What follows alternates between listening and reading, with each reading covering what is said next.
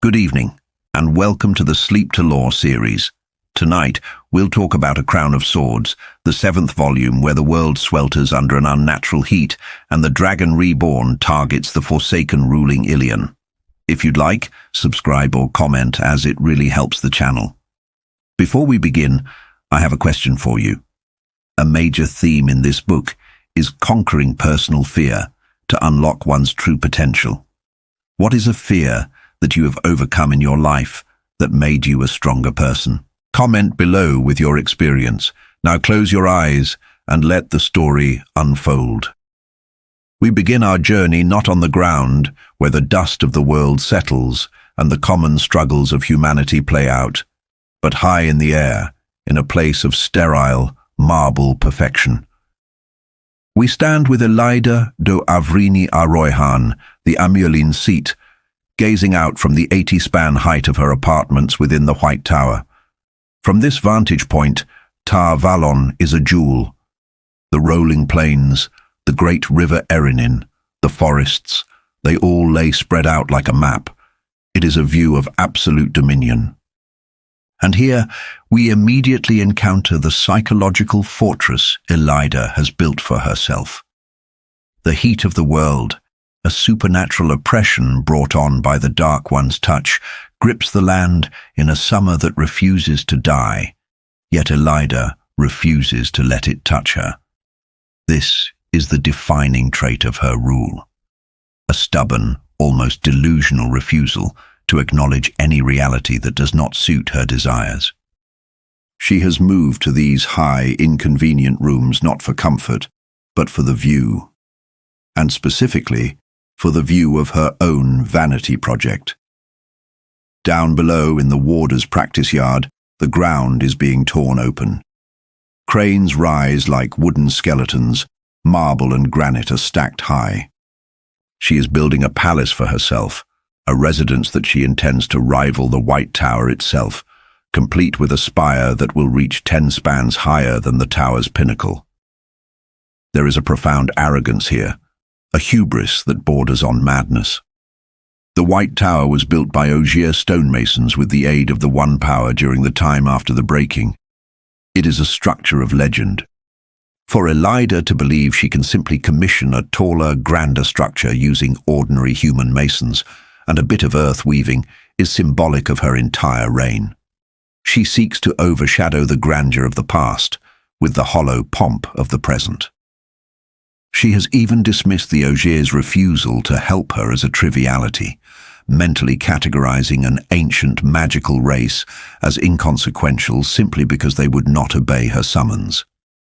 She separates the world into what can be and what cannot, but her ledger is flawed. She believes she can bend reality to her will, just as she intends to bend stone. As she turns from the window, we see the interior of her world. It is a space of imposed order. A magnificent clock, commissioned long ago by a failed Amyrlin named Sammael, dominates the room. The clock is an automaton of gold and silver, depicting Aes Sedai defeating Trollocs and false dragons, and kings and queens kneeling before the Amyrlin seat. Elida loves this clock. It represents the world as she believes it should be, the White Tower supreme, the Amyrlin absolute, and all other powers, shadow or light, subjugated beneath the flame of Tar Valon. She has resurrected this clock from the dust, just as she intends to resurrect the absolute authority of her position. But the tragedy of Elida is that while she looks at automata of kneeling kings, the real world is slipping through her fingers. She holds a message, a small strip of paper that arrived by pigeon from Kayahayan. It contains a coded phrase from Galina Kazban, the head of the Red Arja. The ring has been placed in the bull's nose. I expect a pleasant journey to mark it. To Elida, this is victory. It means Randall Thor, the dragon reborn, has been shielded and captured. She envisions him as a beast to be led, a tool to be used. A giggle, a sound terrifyingly out of place for the Amyrlin seat, bubbles up inside her. She is already planning his future, a leash, a cage, a guided walk to the last battle. She believes she has won. We, however, know the dramatic irony here. We know the box will not hold him. We know that while she stands in her high tower reading this note, the world is exploding at Dumai's wells, but Elida exists in a bubble of self-assurance, unaware that the message she holds is already obsolete history. Her reverie is broken by Alviarin, the keeper of the chronicles. The dynamic between these two women is a study in power and paranoia. Alviarin of the White Aja treats Elida with a coolness that borders on insubordination. Elida hates her, resenting that she was forced to accept a keeper not of her own choosing, resenting the network of spies she cannot fully access. She tries to assert dominance, bullying Alviarin, demanding reports, threatening the Aja sitters who are currently away in Ebou Dar. She is petty, using silence and stares as weapons, but Alviarin is a wall of ice. Alviarin brings troubling news. Elaine Trakand and Nai-neeve Almiara are in Ebou Dar, posing as full sisters. This threatens Elida's plans for Andor. She views Elaine not as a person, but as the key to the Lion Throne, a key she needs to secure. But even more disturbing is the news of the Black Tower, the farm near Kemlin, where men are learning to channel. Elida's reaction to the Black Tower is the height of folly. She dismisses the reports of hundreds of men. She clings to the historical statistic that men who can channel are rare, finding only a handful in decades. She cannot conceive that the pattern of the age has changed, that the one power is manifesting in thousands. She orders Tovain Ghazal to take 50 sisters and destroy this Black Tower, to hang the men and gentle the leaders. She believes 50 Aes Sedai will be an overwhelming force against a rabble. It is a calculation based on a world that no longer exists. Then, the power takes her. The foretelling, that rare and erratic talent, seizes Elida. She speaks a prophecy. The White Tower will be whole again, except for remnants cast out and scorned, whole and stronger than ever. Rand al'Thor will face the Amyrlin seat and know her anger. The Black Tower will be rent in blood and fire, and sisters will walk its grounds. She interprets this as a confirmation of her victory. She sees the remnants cast out as the rebels in Saidar. She sees the blood and fire at the Black Tower as her sisters crushing the men. But prophecy and the wheel of time is a treacherous thing. It is true, but rarely in the way the speaker desires. The Black Tower will be rent in blood, but whose? Sisters will walk its grounds, but as conquerors or captives. Elida, blinded by her desire for glory, sees only what she wants to see, leaving Alviarin shaken but silent. We shift now from the marble heights of Tar Valon to the scorching, dust-choked hills of the Isle Waste, or rather, a patch of the wetlands that the Shaido Isle have turned into a slaughterhouse. The heat here is physical, visceral. We are with Savannah, the widow of the Shaido clan chief. If Elida represents the corruption of an institution through hubris, Savannah represents the total abandonment of honor for ambition. She stands watching the dust storms, decked in jewelry looted from wetlander nobles, a ruby the size of a hen's egg nesting between her breasts. She is a violator of tradition. She is not a wise one, yet she commands them. She is not a clan chief, yet she leads the spears. She wears the clothes of a wise one, but lusts for the power of a queen. The scene before her is the prelude to the Battle of Dumai's Wells. The Shaido have surrounded the Aes Sedai wagons where Rand is held. Savannah's goal is simple: steal the dragon reborn. She wants to wed him, not for love, but to bind the Kara Khan to her will and conquer the wetlands. To achieve this, she has broken the most sacred laws of the Isle. We learn that she orchestrated the murder of Design, a true wise one who opposed her. She has forced the other wise ones into complicity through this crime. Now she orders them to channel in battle, a blasphemy. Wise ones do not fight. They are healers and advisors. But Savannah cares nothing for Giotto, the code of honor that defines the Aiel. To her, honor is a hurdle to be jumped over on the path to power. The battle erupts. It is chaotic and brutal. The Aes Sedai defending the wagons lash out with fireballs and lightning, weaving the one power as a weapon. The Shaido charge, thousands of spears rushing into a meat grinder of magic. Savannah watches with the detachment of a sociopath, thrilled by the spectacle, untouched by the loss of life. She screams, "Push, spears!" treating her people as expendable ammunition. Then the tide turns. Wolves appear, hundreds of them tearing out throats. This is the arrival of Perrin Aybara and his allies, though Savannah only sees beasts controlled by Aes Sedai. She cannot comprehend the complexity of the forces arrayed against her. But the true shift in the world happens a moment later. A dome of air forms over the wagons. Explosions begin, not the precise strikes of the Aes Sedai, but something raw and cataclysmic. A rolling ring of earth and fire. This is the debut of the Ashaman as a military force, and it is terrifying. The description is not of a battle, but of an extermination. The ground explodes. Men and maidens are blown into red mist and flying dirt. The ring of destruction expands, pulsing outward, pulverizing everything in its path. It is a new kind of warfare, industrial in its efficiency, devoid of the elegance or the restraint of the Aes Sedai. Savannah, the architect of this disaster, does not stand and fight. When the reality of the Black Tower manifests, when the banner of the dragon rises and the earth turns to liquid fire, she runs. She abandons her people, clutching a small stone cube. This object is a travel ter'angreal, a seed of future plots given to her by one of the Forsaken, though she barely understands it. She flees in panic, her dreams of dominating the Karakan shattered by the raw violence of the saidar he commands.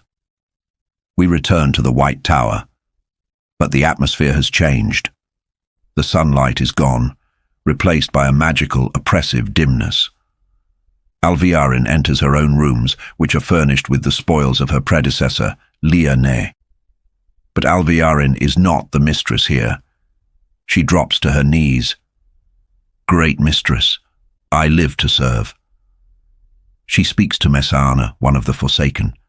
Messana appears as an illusion of shifting shadow and silver light, a figure of awe and terror. This scene pulls back the curtain on the White Tower's corruption. The Keeper of the Chronicles, the second most powerful woman in the tower, is a groveling subordinate to the Shadow. Alviarin recounts Elida's foretelling and her plans. We see the terrifying hierarchy of the dark. Alviarin is powerful in the world of men, but here she is less than a worm. Messana treats her with amused contempt. The revelation Messana drops is subtle, but earth-shattering. She finds Elida's foretelling interesting and decides to let the Merlin remain in power for now because her incompetence serves the Shadow's purpose. Chaos, division, and civil war among the Aes Sedai are better for the Dark One than a unified tower. But the true horror for Alviarin comes when she realizes the nature of Messana's presence. Messana is not projecting an image from afar. She is there, physically, in the tower. She is hiding in plain sight, likely posing as a sister. The call is coming from inside the house. This knowledge is a burden. Alviarin realizes that knowing a Forsaken secret is a good way to die. Before dismissing her, Messana offers a crumb of power mixed with a threat. She teaches Alviarin the weave for a gateway, the ability to travel. This is a lost talent, a miracle of the Age of Legends. For Alviarin, it is a tool that elevates her above every other sister in the tower, even the Merlin. But Messana warns her. A pupil is not a teacher. Alviarin is a tool, and if she tries to be a hand, she will be extinguished.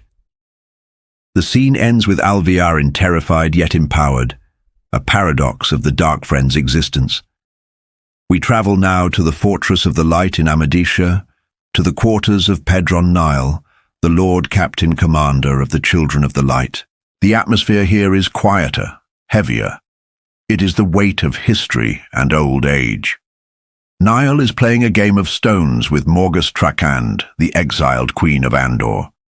This is a game of intellect and subtlety. Morgus is a prisoner in all but name, playing a desperate diplomatic game to secure aid for her return to the throne. Niall knows this. He respects her spirit, her refusal to break, but he treats her as a piece on the board, just as he treats nations. Niall is a great captain, a brilliant strategist. He is one of the few men in the world who looks at the chaos, the false dragons, the Shonchan, the Ale, and tries to find a rational military solution. But he is old. His bones are cold, and he is surrounded by fanaticism. The interruption comes in the form of Omerna, his spy master, or rather the decoy spy master Niall uses to distract from his true intelligencer, Seban Balwa. Omerna brings rumors of the Black Aja and Rand al'Thor. Niall dismisses the messenger but reads the real report hidden in the message tube. It confirms the worst. Madness is sweeping the world. The White Tower is broken. The Dragon Reborn has amnesty for men who channel. Niall begins to formulate a plan. He sees the dual threat of the witches and the dragon. He prepares to act. But the pattern is done with Pedron Neil. The assassination is sudden and pathetic. Omerna, driven by a foolish fanatical belief that Neil is too soft, too slow, draws a dagger and stabs the Lord Captain Commander. It is not a grand death in battle. It is a betrayal by a subordinate who thinks he knows better. As Niall lies dying, bleeding out on the floor amidst the scattered black and white stones of the game, the true shark enters. Eamon Valda. Valda is the archetype of the corrupted White Cloak, arrogant, brutal, and self-serving. He sees Omerna's act and instantly capitalizes on it. He kills Omerna, crying, "Treason," not to save Niall, but to silence the only witness. Niall, paralyzed and fading, watches Valda wipe his blade. He sees the High Inquisitor, Radam Asunawa, enter, the vulture and the wolf. Asunawa and Valda make a pact over Niall's still warm body. They will seize control of the children. They represent the shift from Niall's calculated geopolitical strategy to pure, unadulterated fanaticism. Valda wants war and glory. Asunawa wants torture and purity. Niall tries to pass on one last piece of intelligence, the message about the Shonchan, or the dangers in Tanchico, but his hand fails him. He dies grasping at paper, a brilliant mind extinguished by the brutality of lesser men. The leadership of the Children of the Light falls into darkness. Finally, we descend to the aftermath of the carnage at Dumai's Wells. We view the world through the eyes of Garwin Trakand. Garwin is a tragic figure, defined by his lack of information and his conflicting loyalties. He lies on a hill, overlooking the smoke and the ruin. He led the younglings, the students of the Tower Guard who sided with Elida during the coup, into the battle to save the Aes Sedai. He succeeded in saving some, but the cost has been horrific. He is a man torn apart. He believes Rand al'Thor killed his mother, Morgus. He hates Rand with a burning passion. And yet, he made a promise to his sister Elaine, and to the woman he loves, Egwene Alver, that he would not harm the Dragon Reborn. This promise binds him, paralyzing his hand even as his heart cries for vengeance. He watches the battlefield with a soldier's eye. He sees the isles scattered, the wagons burning. He spots an Aes Sedai fleeing on a horse that collapses. He goes to rescue her, not out of love for the sisters, but out of duty. He is the living sword for his sister and Andor, as the inscription on his looking glass says, but he has no idea where to swing that sword. The skirmish that follows is brief and bloody. Garwin fights the Aiel, displaying the lethal grace of a blade master in training. He kills with efficiency, realizing that the romance of the duel is a lie. In war, there is only survival. The Isle he kills is just an obstacle. But when he reaches the spot where the sister fell, she is gone. The wind blows across the empty grass. There is a sense of futility here. He has risked his men, spent their lives, and for what? He doesn't know that his sister is actually in Ebou Dar, or that Egwene is now the Merlin of the rebels he opposes. He is wandering in the fog of war, a youngling trying to play a game where the rules have been rewritten by Ashaman and Forsaken. He turns back to his men, knowing he must pay the butcher's bill, the count of the dead and wounded. He rides away from Dumai's wells, a battle that has changed the world, yet he understands almost nothing of what truly happened there.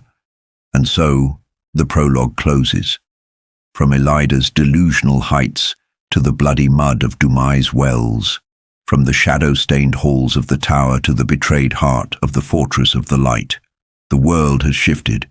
The seals are weakening, the heat is rising, the working model of the world is being smashed, and the real stones are being set for the last battle. The lightning has struck, and the thunder is rolling across the nations. Sleep well, for the storm has only just begun. Chapter 1. High Chasseline. The cosmic loom weaves the pattern of ages, spinning out threads of memory that degrade into legend and dissolve into myth, only to be reborn when the cycle returns. In the era known to some as the Third Age, a wind rose not from nothingness, but from the eternal turning of the wheel. It swept across the parched lands, a hot, dry breath that offered no relief to a world holding its breath for rain. This wind carried the dust of a broken world, passing crumbling monuments of forgotten empires and the weary travellers on the Tar Valon road, who shielded their eyes against the grit, moving toward uncertain futures with fear as their drover. The wind found a hilltop where the remnants of a desperate battle had gathered. Here, the heat was a physical weight, pressing down on a circle of scorched wagons. Above them flew a crimson banner bearing the ancient symbol of the Aes Sedai, the black and white disk, but reclaimed now for the dragon reborn. To some, it was a beacon of hope. To others, a signal of the end times. Perrin Ibarra sat within the shade of a wagon wheel, seeking refuge from the oppressive atmosphere. He is a man defined by a fundamental conflict, a creator, a blacksmith who desires peace and the quiet rhythm of the forge, yet who is forced by the pattern to be a destroyer, a general, and a lord. The scent of death from the battlefield below drifted on the wind, a grim reminder of the carnage at Dumai's wells. For Perrin, whose senses are heightened by his connection to the wolves, the stench was inescapable, a constant assault on his humanity. It was High Chasseline, a day meant for reflection and joy in the two rivers, a day for washing away bad luck. But here, amidst the aftermath of violence, the concept of celebration felt alien, almost grotesque. Perrin's thoughts were heavy, burdened not just by the slaughter, but by his separation from his wife, Fael. His love for her was a jagged thing, mixed with confusion over her jealousy and his own inability to navigate the complex emotional landscape she inhabited. The camp itself was a microcosm of the world's current fracture. You had the two rivers men, simple farmers turned soldiers, the arrogant Kerrienin, the winged guards of Mayenne, and the Aiel. The cultural friction was palpable. The Aiel had taken Shido prisoners, men and maidens of the spear, and in accordance with their strict code of Jieto, or honor and obligation, these prisoners were made Gaishain. Traditionally, Gaishain wear white robes to signify their temporary servitude and untouchable status. However, lacking robes, the Aiel had stripped the Shido naked. To the Wetlanders, the people of the West, this was a scandalous, jarring sight. It highlighted the vast chasm between the Aiel worldview, where nudity is secondary to honor, and the Wetlanders' sensibilities. Perrin found himself averting his eyes, uncomfortable with the casual display of flesh that the Aiel ignored. It is a striking psychological contrast. The Aiel see only a social status, while the Wetlanders see a violation of decency. Aram, the former tinker, sat nearby, scowling. His character arc is a tragedy in slow motion. Once sworn to the way of the leaf, creating no violence, he had been broken by the loss of his family and consumed by a need for vengeance. Now he worshipped Perrin and the sword, his innocence replaced by a bleak, hard cynicism. He muttered about the indecency of the Aiel, but his darkness ran deeper. He was beginning to view the world solely through the lens of threats. The tension in the camp was magnified by the presence of the Aes Sedai prisoners. These were the women who had kidnapped the Dragon Reborn, now held captive by the Ashaman, men who could channel the One Power. This was a reversal of the natural order that had stood for 3,000 years. The air around the captured sisters was thick with shock. 3 of them had been stilled, severed from the true source forever. For an Aes Sedai, this is a fate worse than death.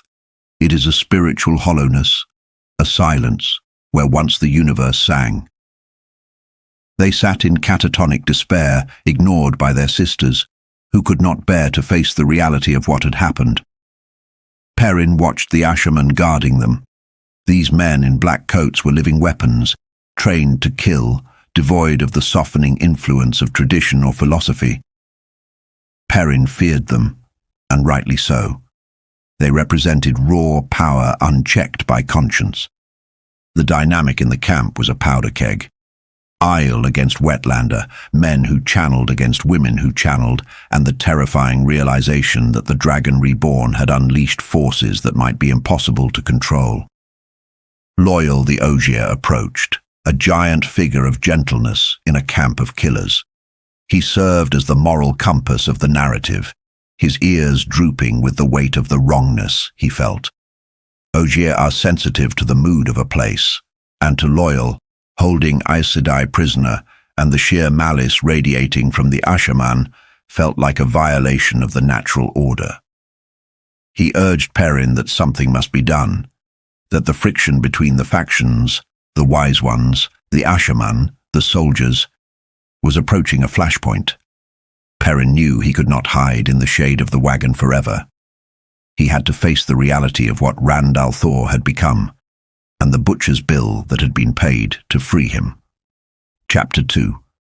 The Butcher's Yard. Perrin mounted his horse, Stepper, and finally forced himself to look down the slope toward Dumai's wells. The sight that greeted him was a landscape of horrors, a testament to the brutality of the One Power used as a weapon of mass destruction. The hillsides were blanketed with fresh graves. The repetition of the earth's scarring, grave after grave, mound after mound, hit Perrin like physical blows. The 2 Rivers men, the Mayanners, the Caer-Hienin, and thousands of Aiel.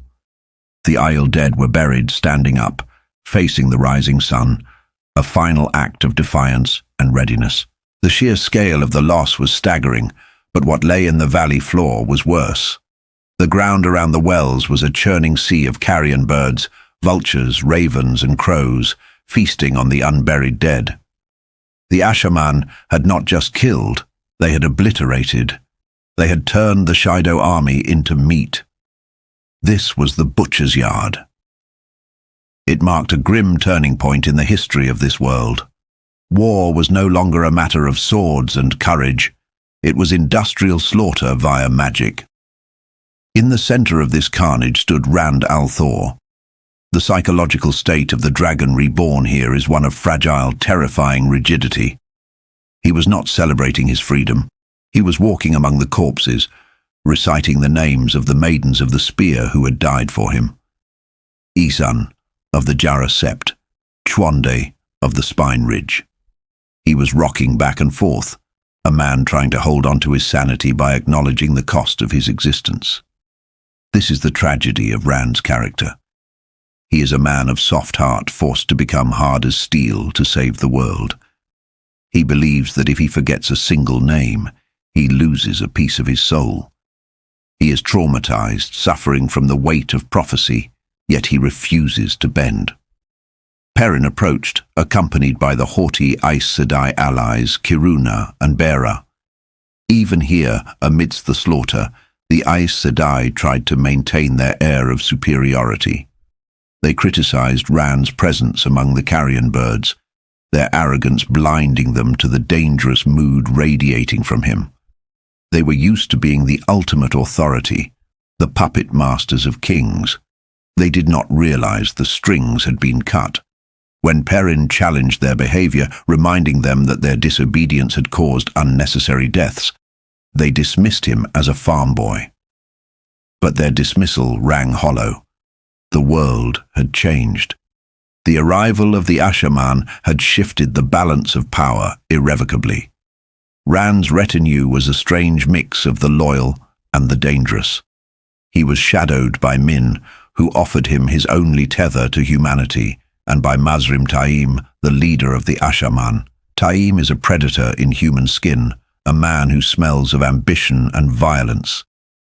He represents the dark path Rand could take, power without morality. The confrontation that followed was pivotal. The Aes Sedai tried to assert control, offering healing as a bargaining chip, demanding the prisoners be handed over to them. Rand's reaction was cold and absolute.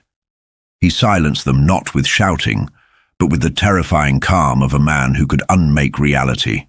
He demanded to know if they had sworn fealty. When they hesitated, clinging to their dignity, the air grew heavy with the threat of violence. It was a clash of eras. The Third Age was the age of Aes Sedai dominance.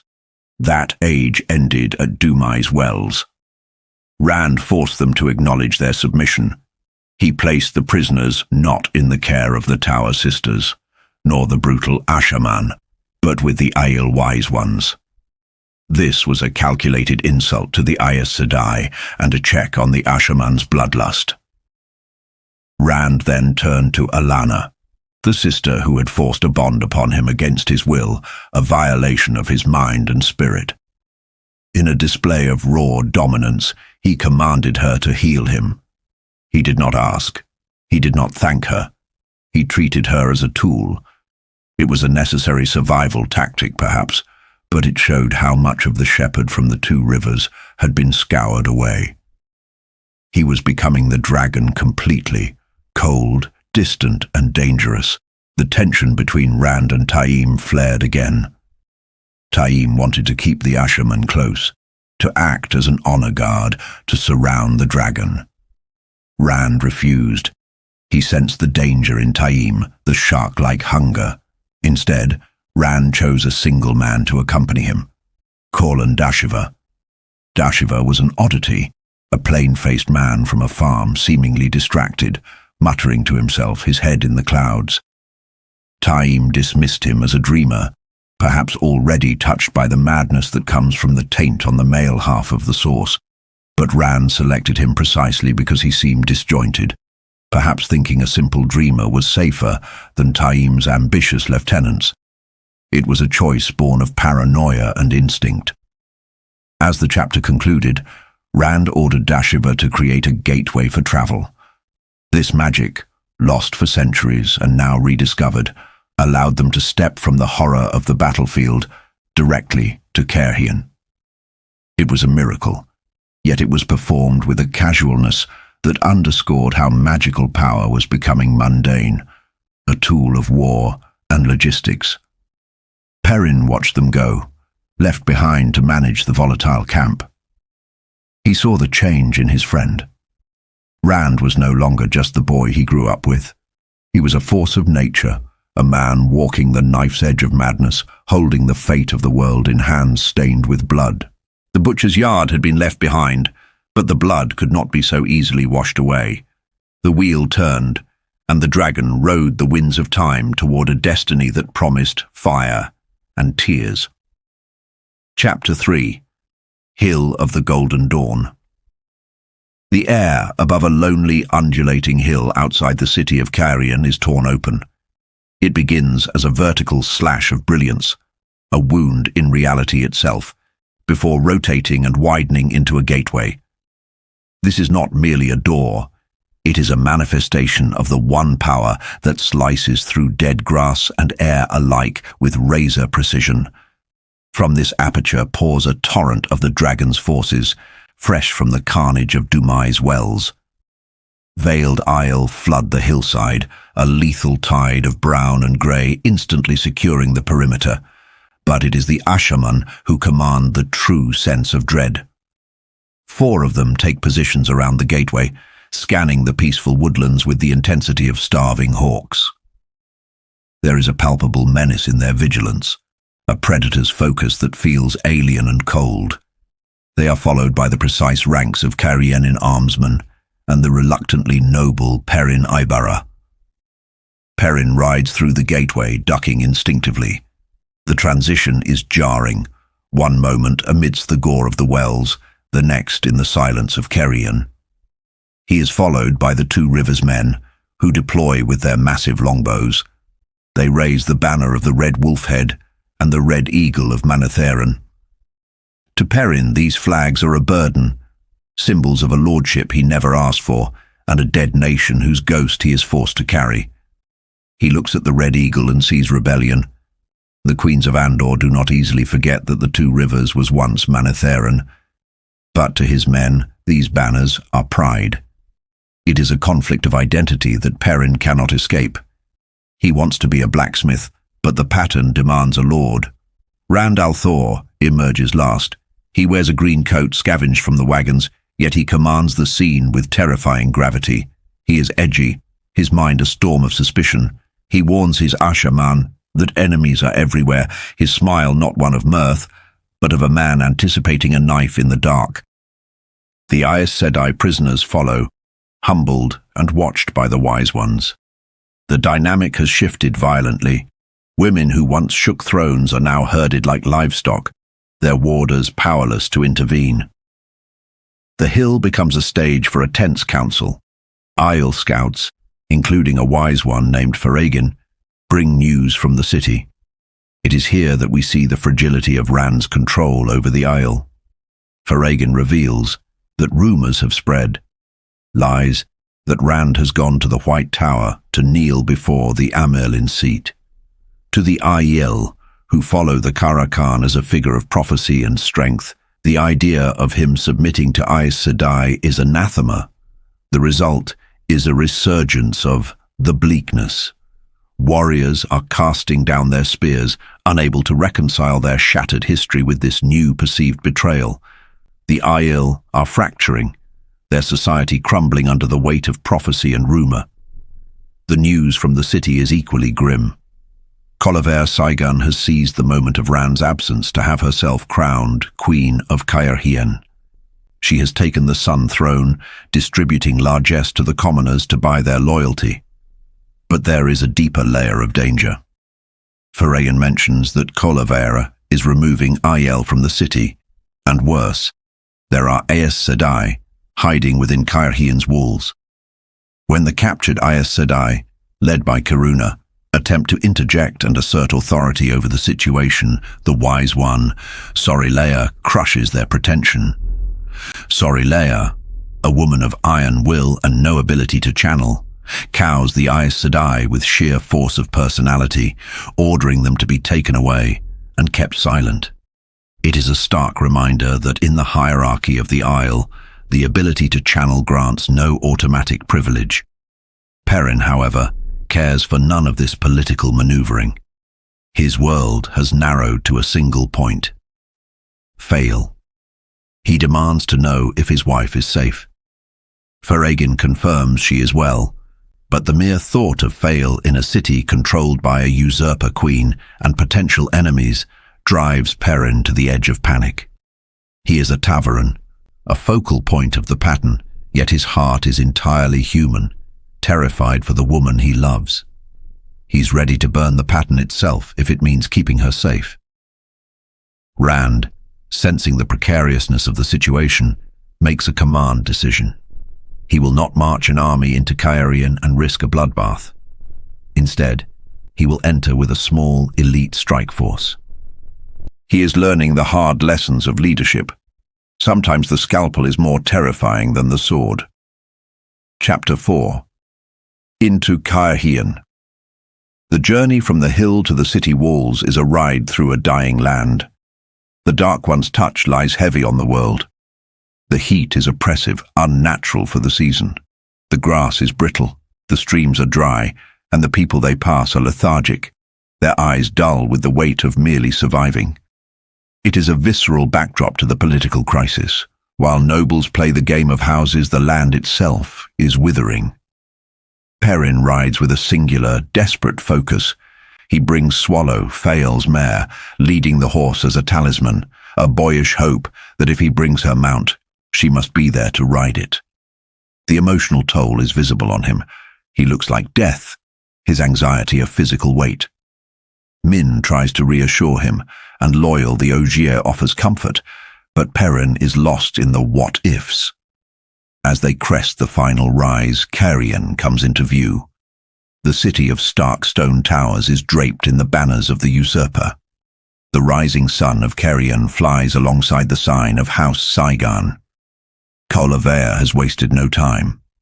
Dobrain, the Kerhinen High Lord loyal to Rand, confirms the worst. It is the coronation festival. Colaver has been cementing her rule for 9 days. Rand stops the column. He refuses to let the army advance. His plan is stealth and sudden, overwhelming force. He selects a small group, Min, Perrin, Loyal, the Maidens, and the deadly Ashaman. Dashiva, one of the Ashaman, argues for a violent, magical assault, a gateway straight into the palace to wipe out the opposition. But Rand refuses. "I have had a bellyful of death," he says. It is a moment of restraint from a man who is increasingly losing his grip on his own humanity. He wants justice, not massacre. They ride through the foregate, a shanty town of refugees clinging to the city walls. The poverty here stands in stark contrast to the high stakes of the throne. The refugees stare, sullen and fearful, as the Lord of the Morning rides past in a torn green coat. Inside the city, the atmosphere is suffocatingly tense. The streets are grid-like, severe and shadowed. There is no joy in this festival, only a hushed, waiting dread. The terrifying reputation of the Aiel clears a path for them. The crowds part not out of respect, but out of survival instinct. They approach the Sun Palace. The tension snaps tight as they reach the gates. The guards, wearing Colaver's colors, are stunned to see the Dragon Reborn simply ride up the ramp. Before an alarm can be raised, Rand murmurs a command. The Ashaman strike, not with fire, but with air. They weave flows of the one power to bind and gag the guards instantly. It is a silent, terrifying takedown. Men freeze in place, mouths open in soundless screams, paralyzed by invisible bonds. The party rides past the living statues, entering the courtyard without a drop of blood shed. Inside the great hall, they encounter a group of young Cairienin nobles. These are the Chafael, the Falcon's Talons. They are young men and women who have taken to imitating Aiel customs, wearing their hair short and pledging themselves to a twisted version of Gieto. They are ridiculous to the real Aiel, who view them with a mix of confusion and offense, yet they represent how deeply the dragon's arrival has warped the local culture. These young zealots are terrified of Rand, but they offer crucial intelligence. Colaver is in the grand hall of the Sun, holding court. But then comes the blow that staggers Perrin. When he demands to know where Fael is, one of the youths, Selander, reveals the truth. Fael is in the grand hall as well. She is serving as one of Colaver's lady attendants. The revelation hits Perrin like a physical strike. Fael, the woman who would sooner die than submit, is waiting hand and foot on the usurper. It makes no sense. Perrin's mind races, trying to find the logic, the good reason Min insists there must be. Has she been broken? Is it a ploy? The complexity of the game of houses has ensnared his wife, and Perrin feels woefully ill-equipped to untangle it. Rand, however, does not hesitate. His face is set in a mask of cold, hard justice. He tells the Chafael there will be no fighting, only judgment. As the chapter closes, the Dragon Reborn walks toward the throne room, a storm contained in human flesh, ready to shatter Colaver's stolen crown. The air is thick with the promise of violence, not of the sword, but of the breaking of power. Chapter 5. A Broken Crown. The architecture of the Sun Palace in Carrion serves as a silent testament to the rigid, stifling nature of the game of houses. The corridors are vast yet suffocating, dimly lit by gilded lamps that fight a losing battle against the shadows. Here, nature is subjugated. Tapestries depict hunts arranged with geometric precision, and statues of gold and alabaster seem to mock the softness of flesh.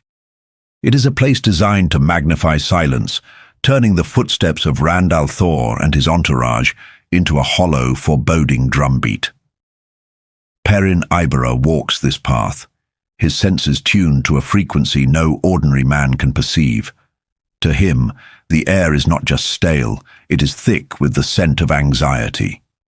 Beside him, loyal the Ogier trembles, Minfarshaw walks with a stiff ginger gait, and the maidens of the spear veil themselves ready for violence. But the true terror radiates from the servants, pale, narrow-faced men and women who bow and kneel, desperate to avoid entanglement in the affairs of the mighty. It is a survival mechanism, a way of life that sets Perrin's teeth on edge. They reach the grand hall of the sun, a cavernous chamber dominated by blue-black marble columns, and the crushing weight of expectation. The room is packed with the nobility of Caerhien and Tyr, along with the dangerous, thrill-seeking hunters for the horn. As Rand enters, a ripple of recognition tears through the crowd. It is a physical wave of fear, a collective holding of breath. The nobles freeze, their perfumed elegance unable to mask the sour, salty reek of terror that Perrin smells oozing from their pores. At the far end, upon the dais, sits Colaver Saigan. She has seized the Sun Throne, crowning herself in Rand's absence. She is a creature of ambition and intellect, flanked by attendants in her livery. Among them stands Fael, Perrin's wife, her face a mask of decorum, yet Perrin detects the sharp, spiky scent of her own hidden fear. She has placed herself in the viper's nest to gather intelligence, a dangerous gamble that now comes to a head. Rand approaches the throne, his presence undeniable. He does not shout. His voice is flat, devoid of emotion, which makes it all the more terrifying. He is no longer the shepherd. He is a force of nature contained in human skin. Colaver attempts to stand her ground, wrapping herself in the laws and customs she has twisted to her advantage. She claims the throne by right of blood. Rand's response is a display of power that transcends laws. He takes the sun crown from her head, not with reverence, but with the one power. The metal groans and snaps, the gems popping loose. It is a symbolic castration of her authority. Then, just as easily, he reforms it. What is done can be undone. The message is clear. Reality bends to the dragon reborn, not to the whims of Caerhien plotters. Colaver, desperate and draining of colour, demands proof of her alleged treasons. She did not merely seize a throne. She orchestrated the murders of her rivals Marangil and Meilan. She appeals to Anora, an Aes Sedai advisor, for support. But in the game of houses, alliances are shifting sands. Anora, revealing herself as the advisor to Beryllian of Mayenne, abandons Colaver, exposing the usurper's isolation. Then Fael strikes. Stepping from the line of attendants, she sheds her servant's guise and speaks with the authority of a noblewoman. She reveals that Colaver spoke of her plans to undo Rand's laws and banish the Isle. Dobrain, the loyal Caerhien High Lord, formally charges Colaver with treason and murder. The punishment Rand delivers is a masterstroke of psychological dismantling. Colaver expects the executioner's block, a noble's death. Instead, Rand strips her of everything: titles, lands, estates. He exiles her not to a dungeon, but to a small, desolate farm near the Dragon Wall. She is to live out her days tilling the soil, stripped of the very identity that defined her existence. For a woman who lived for power and status, this is a fate far more cruel than death. The realization shatters her. Her mind retreats, and she collapses into unconsciousness, a broken doll at the foot of the throne she briefly stole. Chapter 6. Old Fear and New Fear. The grand hall empties in a stampede of silk and velvet, the nobility fleeing the presence of the dragon and his Ashaman. In the aftermath, the silence returns, but the tension shifts from political to personal. Perrin and Fael, reunited, navigate the complex landscape of their marriage. As they retreat to their chambers, the air between them is charged. Perrin, simple and direct, is overwhelmed by the relief of her safety. Fael, however, is a whirlwind of defensive anger. This is the paradox of Fael. Her aggression is often a mask for vulnerability. She lashes out not because she hates, but because she was terrified, not just for herself, but of the perception that she and Perrin were estranged. She reveals the rumors Colliver planted, that Perrin was away visiting a mistress, while Fael was forced to serve alongside Berelin. Perrin, pushed to his limit, snaps. He grabs her, not in anger, but in a desperate need to make her understand the depth of his fear for her. He confesses that her death would destroy him, that he would lie down on her grave and die. It is a raw admission of codependency and absolute devotion. The dynamic shifts instantly. Fael's prickly scent vanishes, replaced by the pure, warm aroma of love. She softens, her jealousy extinguished by his total surrender to her. It is a glimpse into the Chaldean psyche. They respect strength and passion, and in his outburst she finds the reassurance she craved. They find solace in each other, the political machinations of the day fading behind the closed door of their intimacy. But the world outside does not pause. The door bursts open, and Rand stands there. He is awkward, intruding on a private moment, yet driven by the relentless ticking clock of Tarman Gaiden. The contrast between the two men is stark. Perrin, warm and rooted in his humanity and love. Rand, cold and hardening into a weapon. Rand demands to know if Perrin will lead the army against Illian. It is a pivotal moment for Perrin.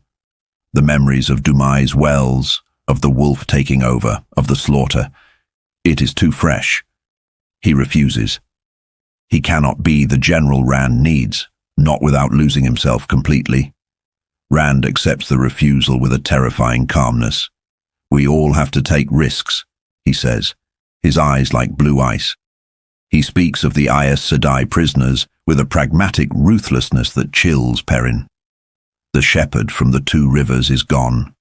In his place stands a man who will crush anything, even himself, to save the world. Rand leaves, moving on to his next duty, his next conquest. Perrin is left behind, wrapped in the arms of his wife. He has chosen love and sanity over duty and war, at least for tonight. But as Fael teases him, pulling him back into the warmth of the moment, the shadow of the dragon's requirements lingers. Perrin knows that while he may have avoided the command of the army, he cannot escape the pattern Rand is weaving. The crown of swords waits, and the world rushes toward its final battle. Chapter 7. Pitfalls and Tripwires. We begin deep within the fractured psyche of the dragon reborn. Rand al'Thor stands in the sun-baked royal palace of Caerhien, clutching the dragon scepter. The physical sensation is intense, the carved wood pressing against the heron brand on his palm. Yet there is a terrible dissociation at play. It feels like someone else's hand.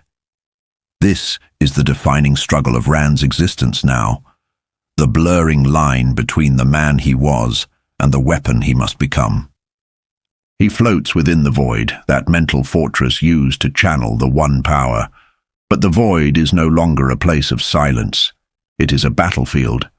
saidin floods into him, a torrent of molten fire and glacial ice, carrying the oily slick of the Dark One's taint. Robert Jordan paints a visceral picture here of the seduction of power. It is not just madness that threatens Rand. It is the sheer, overwhelming vitality of the power itself. It is a dance on a razor's edge, a high-wire act over a pit of jagged stakes, where a single slip means not just death, but the annihilation of his soul. And he is not alone in his head. The voice of Luz Therin Telamon, the kinslayer, dead for 3,000 years, rages in the shadows. We see the psychological toll of Rand's recent captivity at Dumai's Wells. The box, the darkness, the torture, the trauma has fused the two personalities closer together. Luz Therin is no longer just a disembodied voice. He is a presence, a man with memories of a world destroyed, screaming for the death of the Ashaman, the Aes Sedai, and the Forsaken. Rand has to mute this voice to a dull buzz just to function, a terrifying coping mechanism for a man holding the fate of the world. Rand observes his surroundings. The room is filled with Isle maidens of the spear, his protectors who treat him with a confusing mix of reverence and familial bullying. We also see 3 young Ashaman, Jonan Adley, Eben Hopwell, and Fedwin Moore. These are the weapons Rand has forged, men who can channel, destined to go mad, yet essential for the war. Rand looks at them and sees the tragedy of their existence, echoing Luz Therin's wails to kill them before they destroy the world. Deciding to move, Rand slices a hole in reality. He creates a gateway not to a battlefield, but to the stables of the royal palace in Caemlyn, hundreds of leagues away. The transition is instant, the smell of ozone replaced by the earthy scent of horses. Here we see a glimpse of Rand's paranoia, which is perhaps indistinguishable from necessary caution. He orders the maidens to bind his hands. He dons a hooded cloak. He intends to enter his own palace as a prisoner, a ruse to ensure no casual observer realizes the Dragon Reborn has returned to Andor.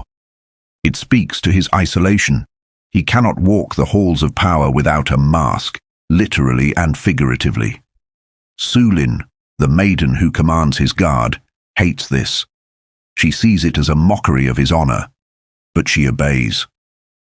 The maidens lead him through the moonlit stable yards and marble corridors, a blind man walking a maze of his own making. When they reach the private chambers of his generals, the disguise is discarded. Rand reveals himself to a council of war. Davram Bashir, the Saldean general, Bail, the giant clan chief of the Goshen Aiel, and their formidable wives, Dira, Melaine, and Dorinda. The scene highlights a crucial aspect of Aiel and Saldean culture. The men may lead the armies, but the women hold equal, if not superior, sway in council. They are not fooled by Rand's theatrics. Dara, Bashir's wife, is particularly unimpressed, treating the Dragon Reborn with the icy skepticism one might reserve for a foolish nephew. They discuss the unstable politics of Andor. The throne is empty. Rand learns that Dialin Taravin, a powerful noblewoman, has taken control as regent. She has suppressed the rival claims of Nayan and Elenia, imprisoning them. This is a delicate situation.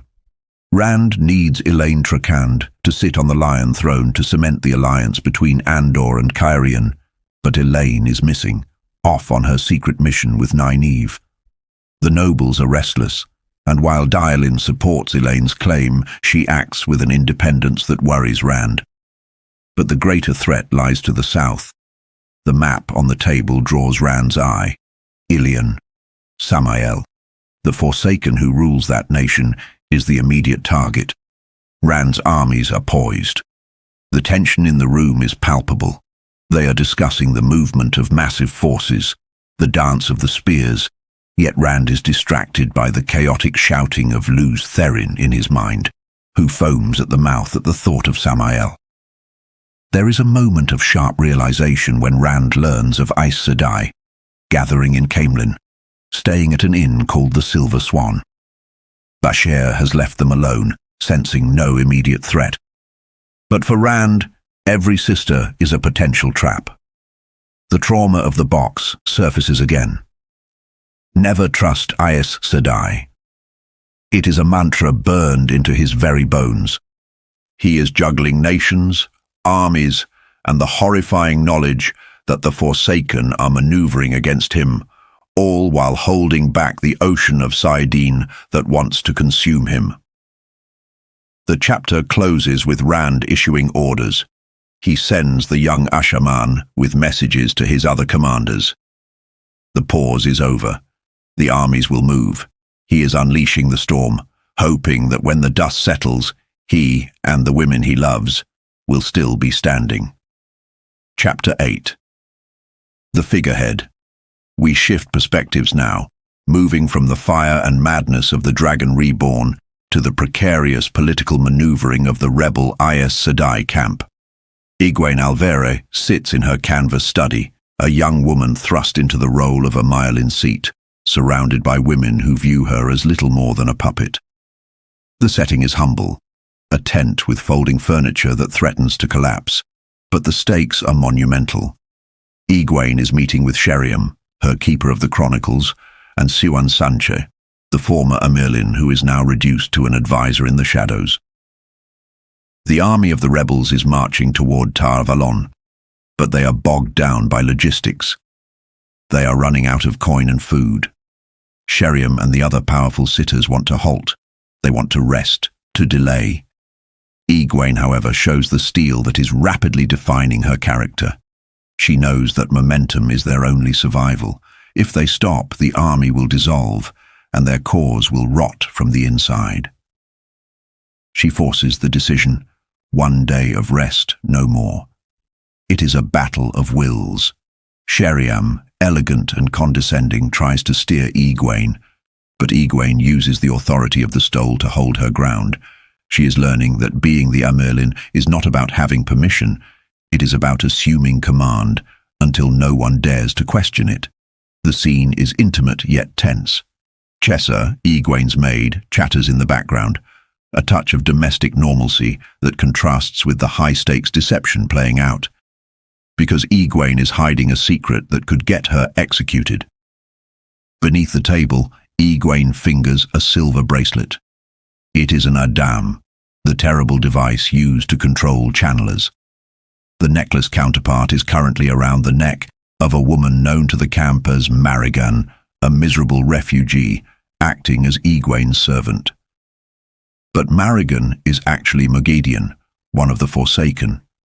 This is the psychological weight Egwene carries. Through the Adam, she can feel Mogedion's emotions, a constant gnawing stream of fear and hatred.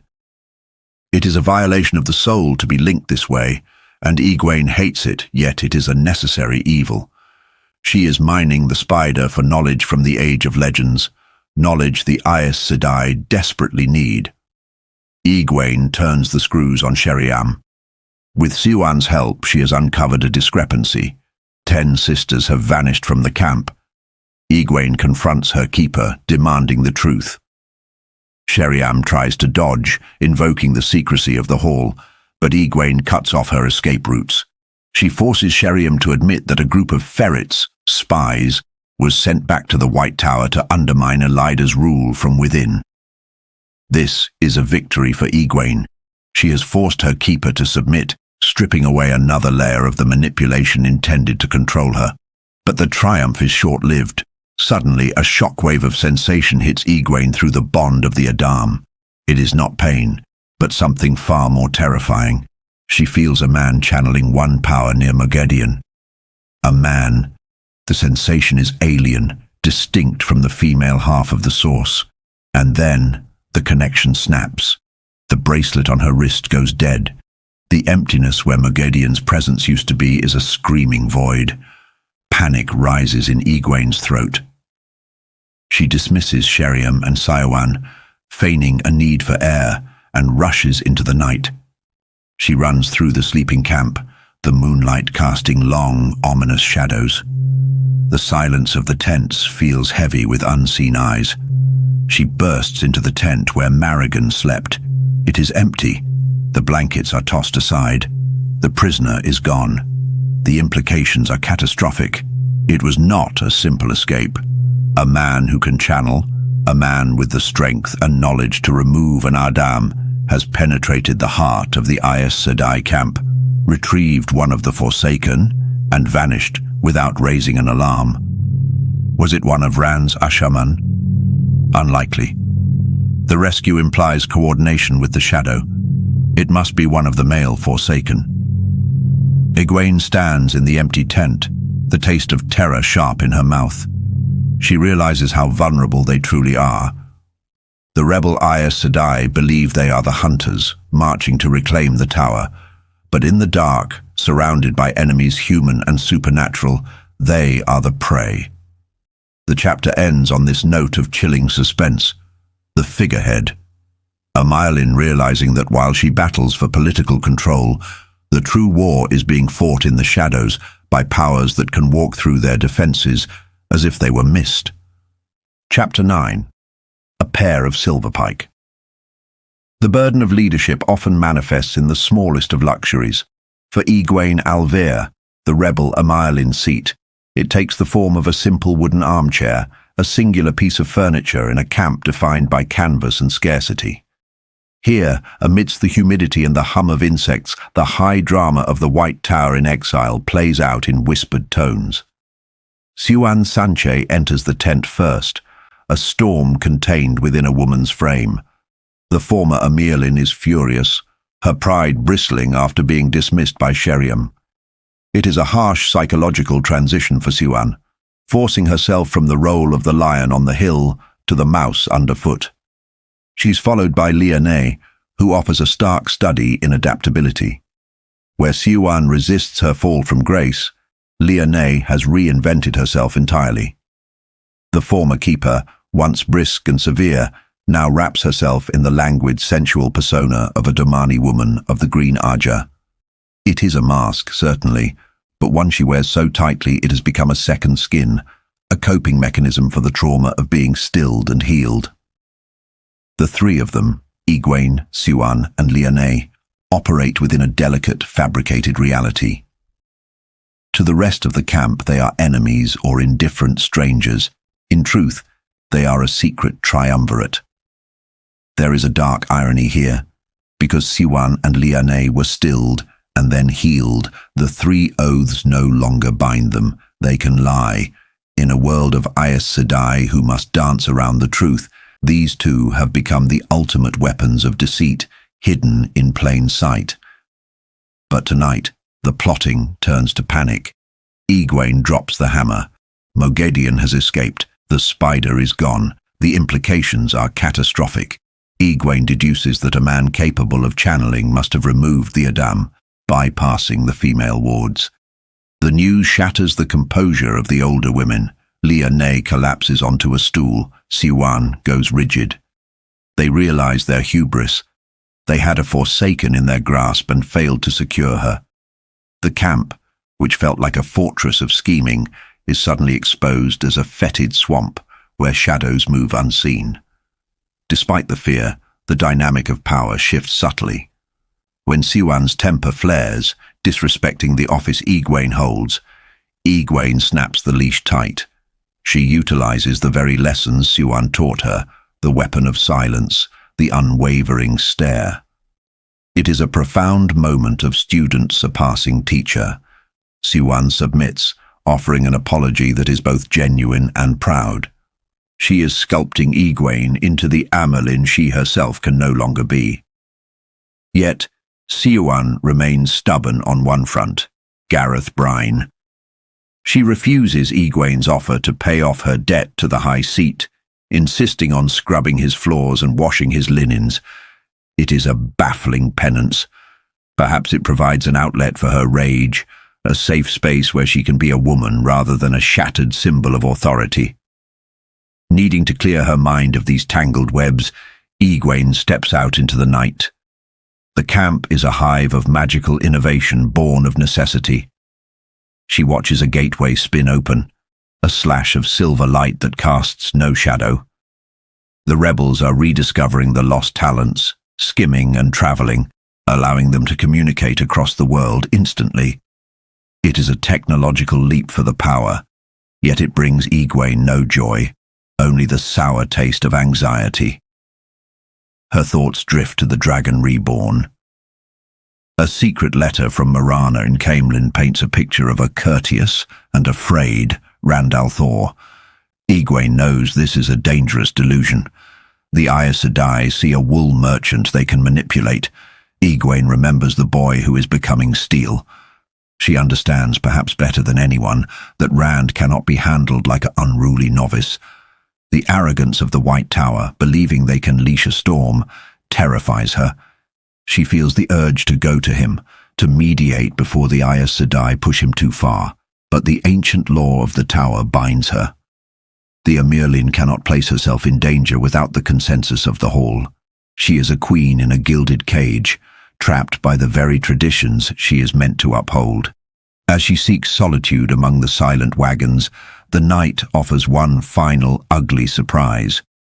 Two figures emerge from the shadows: Nicola, a novice with immense potential but impatient ambition, and Arena, a hunter for the Horn. They do not come for a blessing, they come to blackmail the Amyrlin seat. They reveal they know the truth of the past, that Nai-neeve and Illian posed as Aes Sedai before they were raised, and by implication, Egwene did the same. In the rigid hierarchy of the Tower, this is a crime that could see them stripped of their positions and punished brutally. It is a pair of silverpike, a reference to a dangerous fish, small but capable of stripping prey to the bone. For a moment, the weight of the secret threatens to crush Egwene. If this gets out, her fragile authority over the Hall will evaporate, but she does not flinch. Instead, she draws the striped stole around her shoulders, physically wrapping herself in the authority of her office. She turns the table with masterful aggression, threatening them not with denial, but with the sheer, terrifying weight of the Tower's justice. She invokes the hierarchy, terrifying the two women with the prospect of being skinned alive by the mistress of novices for daring to threaten the Amyrlin. They flee, terrified. Egwene maintains her composure until they are gone, but the encounter leaves her shaken. The darkness of the camp feels deeper now. Between the escape of a Forsaken, the looming disaster with Rand, and the treacherous ambition of her own followers, Egwene walks a razor's edge. She is the Amyrlin seat, but in the silence of the night, the ice beneath her feet has never felt thinner. Chapter 10. Unseen Eyes. The burden of leadership often manifests in the smallest, most suffocating details of daily life. For Egwene Alvear, the newly raised Amyrlin seat of the rebel Aes Sedai, this weight appeared in the form of Selame, a Tyren maid whose arrogance toward others was matched only by her cloying, terrified obsequiousness toward her mistress. Upon Egwene's return to her tent, the cramped quarters seemed to shrink further under Selame's dramatic curtsies and fretful nagging. The maid fussed over buttons and non-existent chills, mistaking Egwene's tremors of suppressed rage for physical cold. It is a lonely irony of power that those closest to you often see the least. Selame saw a fragile girl needing a shawl, never suspecting the worm of fear writhing in Egwene's gut regarding the blackmailers Nicola and Arena. To maintain the mask of the Amyrlin, Egwene allowed the maid's foolish chatter to wash over her, a practice of patience that served as armor against the urge to scream. Once the lamps were extinguished and the maid dismissed, the true work began. In the silence of the camp, broken only by the cry of a night heron, Egwene noticed a shadow moving near a tent across the way. Watchers in the night, perhaps friends, perhaps enemies, perhaps the very women threatening to expose her. But the physical world was merely a waiting room for Egwene. She employed the techniques taught to her by the Aiel Wise Ones, relaxing her body methodically until she drifted into the sleep of a dreamwalker. This was not the chaotic slumber of the uninitiated, but a deliberate launch into the vast, glittering void between reality and Tel'aran'rhiod, the world of dreams.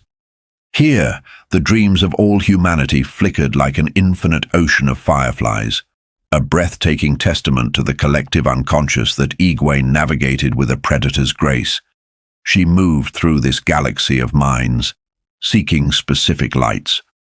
Her first target was Nai-neeve, To touch the dream of another is a delicate violation, requiring a will of iron and a touch lighter than a breath on a soap bubble. Egwene, now the authority figure over her former village wisdom, resisted the urge to pull Nai-neeve fully into the dream world, a dangerous act, and instead whispered a command into the shimmering sphere of Nai-neeve's subconscious. She ordered them to remain in Ebou Dar until the Bowl of the Winds was found, warning them that the Forsaken Sammael had escaped. It was a reversal of roles that the waking world was still struggling to accept, the apprentice now commanding the teacher. She did the same for Illian, leaving a psychic imprint that would surface upon waking. Then, her attention turned to Rand al'Thor. The Dragon Reborn's dream signature was distinct, shielded not by the hard crystal carapace of a female channeler, but by something murky and earthen, like staring into swirling mud. It was a stark reminder of the fundamental differences between saidin and saidar, a barrier she could not penetrate. Retreating from the attempt, Egwene almost succumbed to a dangerous temptation. The dream of Garwin Trakand, the man she loved, pulled at her like a lodestone. In the world of dreams, desire is a trap. To enter the dream of a lover is to be ensnared by their perception of you, to be trapped until they wake. Egwene saw him, and for a heartbeat, the girl who simply wanted to be loved warred with the Amyrlin who had a duty to survive. With supreme effort, she tore herself away, fleeing to the meeting place. She materialized in the reflection of the heart of the stone, the great fortress of Tyr. Here, amidst the red stone columns and the shadowy weight of the stone's architecture, the atmosphere was thick with the sensation of unseen eyes, a constant paranoia of Tel'aran'rhiod. To her embarrassment, her subconscious anxiety manifested in her attire. For a moment, she was clad in heavy plate armor, a visual metaphor for her defensive state of mind. She quickly corrected this to simple ale garb, just as the wise ones, Amy's, Bear and Melaine, arrived. The interaction that followed was a masterclass in cultural friction and the nuances of Giotto. Egwene confessed her new title, expecting awe or perhaps skepticism. Instead, the wise ones offered a grounding reality check. Melaine compared Egwene's position to a paper chief, a figure made of sticks and rags set up by children to mimic authority while they run wild. It was a piercing insight into the Aes Sedai politics that had placed Egwene on the throne. She was a figurehead meant to be manipulated. Yet, the Isle women respected her resolve to turn that fiction into reality, to become the true chief who directs the spears. However, the cultural divide widened when the topic of the Dragon Reborn arose. Egwene refused to make Aes Sedai kneel to Rand, a concept the Aiel found baffling, as they viewed Rand as the Kara Khan, the chief of chiefs. The Wise One's contempt for Aes Sedai was palpable, rooted in a belief that the White Tower twisted truth and honor. Yet, over imagined tea that tasted of mental discipline, a truce was formed. The Wise Ones promised to facilitate a meeting between Rand and the Aes Sedai envoy, Mirana, without interference. In return, Egwene extracted a promise of silence. They were not to tell Rand she was the Amyrlin. Her fear was specific and deeply personal. She did not want to be rescued by him. To be saved by the Dragon Reborn would undermine her authority forever. She had to stand on her own 2 feet, or not at all. As the meeting dispersed, Egwene did not return to simple sleep. She slipped into the rare and dangerous state of true dreaming. This was not the manipulation of Tel'aran'rhiod, but the passive reception of prophecy, where the pattern whispers its secrets. Visions assaulted her, disjointed and terrifying, symbols of a future rushing toward them all. She saw Garwin walking across a floor of broken glass, his feet bloody, his eyes fixed on her with tragic devotion.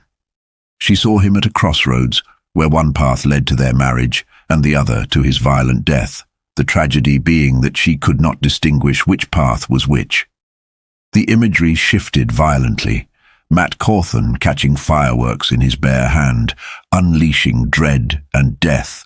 a headsman's axe falling while someone ran against time, Logain stepping over a corpse that might have been Rand, only for the body to crumble like paper.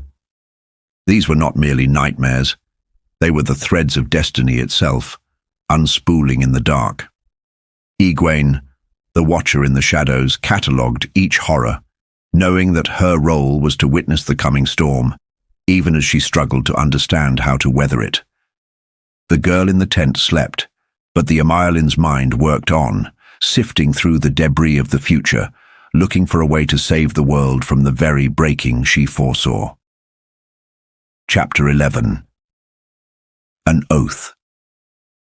The burden of leadership often begins before the dawn, a weight that presses down even in the sanctuary of sleep. For Egwene Alvere, the Amaelin seat of the rebel Aes Sedai, the day starts not with the sun, but with the stern, unforgiving face of her maid Mary.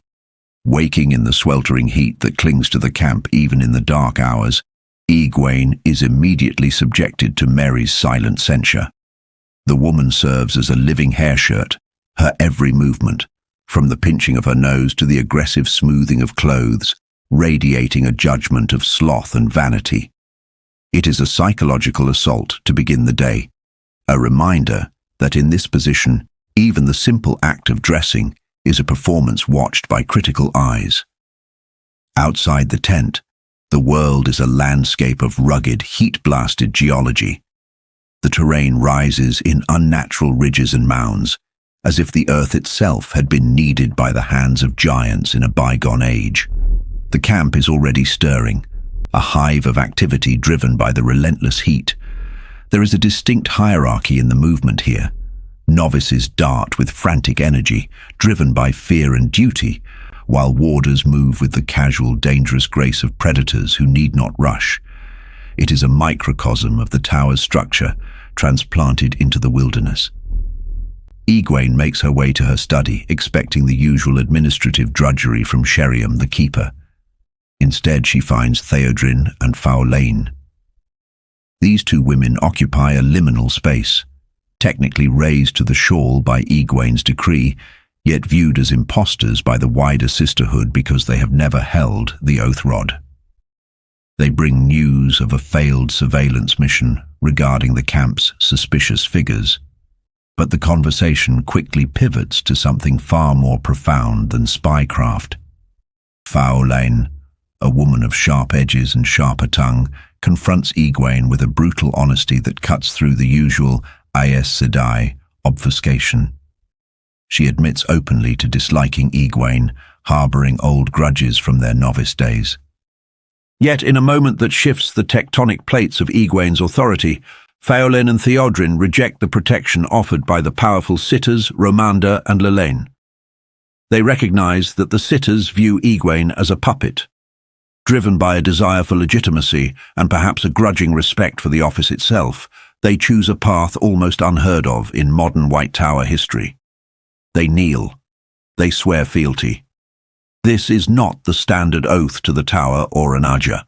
This is a feudal swearing of personal loyalty to Egwene herself, to serve and obey on pain of life and honor. It is a staggering consolidation of power, a shift from institutional loyalty to personal allegiance.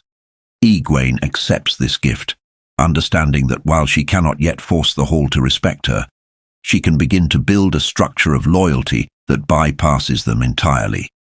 She dismisses the need for the oath rod to validate them, placing trust in their word, a radical act in a society built on binding oaths. However, the morning allows for little celebration. Siwan Sanche arrives, bringing with her the bitter taste of lost influence. The former Amaelin is struggling to maintain her grip on the Blue Aja's eyes and ears, a network she once controlled but is now being clawed back by the Sitter Ealdine. We see here the deep psychological scars of stilling. Even though Siwan has been healed, she feels the phantom limb of her lost strength. She confesses to feeling small, crushed by the sheer presence of the stronger Sitters. Egwene finds herself in the strange position of mentoring her own mentor, reminding Siwan that true power, like that of the Isle-wise ones, does not stem merely from the one power, but from will and wisdom. The claustrophobia of Aes Sedai politics physically manifests as Egwene steps outside. She attempts to confront Myrelle regarding the hidden secrets of the Green Aja, but is immediately boxed in. Romanda and Lelaine descend like sharks, flanked by their supporters. They ignore Egwene entirely, arguing over her head about Delana's accusations of the Black Aja within the camp. They even weave wards against eavesdropping around Egwene without asking her permission, a blatant display of disrespect that treats the Amirlin seat as a piece of furniture in her own camp. It is a suffocating moment of paralysis. The sitters are so consumed by their own rivalry, Romanda the imperious stone, Lelaine the manipulative diplomat, that they fail to notice the ground shifting beneath them. Egwene realizes that to engage is to lose. She cannot outshout them. So she chooses the only winning move. She physically removes herself from the game. Breaking through their wards, she mounts her horse and rides away with Gareth Bryne and a reluctant Myrelle, leaving the squabbling sitters staring at her dust. As they ride into the scorched landscape, the narrative tone shifts from political maneuvering to the cold, mathematical brutality of war. Gareth Bryne, the legendary general, discusses the inevitable siege of Tar Valon. He speaks of logistics, of blocking harbours, of starvation. For Bryne, this is the grim calculus of victory. For Egwene, the reality crashes down with visceral horror. She realizes that her war for the White Tower will not just be fought with weaves and words, but with the hunger of innocence. The romanticism of reclaiming her home is stripped away, replaced by the image of a choking city. They ride on, the heat beating down, moving toward a discovery Bryne has made in the hills, a reminder that while the Aes Sedai bicker over protocol, the world outside is sharpening its swords. Chapter 12. A morning of victory. The world was parched, gasping under a blanket of unnatural heat. In the crooked hills surrounding the Aes Sedai camp, the drought was not merely a weather pattern. It was a presence. The sun beat down with a malice that felt personal, a direct touch of the Dark One upon the pattern of the age.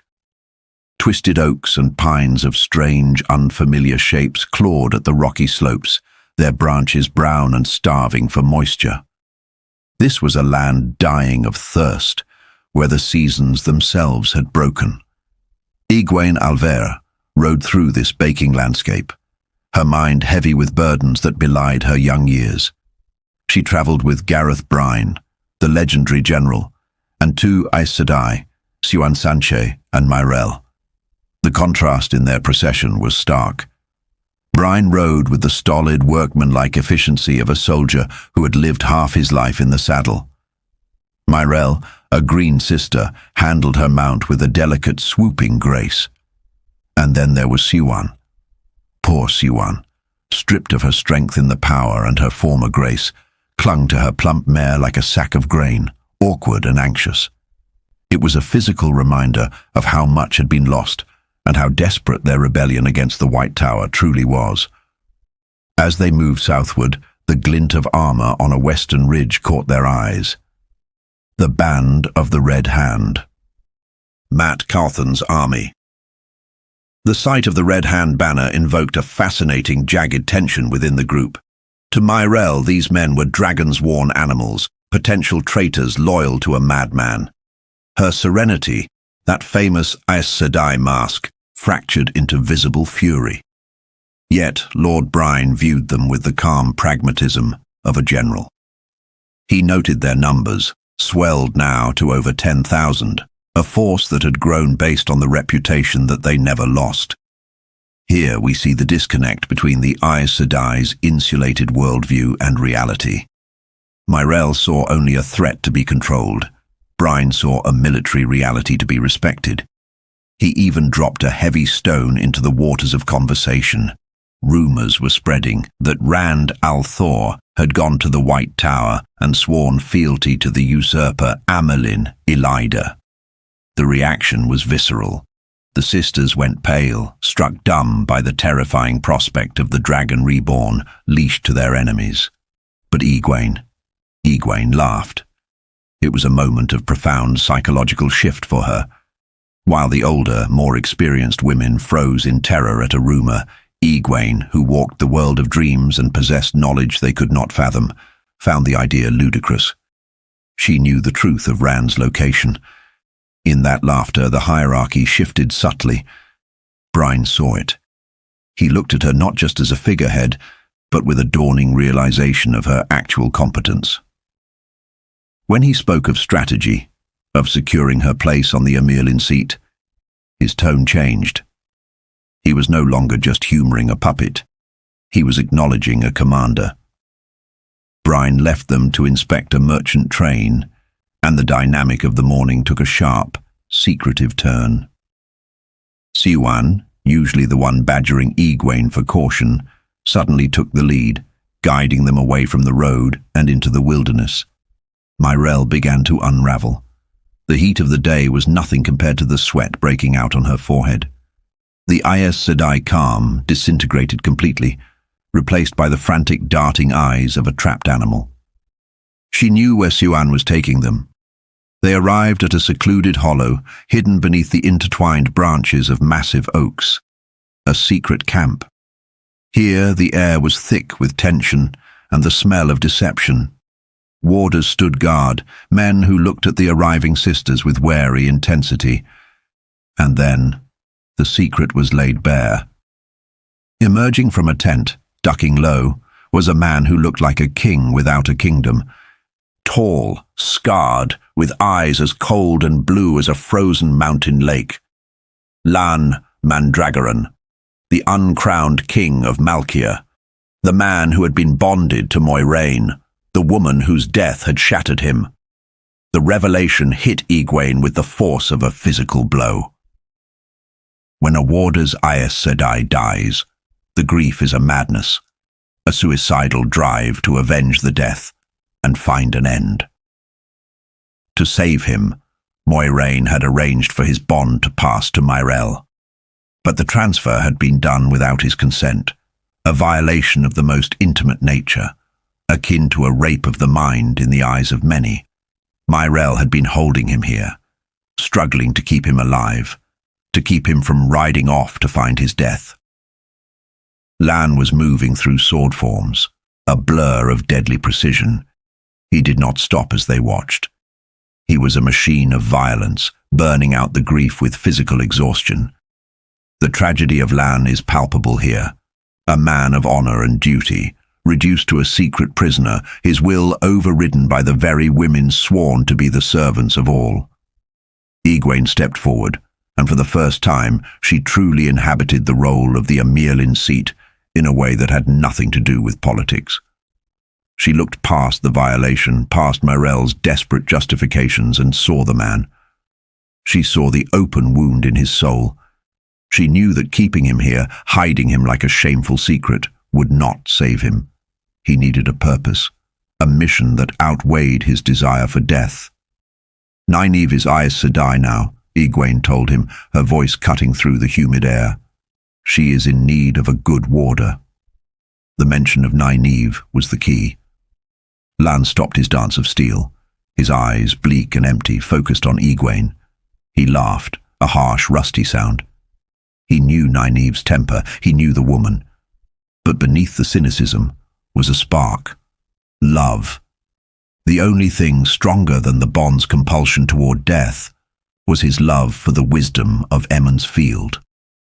Egwene gave him his mission. Go to Ebou Dar, protect Nai-neeve. It was a masterstroke of leadership. She solved the problem not with the power, but with insight into the human heart. She opened a gateway for him, a weave of spirit and air that sliced a hole in reality. They stepped onto a platform of skimming, a barge floating in the endless dark void between places. The journey was silent, but the subtext was screaming. Lan was a man unleashed, an arrow finally loosed from the bow. He asked no questions about the magic. He only cared about the destination. When Egwene dropped him miles from the city, he wasted no time. A nod, a gallop, and he was gone, a force of nature racing toward the woman who held his heart. But the morning's work was not done. Egwene returned to the hollow to deal with the wreckage left behind. Myrelle and her ally, the yellow sister Nisau, were in a panic. But worse, there were two novices there, Nicola and Arena. These two had stumbled upon the secret and had been blackmailing the sisters, demanding extra training and privileges in exchange for their silence. It was a sordid, ugly little power play, proof that even in the face of the apocalypse, petty greed survives. Siuan, fueled by the outrage of the old school, terrified the two blackmailers into submission, sending them fleeing back to the main camp. But the real reckoning was for the Aes Sedai. Egwene faced Myrelle and Nisau. They had broken custom, if not law. They had hidden a catastrophic secret. They were vulnerable, and if the Hall of the Tower found out, they would be ruined. Egwene saw an opportunity. It was ruthless, perhaps, but necessary. The tower was fractured, the hall paralyzed by infighting. Egwene needed loyalists who were bound to her, not the chair. She offered them a choice, exposure and ruin or protection, but the protection came with a price. You must swear fealty. The request was shocking. Aes Sedai did not swear fealty to the Emerlin. It was unprecedented, a shattering of tradition. But Myrelle and Nisau were cornered. With trembling lips and knees that threatened to buckle, they knelt. They kissed the great serpent ring and swore to obey Egwene Alvera. In that sun-drenched, dusty hollow, the nature of the White Tower changed. Egwene was no longer a figurehead to be managed. She was gathering a power base, forging a weapon out of the broken pieces of the sisterhood. She ordered them to keep Siuan's true capabilities a secret, and to obey Siuan as they would Egwene herself. It was a victory, but one bought with coercion and secrets. As they rode back to the camp, the weight of the victory settled heavily on Egwene. Her head throbbed, a persistent, grinding ache that had become her constant companion. The camp was a hive of political maneuvering. Romanda and Lelaine, the powerful sitters, were circling, sending demands, trying to box the young Emerlin in. They wanted edicts issued, factions suppressed. They were terrified of the Black Aja, terrified of each other, and trying to use Egwene as a shield. Egwene retreated to her tent, the pain in her head blinding. She was greeted by Halima. Halima is a character who oozes a strange, unsettling charisma. Beautiful, earthy, and overly familiar, she moved with a predatory grace. She offered to massage away Egwene's headache. As Halima's fingers worked the tension out of Egwene's neck, the scene took on a sinister undertone for those who know the truth. Halima was no simple country woman. She was a vessel for the Forsaken, a wolf literally tending to the shepherd. Egwene, exhausted by her victory, by the heat, by the sheer scale of her responsibilities, leaned into the touch, grateful for the relief. She had won the morning. She had saved Lan, protected Nai-neeve, and brought two powerful sisters to heal. But as she closed her eyes under the soothing, dangerous hands of Halima, the reader is left with a chilling realization. In the game of houses, even a morning of victory can leave you exposed to the shadow standing right behind your chair. Chapter 13. The Bowl of the Winds. The world of the Aiel is one of stone and sun, of precious water found in hidden crevices, where every drop is life. So for Avienda, sitting within the cramped, windowless cabin of a small boat rocking upon the bay of Ebou Dar, the experience is not merely uncomfortable, it is a fundamental violation of her reality. She curls her legs beneath her on the wooden bench, a mimicry of sitting on the floor, trying to find a center of gravity in a world that refuses to stay still. The sensory details here are overwhelming for a woman of the threefold land. The air is thick with the scent of brine, a cruel irony of nature, water that stretches to the horizon, yet is bitter, undrinkable, and useless. To an Aiel, this concept is nearly blasphemous.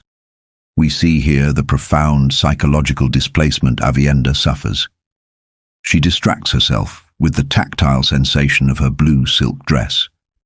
It is a wetlander garment, a symbol of how far she has drifted from the spear and the cadenzor, yet the luxury of the fabric offers a fragile anchor against the nausea of the rolling waves.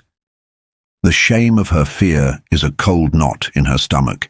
She fears that if Illian or Nai-neeve were to witness her terror, the dishonor would be absolute. The atmosphere in the cabin is thick with unvoiced anxiety. Illian Trakand, the daughter heir, twists her great serpent ring, a nervous tick betraying the weight of 2 crowns, the lion throne she has temporarily set aside, and the duty to the tower she has embraced. It is a conflict of identity that defines Illian's journey. The choice between ruling a nation and saving the world.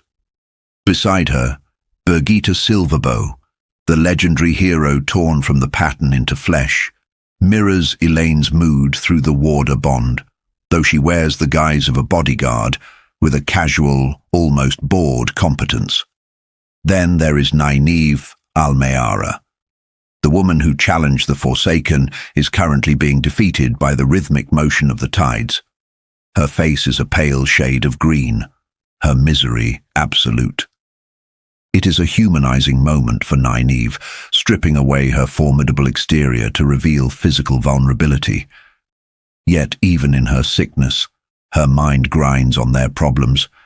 They speak of the threats looming over them, Moghedien, the Black Ajah. But the conversation shifts to a more immediate tool at their disposal. Mat Cawthon. The dynamic here is fascinating. Nai-neeve despises the idea of asking Mat for help. To her, he is an irresponsible gambler, a chaos factor.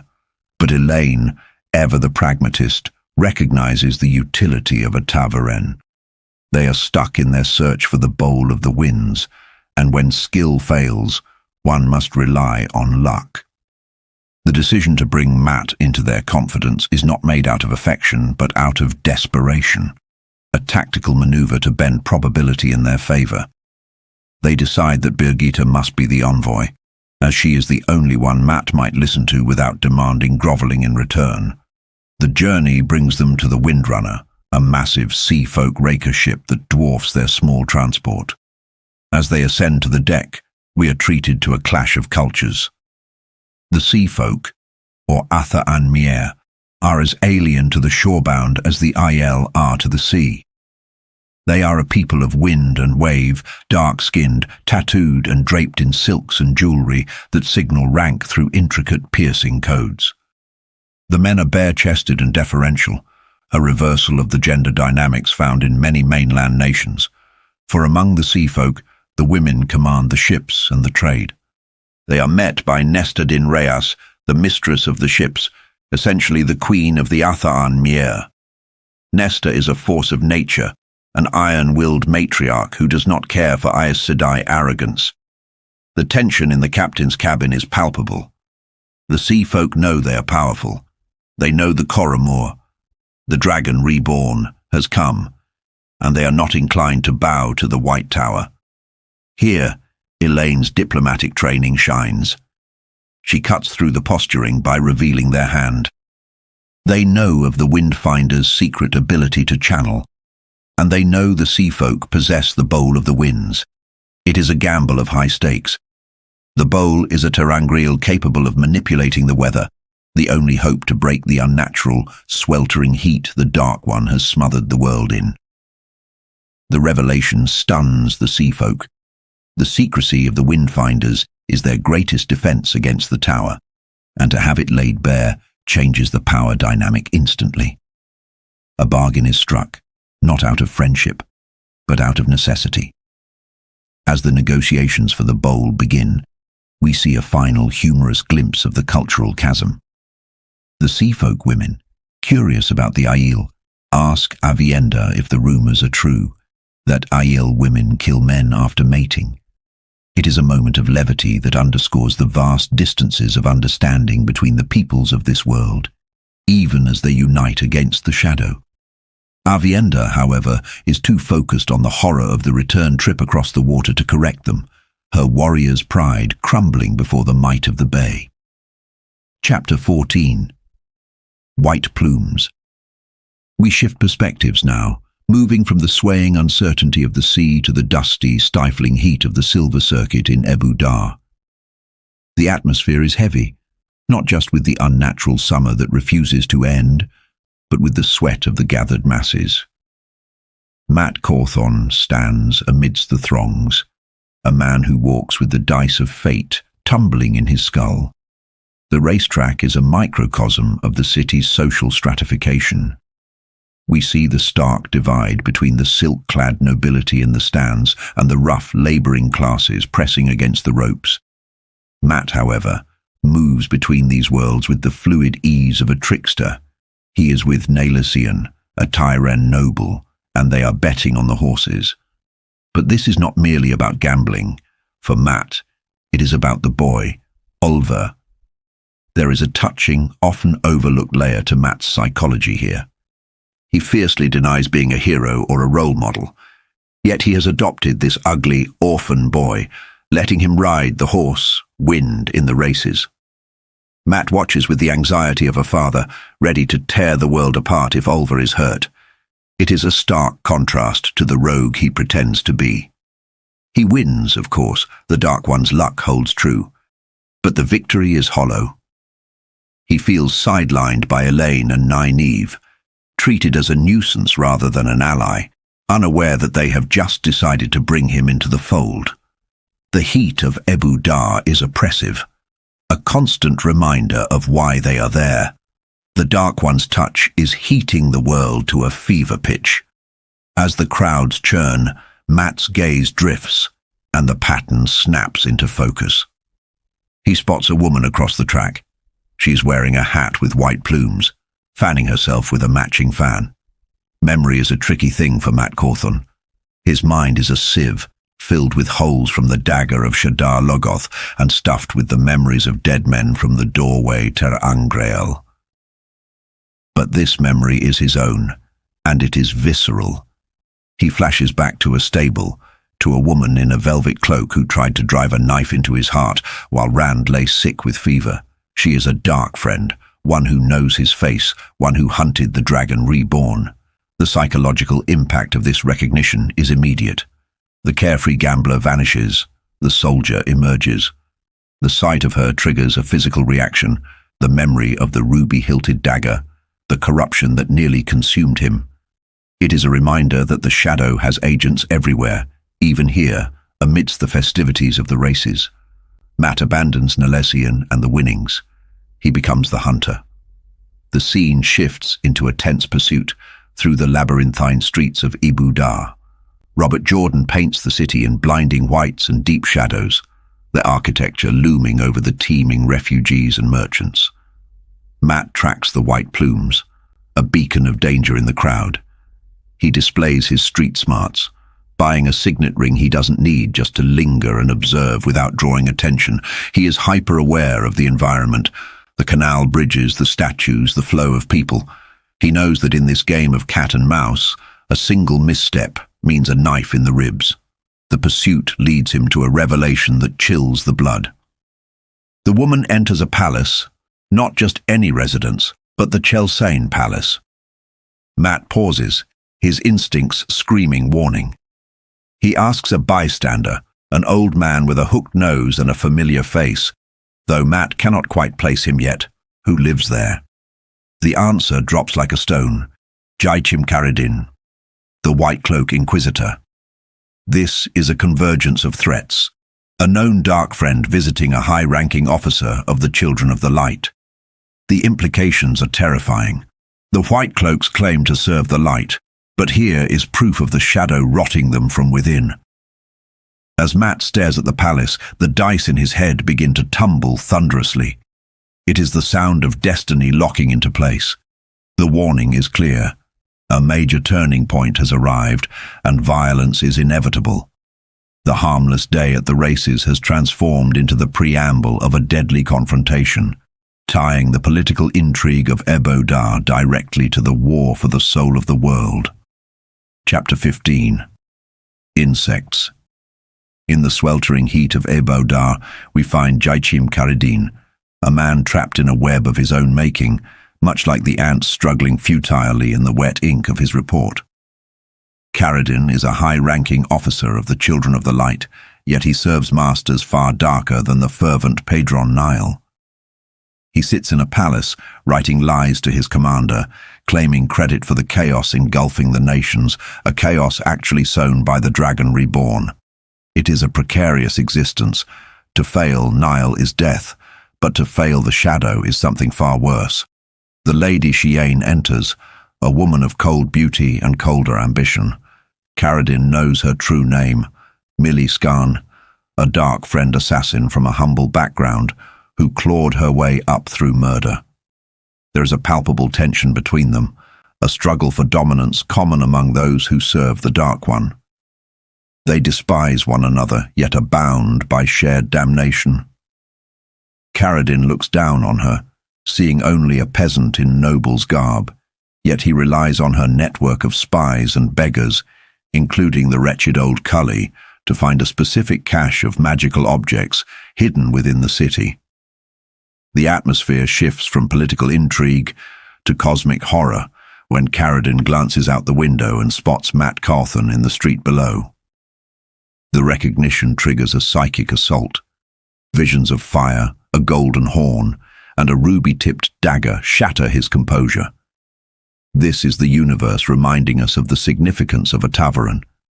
Their very presence ripples through the pattern, alerting enemies and allies alike. But before Caridin can act, the room changes. The sounds of the street vanish.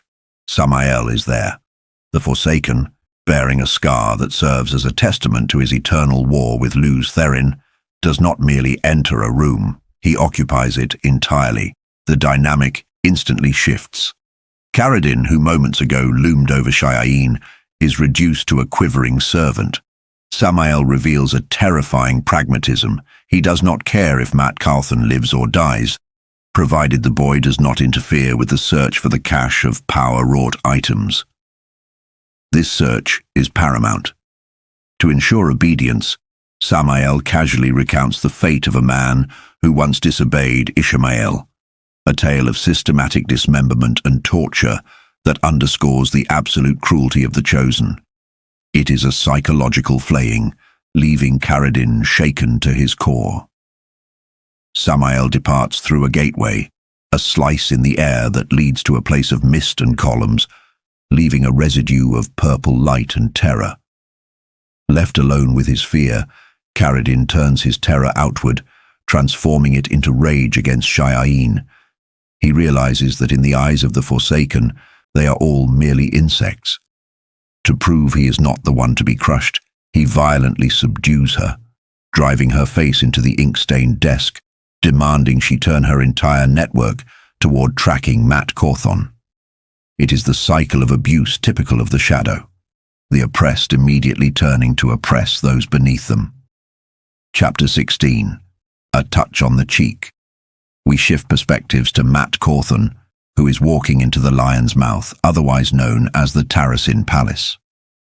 The architecture is a sensory overload of marble, colored tiles and gilded excess, reflecting the ostentatious and passionate nature of Ebou Dar itself.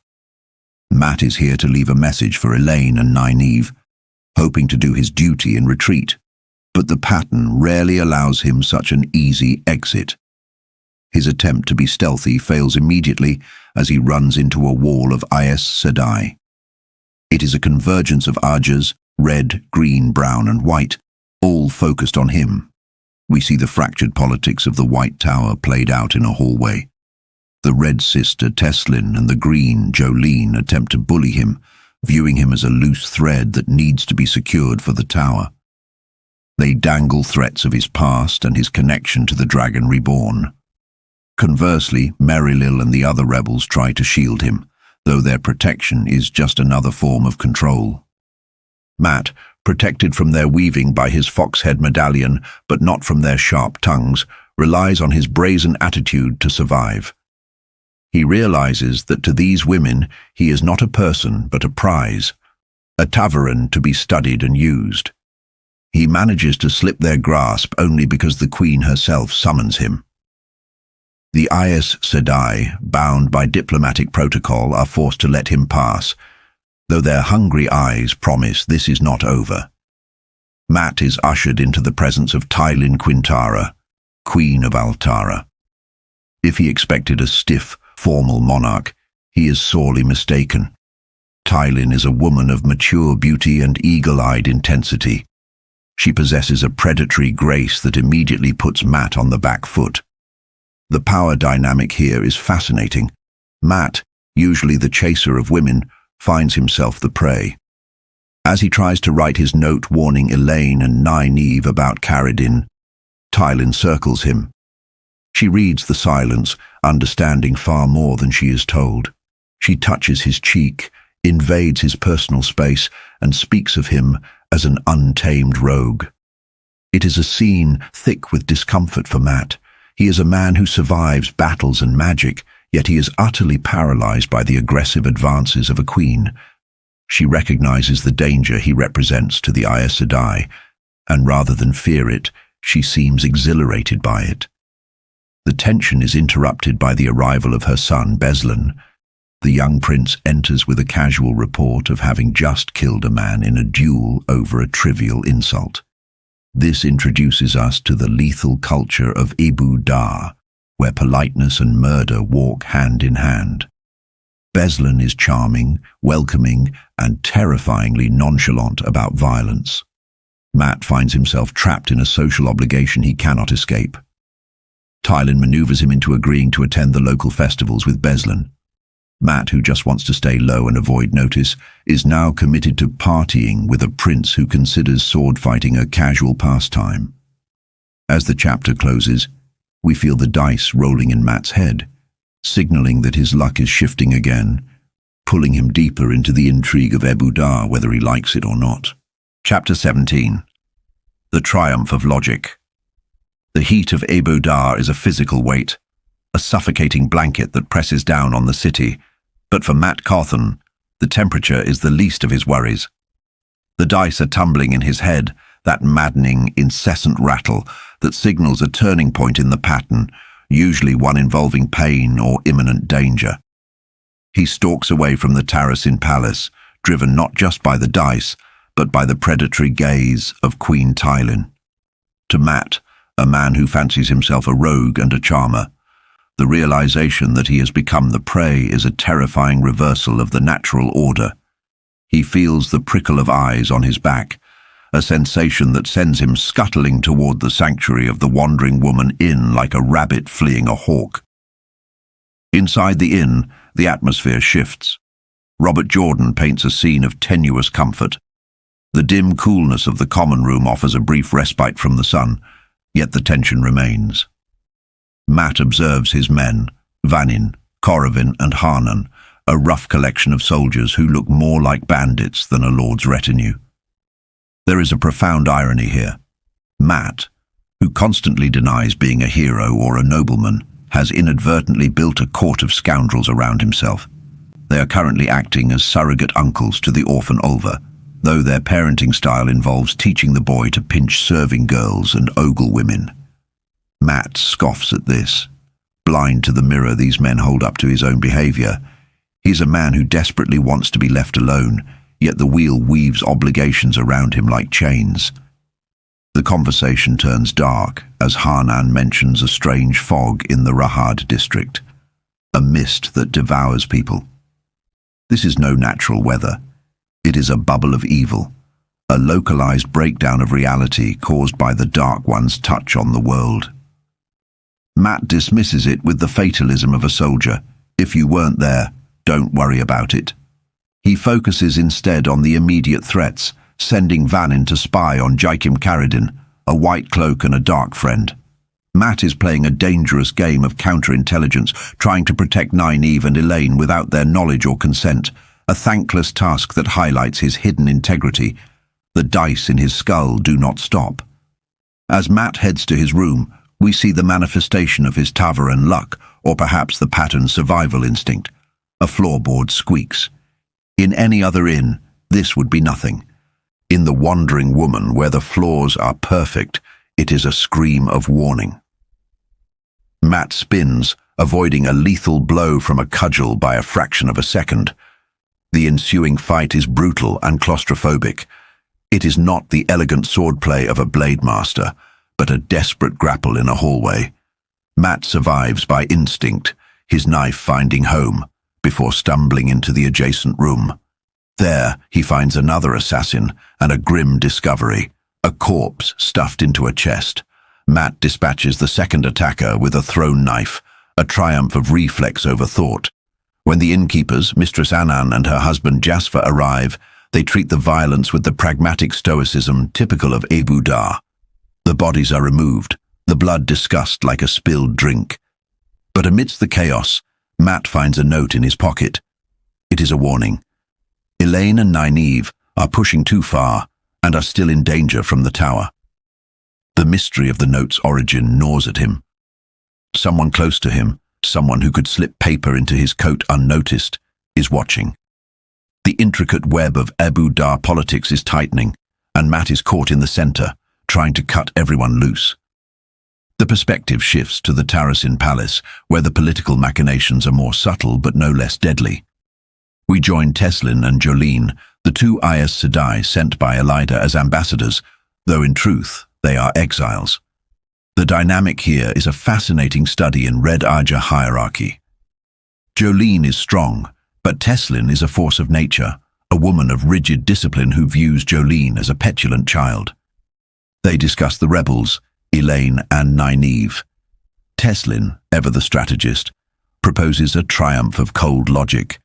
Rather than simply capturing the girls, they will wait and return them, along with Matt Cawthon, to the White Tower at the perfect moment to secure their own forgiveness and reinstatement. It is a plan born of patience and arrogance, underestimating the chaotic variables introduced by Tavern. Deeper in the city, a darker kind of logic prevails. In a dusty basement, the Black Aja sisters Fallion and Ispan stand over the body of a woman they have tortured to death. This scene serves as a chilling reminder of the shadow's banality. Fallion, of the White Aja, applies logic to evil without a flicker of emotion. She concludes that the cache of magical artifacts, the angreal they were sent to find, does not exist. Her reasoning is sound. If it were here, the local wilders would have found it. Ispan, a former blue, is terrified of failing the Forsaken Sammael. But Fallion's cold rationality cuts through the panic. If they cannot find the treasure, they will offer Mogadians something else, the heads of Nai-neeve Almeara and Elaine Trakand. The hunt changes targets, shifting the danger directly toward the Supergirls. Briefly, we see an old man sitting in an alley, watching the House of the Dark Friends. His memory is fragmented, a broken mirror of a life once lived in adventure. He touches his head, struggling to recall his own identity, but his lethal instincts remain sharp. This is a tragic glimpse of a legend eroded by time and trauma, a silent sentinel in the unfolding drama. Chapter 18. As the Plough Breaks the Earth. We travel now to the Sun Palace in Cairhien, where the Dragon Reborn sits at the center of a storm. The atmosphere here is stifling, heavy with gold leaf and ancient protocol.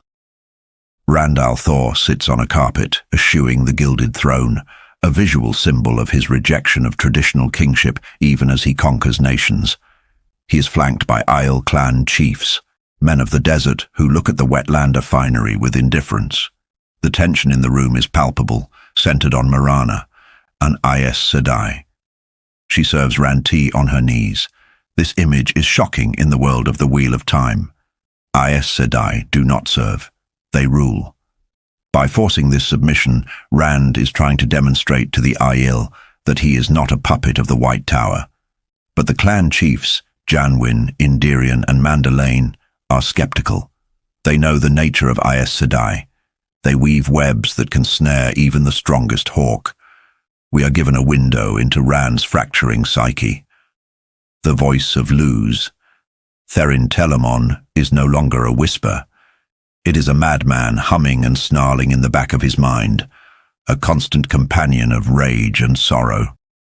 Rand struggles to keep the voice contained, maintaining a precarious hold on saidin, the male half of the true source. He is juggling the fate of nations. Maps of Illian, Carrion, and beyond litter the floor, while fighting a war for his own sanity. The meeting with the chiefs highlights the cultural tragedy of the Isle. They speak of the shadow and the bleak future where their old ways are consumed. The prophecy looms over them. As the plough breaks the earth, shall he break the lives of men. Rand is not their savior in the traditional sense. He is their destroyer, the catalyst that will shatter their society to save the world. It is a burden that lines his face and hardens his heart. After the chiefs depart, Berelain, the first of Mayene, enters with her Aes Sedai advisor, Anora. Berelain is a master of political survival, using her beauty as a weapon because her nation is too small to use armies. Rand, however, meets her with blunt force. He orders her back to Mayene. He knows that Colliver's supporters and the Dark Friends are plotting to kill her. He is sending her away to save her life, though he frames it as a dismissal. Berelain, furious and humiliated, eventually sees the logic. She offers herself to him, not out of love, but out of a desperate need to tie her nation's fate to the dragon. Rand's rejection is gentle but firm. He cannot afford the distraction nor the guilt. Then the doors open, and the atmosphere in the room shatters. Cadsuane Melaidrin walks in. This is a pivotal moment in the saga. Cadsuane is a legend, a green Aes Sedai, who has lived longer than any other. She does not enter with the deference of Marana or the caution of Anora. She sweeps in like a gale-force wind. She ignores protocol, ignores the deadly Ashaman guarding Rand, and treats the dragon reborn like a petulant child. When Rand tries to intimidate her by seizing saidin, filling the room with the terrifying pressure of the power, Cadsuane simply smiles. She is unimpressed by his display of strength. She has hunted men who can channel for centuries. She has seen them weep, beg, and scream. She looks at Rand, a man who could crush her with a thought, and calls him a good boy. It is a calculated provocation. Cadsuane is testing him, probing the armor of his arrogance to see the man underneath. She casually mentions the madness, asking if he hears voices yet. This strikes at Rand's deepest fear. The Ashaman react with shock or dark amusement, but Rand is shaken. He blusters, shouting that he is the dragon reborn, demanding respect. Cadsuane merely sighs, treating his outburst as a tantrum. She departs as abruptly as she arrived, taking the other Aes Sedai with her, leaving Rand alone in the wreckage of his composure. Left in the empty throne room, the silence is deafening. Rand hurls the dragon scepter into a chair, his control slipping. "I am not mad," he tells the empty air, a denial that rings hollow against the presence of Luz Therin in his mind. The chapter closes on a note of utter exhaustion and isolation. Idrian Tarsin, the head of his school, enters weeping, bringing yet another crisis to a man who is barely holding the world, and himself, together. The plough is breaking the earth, but the ploughman himself is beginning to crack. Chapter 19. Diamonds and Stars. The corridors of the Sun Palace became a path of intimidation as Marana Ambre followed in the wake of a living legend. Ahead of her walked Cadsuane Melaidrin, her grey bun bobbing adorned with the famous Paralis net, dangling ornaments of gold stars, moons, and birds that were far more than mere jewellery. To follow Cadsuane was to be pulled into a gravity well that stripped away years of experience. Marana, a negotiator who had ended wars and stared down monarchs, found herself reduced to the emotional state of a nervous novice. Beside her walked Anura, equally cowed, both of them silent spectres, trailing a woman who had been the standard of Aes Sedai perfection for nearly 3 centuries. This is the psychological weight of the White Tower's history, made flesh. Cadsuane is not merely powerful, she is a relic of a time when Aes Sedai were giants, a woman who had refused the Amirlin seat and the leadership of the Green Ajah, disappearing into myths that terrified initiates. Now, having returned from retirement, she moved with an assurance that suggested the sun itself waited for her permission to set. They passed the Aiel Wise Ones, Idara and Lane, whose cold stares usually unsettled the sisters. Yet Cadsuane swept past the Wilders without a flicker of acknowledgement, a deliberate display of superiority that Marana found herself envying. It was a study in power dynamics, where Marana saw political complications and the embarrassing compromise of serving the Dragon Reborn. Cadsuane saw only obstacles to be ignored or crushed. Cadsuane led them not to a grand chamber, but deep into the bowels of the palace, to the cramped, murky servants' room shared by Bera and Kiruna. The setting was a stark humiliation, Aes Sedai forced into squalor, but Cadsuane took the only chair, a battered stool, as if it were the crystal throne itself. Dagian, a weak sister of the White Ajah who usually faded into the background, served tea with the deferential air of a pupil, heating the water with the one power. Here, the interrogation began. Cadsuane did not ask questions so much as she extracted truths with surgical precision. She skewered Anara regarding her advice to Berelain and dismantled the dignity of Bera and Kiruna. The revelation that these 2 proud sisters were effectively apprentices to the Aiel Wise Ones, obeying them as they would the mistress of novices, was laid bare. Cadsuane's reaction was not outrage, but a dry, terrifying disappointment. She viewed their submission not just as a failure of politics, but a failure of character. To Cadsuane, backbone was the only currency of value, and she found the room bankrupt. She probed for information on the kidnapping at Dumai's Wells, the Ashaman, and the state of the Dragon Reborn. It becomes clear here that Cadsuane's interest in Rand al'Thor is not driven by reverence for prophecy or a desire to serve. When she speaks of him, she describes a boy with a rage fit to burn the world, holding it back by a hair. Her motivation is revealed in a moment of chilling clarity. She is bored by the mundane, but Rand, untamed, dangerous, and impossible, presents a challenge worthy of her twilight years. She intends to test his mettle, to see if he is strong or merely brittle. Elsewhere in the palace, the object of her scrutiny sat amidst wreckage that mirrored his own fractured psyche. Min Farshaw navigated the destroyed throne room, where mirrors lay in shards, and the dragon scepter was driven violently into a chair. Rand sat in his shirt sleeves, staring at the ceiling, surrounded by the dancing images of his Ta'veren nature. The psychological toll on Rand is devastatingly apparent. He is mourning Herid Fel, the philosopher murdered by the shadow, torn apart for knowledge he possessed. But the blows keep coming. Min, weeping, revealed that the noblewoman Colliver, stripped of her titles by Rand, had hanged herself. Rand's reaction is a terrifying attempt at stoicism. He tries to suppress the pain, to become iron, believing that hardness is necessary for victory. He trembles with the effort of holding back his humanity, a man bleeding for everyone he hurts while pretending he has no blood left to shed. In a moment of desperate intimacy, Min shattered his defense. She demanded he feel, pulling him into a kiss that shifted from comfort to a frantic, life-affirming need.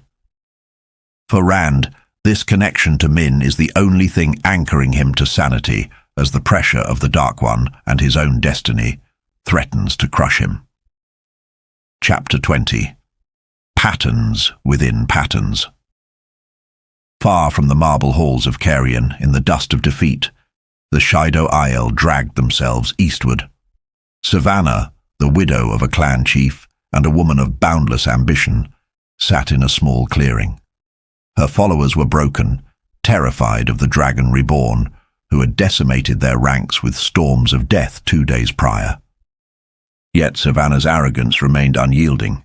She held a small, intricately carved grey cube, a terrangrail, and prepared to summon the man who had given it to her. The other wise ones, Riale and Somarin among them, watched with a mixture of skepticism and dread. They were survivors of a massacre, and the idea of treating with wetlander sorcerers terrified them. But Savannah operated on a level of delusion where she believed she could outmaneuver the Forsaken themselves. She activated the cube, weaving flows of the One power into its complex geometry. The air shimmered, and the man calling himself Shadar appeared, accompanied by a stunningly beautiful woman he introduced as Mazia. The law-savvy observer recognizes them instantly. Sammael, the scar-faced Forsaken driven by envy of Luz Therin, and Graendal, the master of compulsion, disguised behind a mask of illusion. The meeting was a deadly farce. Savannah, believing she held authority, demanded the device Shadar had promised, a binder to control Rand al'Thor. Sammael, dripping with condescension, refused to hand it over until the Shido actually possessed the dragon. Instead, he offered a different tool: traveling boxes. These were cubes that created gateways, a technological marvel from the Age of Legends that would allow the Shido to bypass their enemies and scatter across the land to loot and pillage. The dynamic here is layered with irony. Savannah believes she is negotiating for power, but Sammael is merely scattering seeds of chaos. He views the Shido not as allies, but as a distraction, a wild card to throw into the pattern to disrupt Rand's consolidation of power. Mazia, or Graendal, remained largely silent, her black eyes burning with suppressed rage at being ordered about by Sammael. Yet she played her part, holding the webs of the true source that allowed them to be there. The perspective then shifts to a third presence, unseen and terrifying. A watcher, hidden in the shadows, observed the meeting through the distortion of the true power. The essence of the Dark One himself, manifested as black flecks floating across his vision. This is Moridin, the Deathbringer, watching his peers with the detached amusement of a wolf watching dogs fight. He witnessed the tension between Sammael and Graendal after they stepped back through their gateway.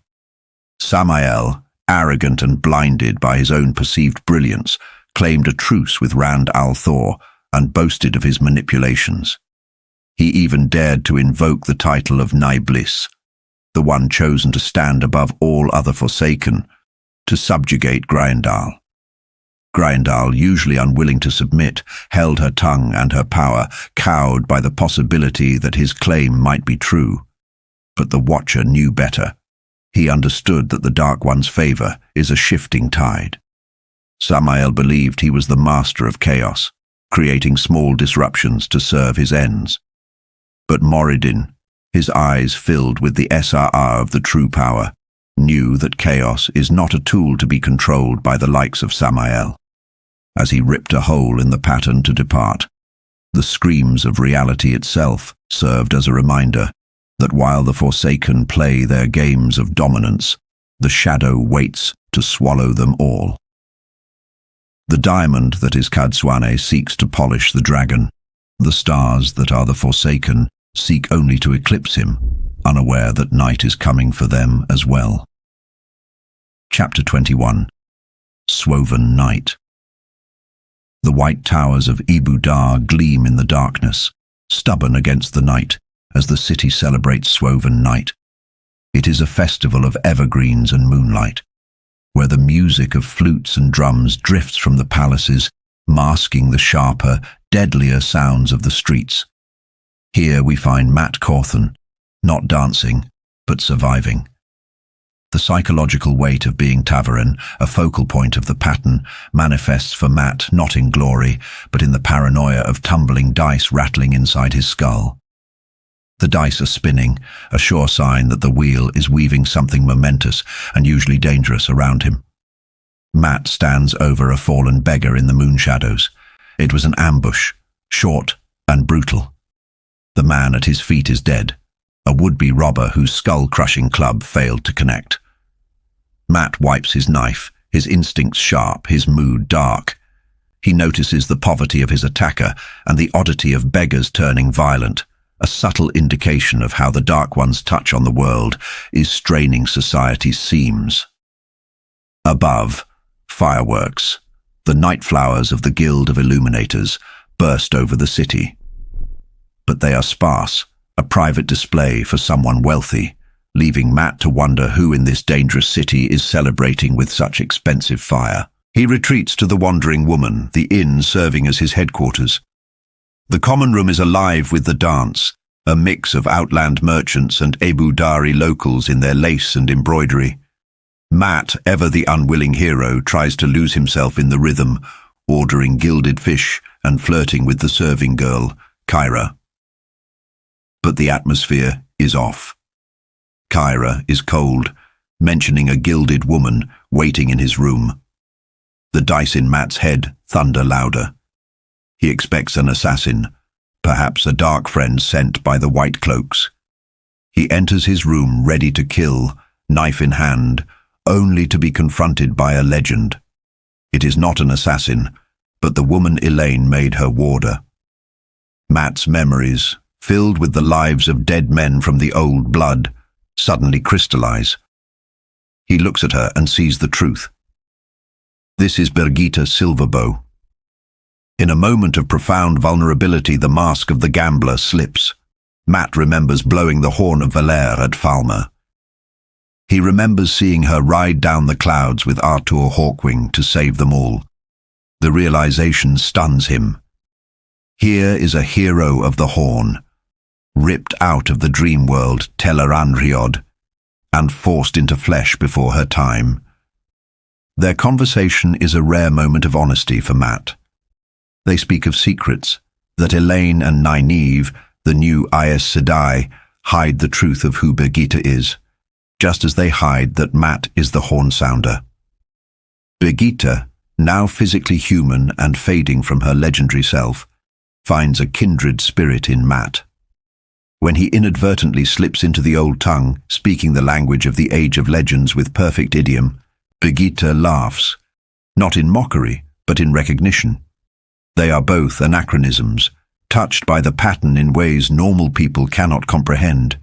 They sit to drink wine, two souls burdened by destiny, finding solace in the bottom of a pitcher. Meanwhile, in the Tarasin Palace, the atmosphere is one of high anxiety. Nai-neeve Almiara is pacing. The weather is wrong, the Dark One's heat lies heavy on the world, and her ability to listen to the wind warns her of a gathering storm that has nothing to do with rain. She, Illian, Avienda, Tom and Julene are trapped in a waiting game. They need to find the Terangreal known as the Bowl of the Winds to fix the weather, but they are paralyzed by caution regarding the White Cloak Inquisitor, Jaikim Karadin. Illian, in a fit of manic energy, tries to use illusion to disguise them for a spy mission, but Nai-neeve shuts it down, her temper fraying. The tension breaks when Birgitte returns, swaying and soaked in wine.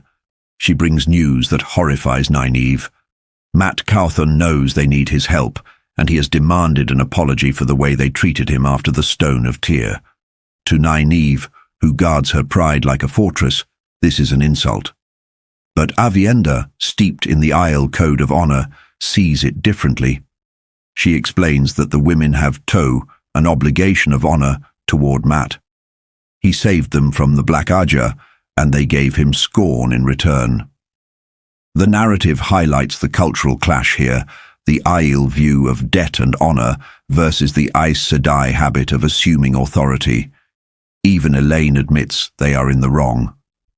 Nai-neeve, however, stubbornly refuses to bend, setting the stage for a battle of wills.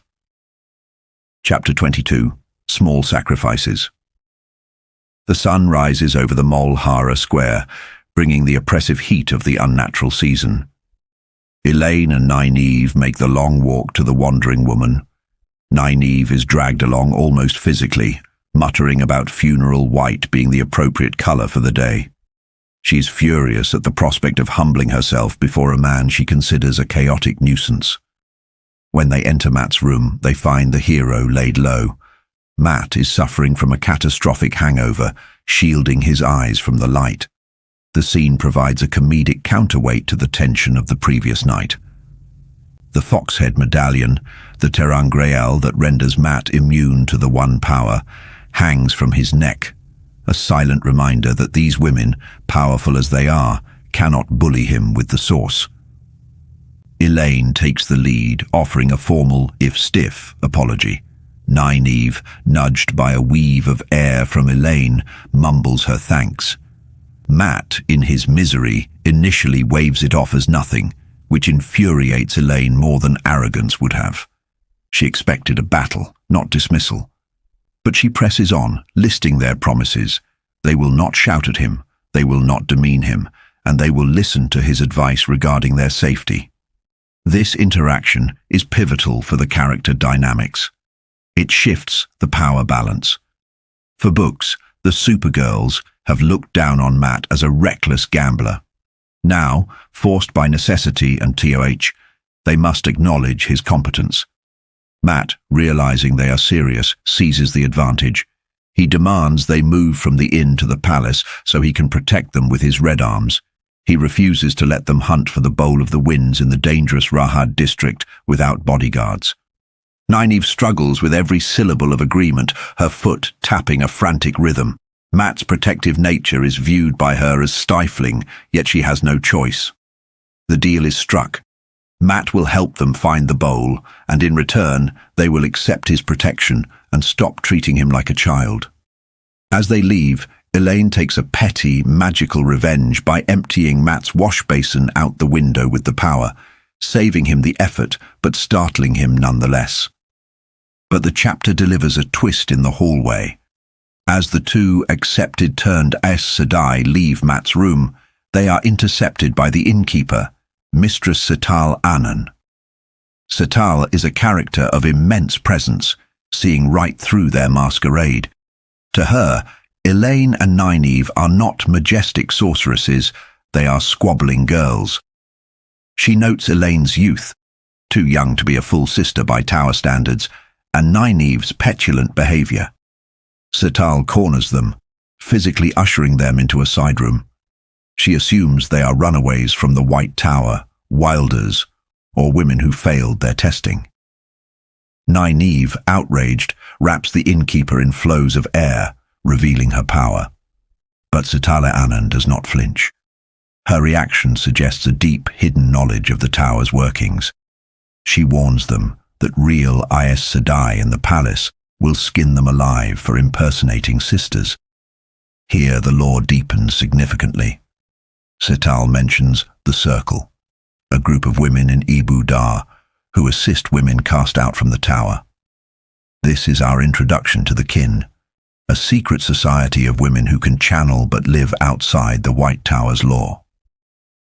Setal offers to take them to Rhiann Corley, the leader of this group. Nai-neeve, realizing that this circle might be the key to finding the Bowl of the Winds, as the bowl is a ter'angreal likely hidden by such women, instantly changes tactics. She drops the Aes Sedai arrogance and plays the role of the chastised runaway. She removes her great serpent ring, a small sacrifice of her identity, to gain access to this secret network. Illian is baffled, but follows Nai-neeve's lead, hiding her own ring. The chapter closes with the irony that to move forward, the women must strip away their titles. They had to humble themselves before Matt, and now they must humble themselves before an innkeeper, pretending to be failures to find the salvation the world needs. It is a lesson in humility that the pattern is forcing upon them, step by painful step. Chapter 23. Next door to a weaver. The heat of Ebou Dar is a physical weight, a suffocating blanket woven by the Dark One's touch on the weather. Yet for Nai-neeve Almiara and Illian Trakand, the immediate pressure comes from a far more mundane source, Mistress Setal Anan. The innkeeper of the Wandering Woman possesses a force of personality that rivals any Amyrlin seat, treating these two powerful young women not as Aes Sedai, but as foolish, wayward girls who have spent their coin on silk dresses to impress a man. It is a striking irony that permeates this chapter. Nai-neeve, who commands the one power with a strength legendary in the White Tower, finds herself being marched out of the inn by her ear, utterly unable to assert her authority against a woman who wields nothing more than maternal, stony impatience. Satal drags them through the bustling kitchens, where the smells of baking bread and the sight of the round cook, Enid, offer a sensory grounding before the chaos of the streets. Satal's intention is clear: to take these children to someone who can watch over them, keeping them away from the perceived corruption of Mat Carthan. It is a moment that highlights the vast disconnect between perception and reality in Jordan's world. To the innkeeper, they are vulnerable runaways, while in truth, they carry the fate of the world's weather on their shoulders. They venture into the Rahad, the rougher, working-class district of Ebou Dar. The journey is an assault on the senses, described with the rich, dusty texture typical of the series. The sun glares down, mocking the unnatural heat. As they navigate narrow alleys and crowded bridges, the dynamic between Illian and Nai-neeve shifts into a familiar prickly friction. Illian adopts a frosty, regal silence, a weaponized nobility learned in the halls of Camelin, while Nai-neeve seethes, her temper boiling just beneath the surface. Nai-neeve's internal monologue reveals her deep insecurity about her age and authority. She yearns for grey hair, believing that only the visible signs of age will grant her the respect she feels she is denied, a poignant psychological detail for a woman whose power has always outstripped her years. Satal leads them on a winding path, stopping to chat with various innkeepers, a tactic designed to confuse the girl's sense of direction. Finally, they arrive at a nondescript house squeezed between a noisy weaver and a pungent dyer's shop. The location is significant. It is humble, hiding in plain sight, a metaphor for the women inside. Upon entering, Nai-neeve realizes with a jolt that there is channeling happening here. It is not just one woman, but several. This is the first concrete revelation of the kin, a clandestine society of women who were put out of the tower or ran away, yet continue to associate. For the White Tower, which claims a monopoly on the one power, the existence of such a group is anathema, a secret that could shatter the Aes Sedai worldview. They are introduced to Rian Corley, the eldest of this group, along with Garania and Berowyn. The interior of the house contradicts the exterior's poverty, displaying fine furnishings and carvings of the 13 sins, suggesting a moral code and a hidden wealth. The interaction that follows is a study in hierarchy and fear. Rian, though clearly the leader, shows a strange deference to Setale, hinting at a past connection between the innkeeper and the tower that Setale has long buried. The kin proceed to interrogate Illian and Nai-neeve, demanding knowledge of White Tower geography to prove they were truly novices. The tension spikes when the women shield the two intruders. Here, the magic system expands with a fascinating detail. When Nai-neeve tries to break the shield with her immense strength, it does not shatter, it stretches. Berowyn, though lacking raw power, possesses a specific talent for shielding that can hold even the strongest channeler.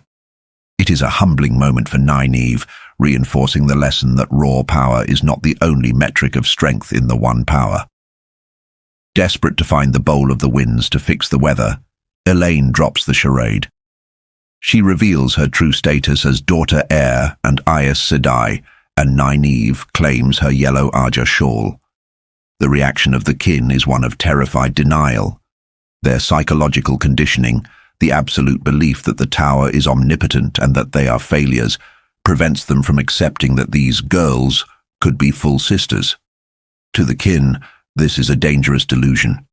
They reject the plea for help, threatening to ship Nai-neeve and Illian off to a discipline farm or expose them to the real sisters at the palace if they do not leave the city. The chapter ends with the two heroes being unceremoniously shoved out onto the street, shielded and helpless, their status and power meaningless in the face of the kin's rigid, fearful dogma. Chapter 24. The Kin. The narrative perspective shifts briefly to Rian Corley inside the house, offering a window into the anxiety that rules the kin. To them, the arrival of Nai-neeve and Illian is a catastrophe waiting to happen. We see the internal politics of the group, the hot-headed Garenia who struggles with the rules, and the timid but talented Berowyn. A dark undertone is introduced with the mention of a woman named Callie, a member of their group found murdered with the One Power. This detail serves as a grim foreshadowing, a reminder that while the kin hide from the tower, there are far more dangerous predators in the shadows of Ebou Dar. The fear of the Aes Sedai is so ingrained in Rian that she cannot conceive of rebellion. She sees only the safety of obscurity. Back on the street, Nai-neeve is seething with humiliation. The rejection burns, but the implications of what she has seen consume her. As they walk through the crowded, sweltering streets, Illian brings up a sensitive topic: slowing. She notes that Rian, though looking perhaps 60, must be much older, as channelers age at a different rate. This innocent observation strikes at the heart of Nai-neeve's earlier desire for grey hair. It is a cruel twist of their nature. The very power that gives them authority also preserves their youth, denying Nai-neeve the visual gravitas she desperately craves. The philosophical musing is shattered by sudden violence. An arrow streaks from the crowd, grazing Nai-neeve and knocking Illian unconscious. The chaos that ensues is rapid and disorienting. A helpful woman and a man in a silk vest immediately try to bundle them into a carriage. To the casual observer, it looks like aid for a fainting woman, but the intent is sinister. These are not good Samaritans. They are agents of the shadow, likely dark friends moving with frightening coordination. Nai-neeve's reaction is instinctual and devastating. Often she requires anger to access the One Power due to her block, but the attack on her friend bypasses the need for gradual irritation. She strikes out with the power, not with the refined weaves of a classroom, but with the raw force of a woman protecting her own. She creates chaos to drive the attackers back, tripping the cutpurse, knocking down the woman, and terrifying the man. It is a reminder that while Nai-neeve may lack the political subtlety of an Aes Sedai, she is a force of nature when cornered. The attackers flee, realizing they have bitten off far more than they can chew. Nai-neeve turns her attention to Illian. In the middle of the street, ignoring the stares of the Ebou Dari onlookers, she weaves healing. It is a simplified weave, forced by urgency and dizziness, but it works. Illian is revived, the bruise vanishing. The aftermath of the attack brings a moment of bleak clarity. They are alone in a hostile city. The kin, who almost certainly know where the Bowl of the Winds is hidden, have rejected them. The shadow is actively hunting them. They have exhausted their own resources. Nai-neeve stands in the street, the dust of the Rahad on her skirts, and faces the one realization she hates more than any other. They cannot do this alone. They need the one person Setale Anan tried to protect them from, the one person Nai-neeve considers an irresponsible, gambling rogue. The pattern, in its infinite irony, has boxed them in. To save the world from the burning heat, Nai-neeve Almiara must swallow her pride and ask for help from Mat Cawthon. It is a bitter pill, but as the chapter closes, her resolve hardens. The weather must be fixed, no matter the cost to her dignity. Chapter 25. Mind Trap. The dream is a cage, and for Moghedien, one of the legendary Forsaken, sleep has become a torture chamber. She finds herself trapped in a recurring nightmare, a cycle of humiliation orchestrated by the woman known as Halima or Arangar. But there is something deeply wrong here, something that violates the laws of magic as Mogadian knows them.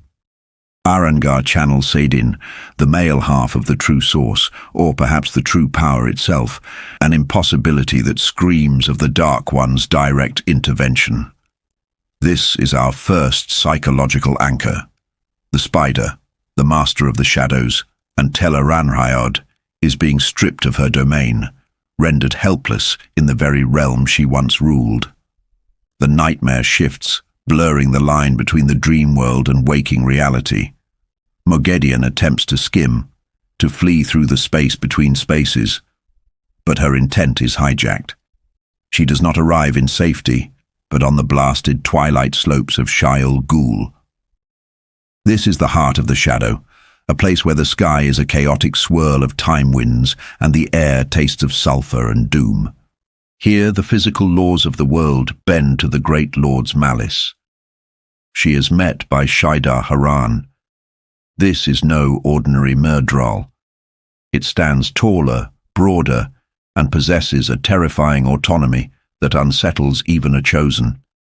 Usually, Myrddraal are tools, extensions of the Dark One's will, but Shadar Haran speaks with an arrogant I. He forces Mogadian to crawl, physically debasing her as they descend into the pit of doom. The ceiling of the tunnel lowers, studded with stone fangs, forcing her to slither on her belly like a worm. It is a visceral manifestation of her failure. The once mighty sorceress is reduced to vermin in the presence of her master. They arrive at a ledge overlooking a lake of molten stone, close to the bore where the pattern is thinnest. The true power, the essence of the Dark One, is so thick here it threatens to incinerate her. Shadar Haran, displaying a cruelty that transcends the mindless bloodlust of Trollocs, extracts her blood and saliva. He uses them to activate a Korsuvra, a mind trap. This is a soul cage of gold wire and crystal. As he casts it toward the boar, Mogadian screams for mercy. But the Dark One's mercy is a paradox. She is allowed to live, but only as a puppet. The crystal glows, and she is assaulted by an agony that lasts for ages, a pain that rewrites her very existence. She wakes in a cell, but the nightmare hasn't ended. It has simply changed venues. Shadar Haran is there, her master now. The hierarchy of the shadow has shifted. She, one of the chosen, must prostrate herself before a halfman. He takes her to a comfortably appointed room, a jarring juxtaposition of domestic luxury and eldritch horror. Here sits a young man, lounging with a goblet of wine. He is handsome, arrogant, and his eyes are the blue of jagged ice. But as Mogadian looks closer, she sees the saidar, tiny black flecks floating horizontally across his pupils. This is the mark of one who has abused the true power, the addictive, destructive energy drawn directly from the Dark One. This man calls himself Moridin, a name meaning death in the old tongue. Mogadian tries to assert her ancient authority, but Moridin laughs. He holds her Korsuvra. He strokes the crystal, and the sensation is a violating caress across her mind. The reality crashes down on her. She is no longer a player in the great game. She is a piece on the board. The spider has been caught in a web of iron, owned body and soul by this resurrected avatar of death. Chapter 26. The Irrevocable Words. We shift our gaze to the Fortress of the Light in Amador, where Queen Morgus of Andor suffers a different kind of imprisonment. If Mogadian's cage is supernatural, Morgus's is brutally psychological. She lies awake, feeling unclean, her spirit fractured by the systematic abuse of the Lord Captain Commander, Eamon Valda. The narrative here explores the profound trauma of a strong leader stripped of her agency.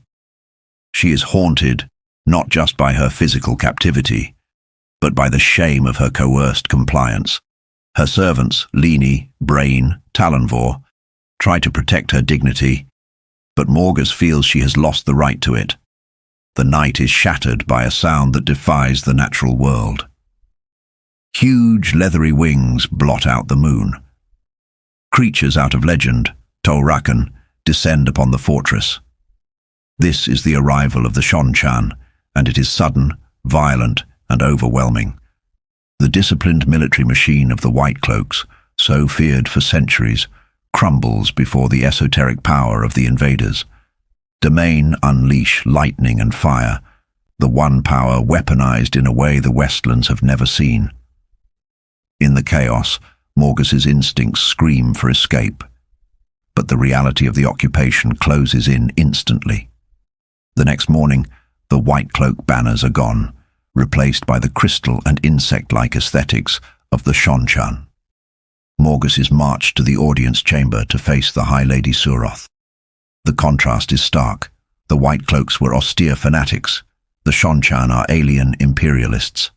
Suroth, with her shaved head and lacquered nails, pets a massive, terrifying beast called a lopar, as if it were a lapdog. She drinks bitter kaf and speaks of the return with an air of absolute divine inevitability.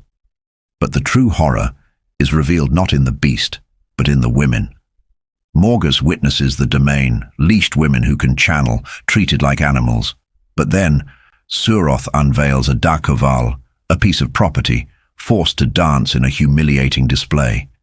It is the Panarch Amathera of Tarabon. Seeing a fellow sovereign reduced to a trembling pet, stripped of her name and identity, breaks something inside Morghos. It is a terror deeper than death. Suroth offers Morghos a choice: swear the oath to the Empress and rule as a puppet, or face the consequences. Morghos realizes that Suroth intends to use her as a political lever to control Andor. If she remains queen, she remains a vulnerability. In a moment of tragic heroism, Morghos chooses the only weapon she has left: abdication. Standing by the window, contemplating suicide, she instead speaks the irrevocable words, stripping herself of her title and passing the high seat to her daughter Elaine. It is a sacrifice of identity to save her nation. She believes she is ending her life as a queen to prevent Andor from becoming a Shonchan vassal. But hope appears in the form of the unassuming Seban Balwer. The dry little secretary reveals a cunning that rivals the great captain's. He has arranged an escape, utilizing the Shonchan's own arrogance against them. They believe their conquest is so absolute that a few refugees matter little. Along with the fiercely loyal Talonvor, the brawler Lamgwin, and her other retainers, Morghos flees the city. As they ride away from Amador, passing the bewildered and defeated White Cloaks, Morghos is a queen without a crown, a refugee on a borrowed horse. She has lost her throne and her confidence, yet she survives. The spider, Morghedian, has been bound by the shadow, but the lion, Morghos, has broken free of her cage, stepping onto a hard, uncertain road toward an unknown future. Chapter 27. To be alone. The weight of leadership often manifests physically, not just in the burden of a crown, but in the heft of weapons carried by a man who wishes he could lay them down. Perin Ibarra prepares to leave the Sun Palace in Caerhien, slipping his axe through his belt loop and shouldering his saddlebags. There is a finality to his movements. He leaves the rooms he shared with Fail, his heart heavy with the suspicion that happiness in one place guarantees he can never return to it.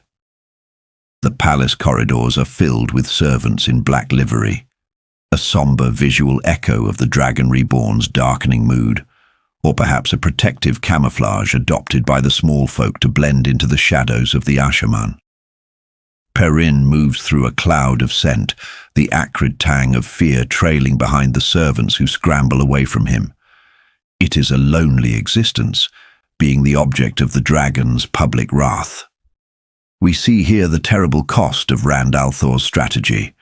To protect his friends, he must drive them away, feigning a rage that cracks his own ribs and isolates him utterly. The memory of Rand's shout in the Grand Hall, declaring he will deal with Aes Sedai as he chooses, rings in Perin's ears. It was a performance of madness and arrogance, designed to sever ties. Yet Perrin saw the blue ice of Rand's eyes, a frozen mask hiding immense pain. Rand is not merely a ruler here. He is a man dismantling his own soul to harden himself for Tarm and Guidon. As Perrin navigates the halls, he encounters Loyal. The Ogier, burdened with books and sadness, believes the lie. He believes Rand has truly turned on his oldest friends. It is a heartbreaking interaction, highlighting the collateral damage of Rand's deception. Loyal, the embodiment of loyalty and history, is cast aside. Perrin, forced to lie to a friend to protect the secret, feels the grit of deception in his mouth. He refuses Loyal's offer to travel together, knowing that the path he must walk, a path of command and potential violence, is no place for the gentle Ogier. Leaving the grandeur of the palace for the stables, Perrin finds a reflection of the court's tension. Even the grooms are terrified. He saddles Stepper amidst marble columns, eager to leave the stifling atmosphere of the city. He rides north, then cuts east, meeting Fael in the shelter of the woods. But it is not a quiet rendezvous. Fael has assembled an army in miniature. The Chafael are here, young nobles playing at adventure, along with Bane, Chiad, and Sulin. Perrin is baffled, but the intricate dance of marriage to a Saldean noblewoman means accepting that she has her own schemes. She is hiding things, protecting him in ways he finds exasperating, yet her scent is clean, sharp with jealousy and anger, but undeniably hers. The scope of this exodus reveals itself in a hollow beyond the trees. It is not just Perrin and Fael. The two Rivers men are there, the red eagle banner snapping in the breeze. There are Wise Ones and Aes Sedai, an unholy mixture of channelers that makes Perrin's skin prickle. And there are the Ashaman, Grady, and Nield. The presence of the Black Tower changes the logistical reality of warfare in this age. No longer bound by weeks of marching, Grady slices a vertical line of silver in the air, rotating it into a gateway. The transition is instantaneous. They step from the cool hills of Caerhien into the warmer, sparser woodlands of Gelden, over 1,500 miles away. The magic of the One Power compresses geography, but it cannot compress the social tensions of the group. Beryline, the first of Mayenne, steps through with her winged guards, and the air between her and Fael freezes. Perrin, caught between the falcon and the hawk, realizes that distance from Rand does not mean freedom from politics. Perrin gathers his disparate force: 2 Rivers archers, Mayana lancers, Aiel maidens, Aes Sedai, and Wise Ones. He drops the pretense. He tells them the truth. They are not banished. They are on a mission. The crowd laughs in relief, cheering Perrin Goldeneyes, a praise that makes him wince. He reveals their true purpose. They are here to treat with Queen Aleandra and, more dangerously, to reel in the prophet, Masema. The chapter closes on Perrin's resignation. He prays for speed and silence, hoping his Tavarin nature will finally grant him a smooth path, though the pattern rarely weaves simple threads for the wolf. Chapter 28. Bread and Cheese. Mat Cawthon moves into the Tarasin Palace in Ebou Dar, and for the first time in a long time, the tumbling dice in his head falls silent. The silence is not a comfort. It is a warning that the wager has been placed, and the wheel is already spinning toward a result he cannot change. The apartments are a sensory assault, a riot of red and blue lacquer, gold leaf and silk. It is the kind of opulence that makes a country boy like Matt deeply suspicious. He prefers the comfort of a tavern bench to the gilded cage of nobility. Yet here he is, trapped by his own reputation and the machinations of Queen Tylin. The Queen's pursuit of Matt is relentless and predatory. While often framed through Matt's incredulous eyes, there is a distinct power imbalance here. Tylin, armed with the authority of the throne and the literal marriage knife in her bodice, treats Matt as a pretty creature, a duckling to be consumed. She invades his personal space, physically corners him, and dismisses his protests with laughter. It is a stark inversion of the usual courtly dynamics, highlighting the dangerous matriarchal intensity of Ebou Dar culture, where a woman's desire is a command. Mat escapes the palace only to find himself embroiled in the tedious reality of detective work. The hunt for the terangreal, the bowl of the winds, has stalled. For days, Mat sits on a bench outside a tavern in the Rahad, the rougher district of the city, watching a nondescript house. This section illustrates the gap between the stories of heroes and the reality of their lives. There are no glorious battles here, only bad wine, heat, and flies. He is trying to force his luck, to use his taveran pull to make the bowl appear, but the pattern does not perform on command. However, the boredom yields an unexpected friendship. Mat finds himself spending hours with Birgitta Silverbow. In Birgitta, Mat finds a mirror of his own hidden depth. Both are soldiers who have seen too many ages, though Mat denies his memories while Birgitta is burdened by hers. They sit together, hip to hip, without a spark of romance, sharing a soldier's camaraderie that transcends gender. She warns him about the dangerous widows of Ebou Dar, reading the environment with a hunter's eye that matches his own. It is a rare moment of genuine connection for Mat, who usually keeps the world at arm's length with a joke and a smile. Back at the palace, the domestic warfare continues. Illian has ordered the kitchens to starve Mat out.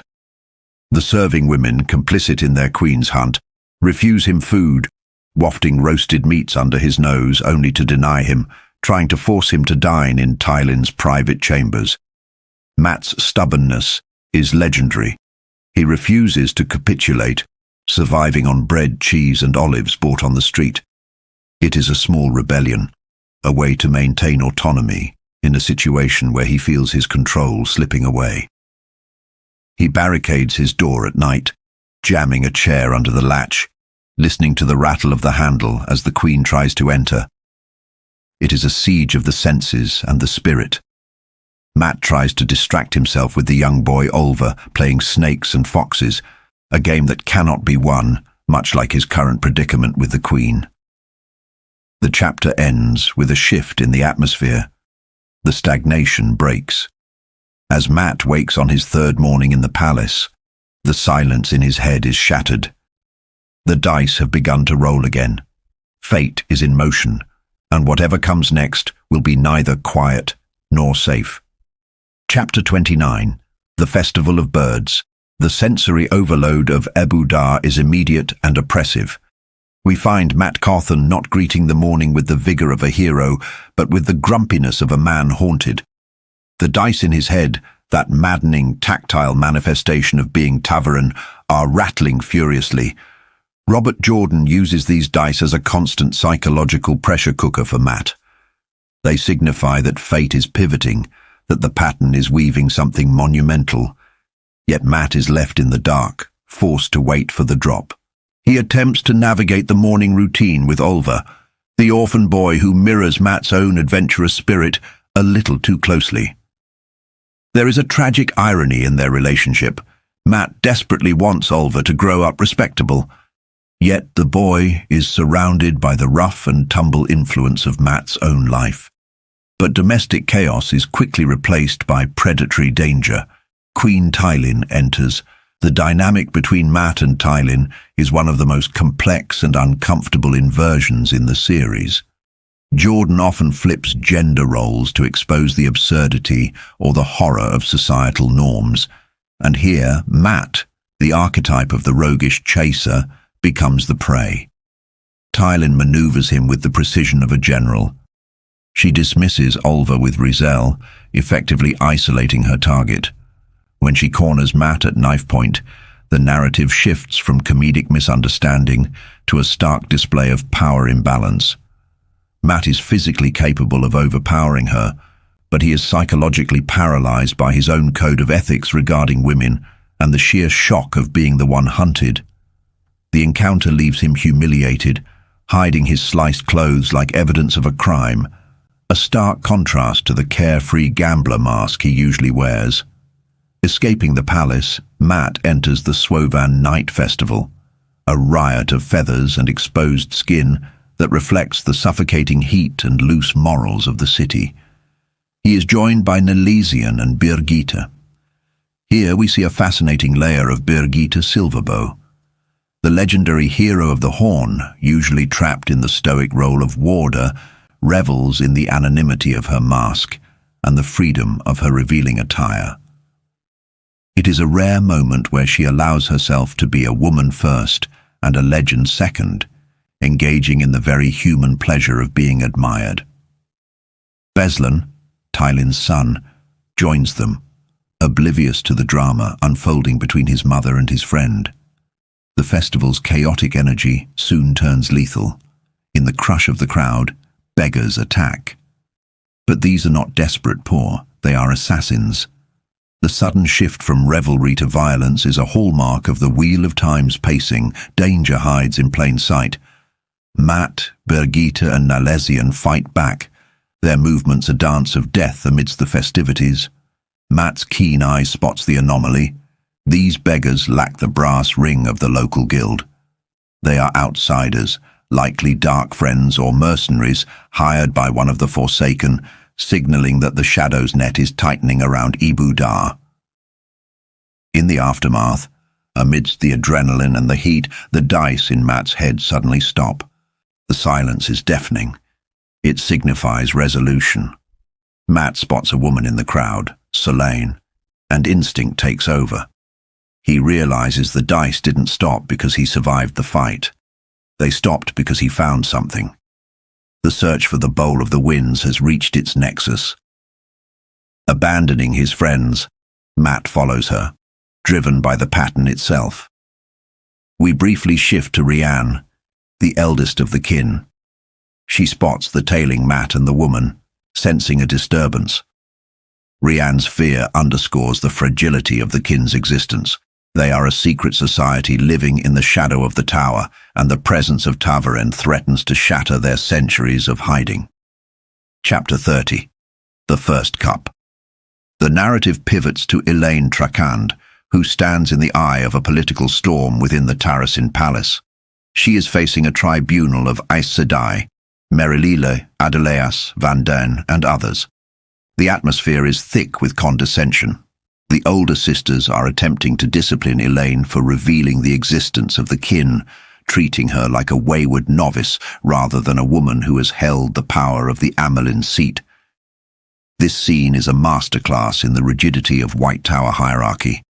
To these women, age and time spent wearing the shawl equate to authority. They cannot reconcile Elaine's youth with her immense strength in the One Power or her status as a ruler. They threaten her with confinement and the slipper, a humiliating regression for someone who has faced the Black Arja and the Forsaken. But Elaine breaks the mold. She refuses to accept the role of the chastised child. Channeling the imperious nature of a Queen of Andor and the raw authority of her strength in the power, she turns the tables. She challenges their logic. If they deny her status, they deny the Amerlin herself. It is a gamble, a moment of fake it until you make it, but it works. The older Aes Sedai, conditioned to respect strength and hierarchy, crumble before her assertiveness. In this shift of power, a massive law revelation drops. The Aes Sedai admit that the Tower has known about the kin all along. The kin are not just a random gathering of women. They are the runaways, the failed initiates, the cast-offs. The White Tower allows them to exist as a secret safety net, a way to monitor and retrieve those who flee. It is a symbiotic, parasitic relationship that exposes the Tower's obsession with control. They would rather have a secret organization of failures they can manipulate than allow wilders to roam free. Elaine realizes the kin have been unwitting pawns of the Tower for nearly 2,000 years. The scene is interrupted by a letter from Jaishim Caridine, a white-cloak inquisitor. He claims Elaine's mother, Morgase, is alive and with Pedron Nile. The audacity of the lie, or what Elaine perceives as a lie to manipulate her, enrages her. It highlights her vulnerability. Despite her power, she is still a daughter grieving a mother she believes dead. This emotional, volatile mixture of grief and political maneuvering hardens her resolve. Finally, the perspective shifts to the river, where the true horror of the Third Age lurks. Moghedien, the spider, is hunting.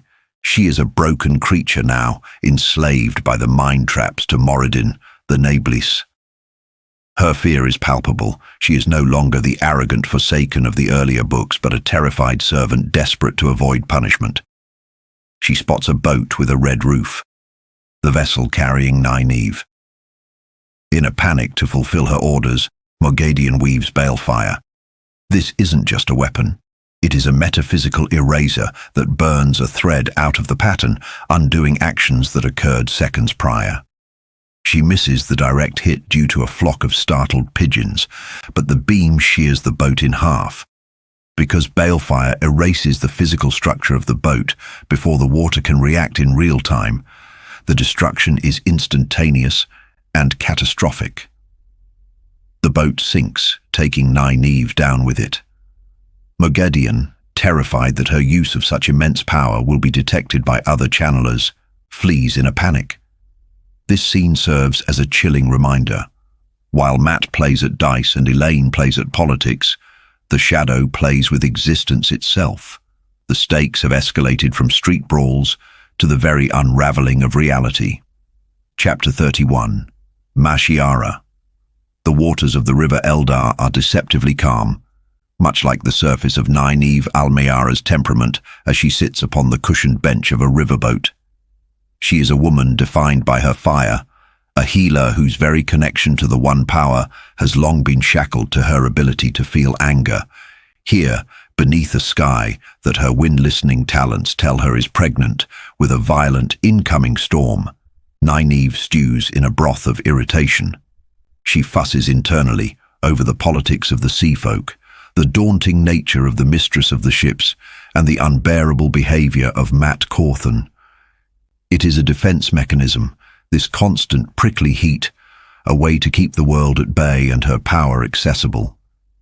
She is dressed to impress, wearing green silk slashed with yellow, a subconscious nod perhaps to the battle Arja she admires and the healing Arja that is her talent, and adorned with jewels that feel foreign to the village wisdom she once was. But the tranquility of the boat ride is shattered in an instant.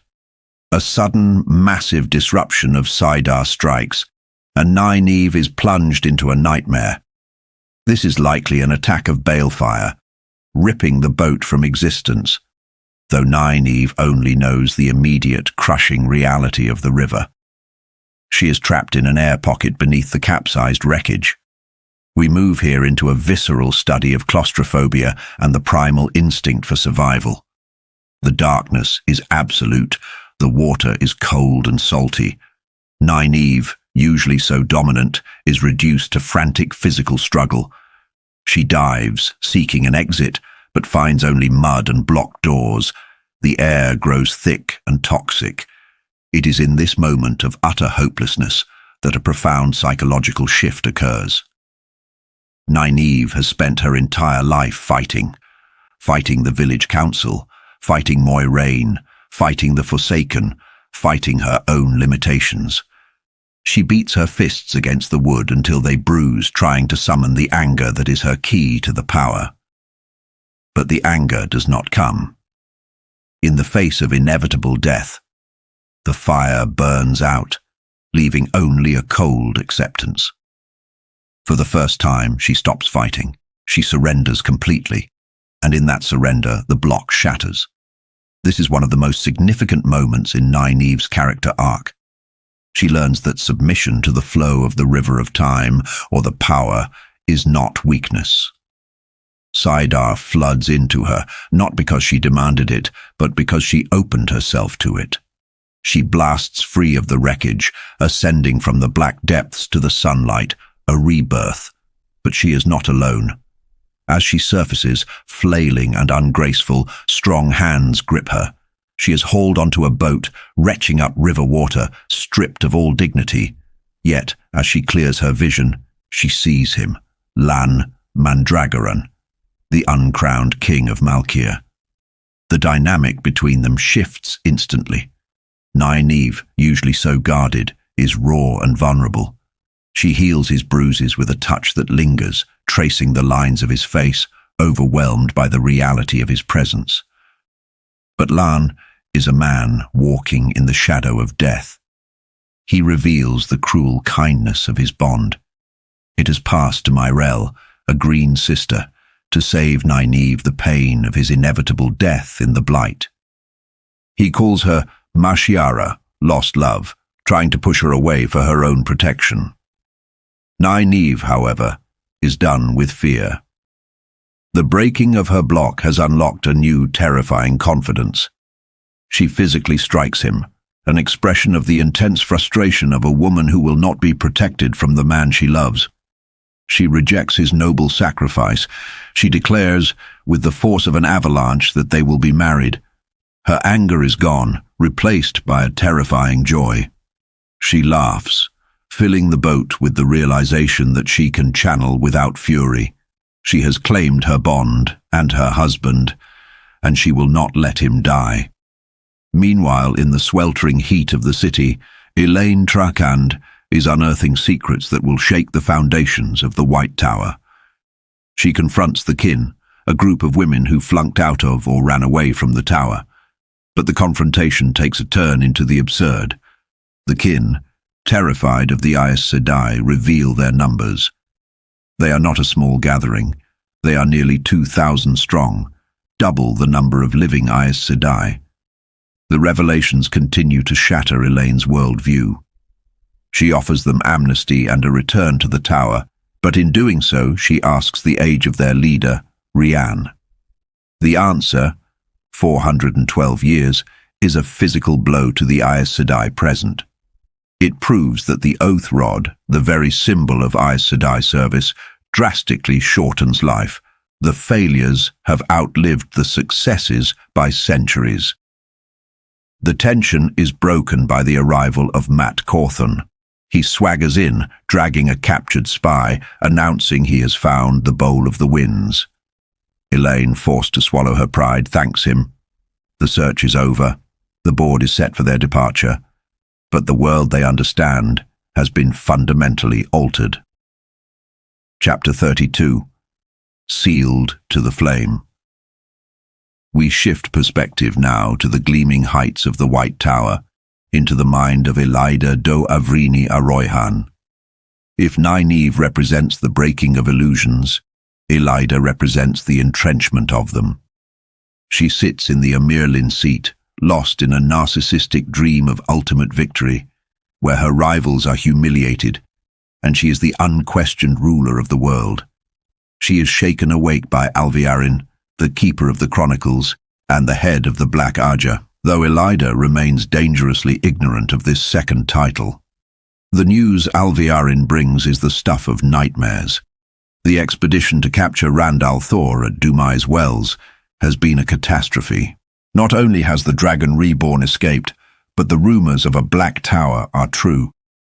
Hundreds of men who can channel Ashaman, living weapons of mass destruction, have decimated the tower's forces.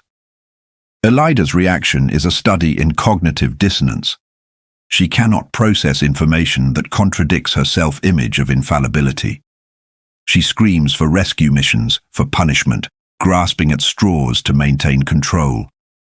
She is a ruler watching her kingdom burn, while insisting the smoke is merely mist. Alviarin, cold and serpentine, uses this moment to tighten the noose.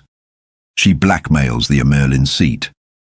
With the threat of the Hall of the Tower finding out about this disaster, Alviarin forces Elida to abandon the captured sisters to their fate.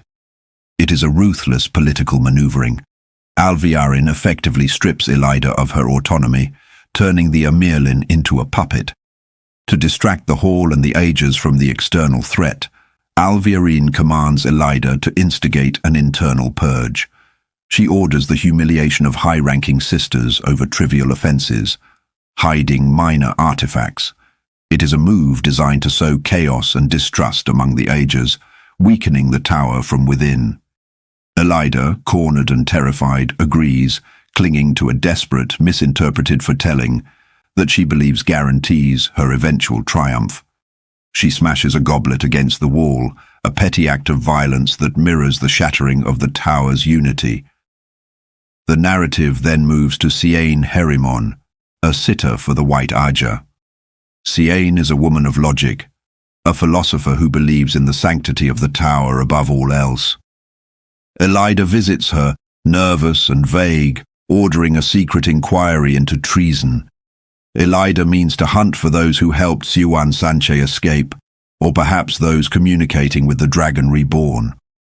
However, Siain, possessing a sharp and logical mind, interprets the Amailin's terrified vagueness differently. When told the matter is sealed to the flame and involves treason, Siain deduces the darkest possibility, the Black Aja. Terrified by the weight of this conclusion, Siain realizes she cannot work alone. She seeks out Pevara, a sitter for the Red Aja. This is a significant crossing of lines. The White and Red Ajas are distinct in philosophy and temperament. But the bond of old friendship and the severity of the threat bridge the divide. In a room heavy with the unsaid, Siain and Pevara begin a conversation that will change the course of the tower's history. They speak the unspoken name. They acknowledge the existence of the Black Aja. Where Elida inadvertently sowed chaos, she has also accidentally sparked the only true resistance against the shadow within the tower. Siain and Pevara, armed with logic and courage, agree to hunt the dark friends in their midst. The hunter has become the hunted, and in the heart of the corrupted White Tower, a small white flame of integrity begins to burn. Chapter 33. A Bath. Silence hangs heavy in the sun palace of Cairhien, a silence enforced by the gilded suns on the doors and the spears of the maidens of the spear standing guard. Within these walls, the Dragon Reborn has retreated into a self-imposed exile, a fortress of solitude built not of stone, but of guilt and creeping paranoia. Rand al'Thor is unraveling. The days blur into nights, and sustenance is ignored, for the hunger of the body pales in comparison to the gnawing dread in his mind. He is haunted by the act of sending Perrin Aibara away, a desperate gambit to protect his friend that feels too much like betrayal. But the true source of his terror lies hidden behind a wardrobe of blackwood and ivory, concealed by woven traps of the One Power. There, in a secret niche, stand the access keys to the Chweden Kal, two small statues, a man and a woman holding crystal spheres. They represent power sufficient to challenge the Creator, power that sings to the madness growing within him. Rand finds himself reaching for them, trembling on the precipice of godhood and destruction, muttering that it is his right, before recoiling in horror at his own hubris. He is trying to harden himself, to become Quendiya, unbreaking and unfeeling, but the cracks are showing. Sleep offers no sanctuary. It is a landscape of trauma. He dreams of the box in which the Aes Sedai tortured him, a claustrophobic nightmare that has permanently scarred his psyche. He dreams of Colivere, the noblewoman whose suicide he provoked, her dead eyes accusing him. He dreams of murdering Perrin in a blind rage. These are not merely bad dreams. They are the manifestations of a mind fracturing under the weight of prophecy and the taint on saidin. He wakes screaming, reassured only by the distant, intrusive sensation of Alana Mosvani's bond in the back of his mind, a violation that has paradoxically become an anchor to reality. It is Min Farshaw who finally breaches the walls of his despair. She enters not with the deference of a subject, but with the fierce determination of a lover who refuses to be pushed away. She finds him disheveled, consumed by self-loathing, and ready to embrace the gallows for sins he has not yet committed. When Rand tries to exile her, as he did the others, citing his madness and the danger of being near him, Min dismantles his defenses with brutal honesty. She refuses to be a victim or a fragile doll. In a moment of vulnerability that strips away the myth of the dragon, she reminds him of their shared intimacy, not as a mistake, but as a desperate human need for comfort in a world of death. She declares her love, a tether thrown to a drowning man. But she offers more than her own heart. She acts as the voice of the pattern, revealing that Elaine Trakand and Avienda love him as well. To Rand, raised in the conservative Two Rivers, this is baffling, a violation of social order. To Min, it is simply fact, accepted with a pragmatism that mirrors the Isle view of relationships. She anchors him further with a viewing, her talent seeing a future where Rand and another man merge, resulting in one death and one survival. For the first time in days, Rand smiles. He interprets this not as a threat, but as hope. Hope that perhaps the voice of Luz Therin Telemon inside his head is the one destined to die, leaving Rand al'Thor broken but alive. Or perhaps that he can finally rest. The chapter closes with a shift from the existential to the domestic, a grounding technique often used by Jordan to remind us of the character's humanity. Min bullies Rand into a bath. The maidens of the spear, delighted to see their brooding Karakan rattled, attend him with a mixture of reverence and teasing mockery, shattering his modesty. It is a moment of cleansing, washing away the grime of his isolation, preparing the dragon to wear the mask of the ruler once more. Chapter 34, Ta'veren. The dragon reborn emerges from the shadows of the Sun Palace, and the world bends to acknowledge him. This is no longer the sullen boy hiding in his room. This is a spectacle of power. The courtyard is a tableau of the tensions tearing the world apart. Ashaman in black coats with dragon pins stand in uneasy proximity to Aes Sedai in their shawls. It is a visual representation of the truce Rand forces upon the world, oil and water held together by the sheer force of his will. He rides Daisha, a black stallion named Lord of Glory, flanked by the banners of the Light and the Dragon. The procession to the river is a display of dominance, the crowds cheering a savior they fear as much as they love. Yet, even amidst the adulation, the paranoia remains. Rand watches the rooftops, acutely aware that an assassin's bolt cares nothing for prophecy. They arrive at the docks to meet the Atha Anmir, the sea folk. Here the narrative highlights the clash of cultures and the bending of probability that surrounds a Ta'veren of Rand's strength. He bypasses the gangplank, weaving a bridge of air to walk directly from the dock to the deck of the seafolk ship, White Spray. It is a calculated display of the one power, designed to awe a people who respect strength above all else. Rand meets Hareen Din Tagara, the Wave Mistress. He claims the title of Coromor, the seafolk's prophesied savior, the maritime equivalent of the Dragon Reborn. The tension is palpable. The seafolk are master bargainers, intending to wring every concession possible from this wetlander prophecy. They retire to the captain's cabin, a confined space that immediately triggers Rand's trauma. The low ceiling, the cramped walls, it echoes the box. In this pressure cooker, the phenomenon of being Ta'veren manifests violently. It is not mind control, but a warping of chance and intent. Hareen intends to negotiate from strength, but under the influence of Rand's presence, the pattern forces the truth to the surface. She inadvertently blurts out her terrifying vulnerability. If she fails to secure the Coromor, she will be stripped of her rank and humiliated. Rand, fueled by impatience and claustrophobia, seizes upon this slip. He rips the arm off his chair in a spasm of unconsciously channeled strength, or perhaps just sheer physical frustration. He demands their service not as a request, but as a fact already written. He requires their ships for transport and, crucially, for intelligence on the Shonchan. Here, the lore deepens with a chilling revelation. Hareen reveals that the Western Oceans, the domain of the Shonchan, have gone silent. Ships are vanishing. The shadow of the invaders from across the Arith Ocean is lengthening again, a threat Rand thought suppressed after Falme. The Shonchan use the One Power as a weapon, and they are returning. Rand leaves the details of the treaty to the Aes Sedai, unable to bear the confinement of the ship a moment longer. He steps back onto the dock, vibrating with manic energy. The Ta'veren effect has left him feeling invincible, a dangerous high that masks the fraying edges of his sanity.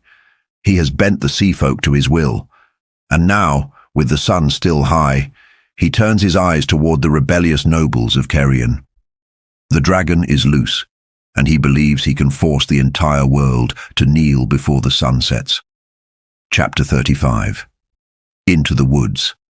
The weight of destiny often feels heaviest in the quiet moments, in the spaces between battles where the mind has time to wander.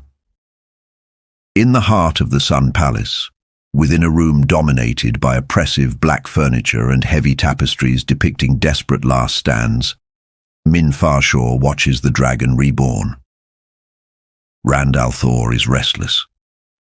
He is a man trying to outrun his own shadow, digging through a massive wardrobe inlaid with ivory, searching for something that feels like himself in a life that no longer belongs to him. There is a psychological dissonance in Rand here. He rejects the finery of the dragon, tossing aside silk coats embroidered with silver and gold, seeking instead a connection to a simpler past that is irrevocably gone. Min, with her unique vision, sees the metaphysical reality surrounding him. A chaotic storm of fireflies, thousands of tiny lights representing possibilities and lives, being swallowed by an encroaching shadow. It is a grim viewing, a constant reminder that for Rand, the light and the shadow are not just abstract concepts, but a physical war being waged upon his very soul. Driven by a manic, fragile sort of euphoria, a symptom perhaps of the immense pressure of being Ta'veren, where the pattern bends around him, Rand decides to escape. He believes he can simply walk away from his responsibilities for an afternoon. He selects a simple green coat, the very same one he wore on the traumatic return from Dumai's wells. It is a telling choice. He wraps himself in the memory of his captivity and torture, perhaps as armor, or perhaps because he cannot let go of the pain that defines his current hardness.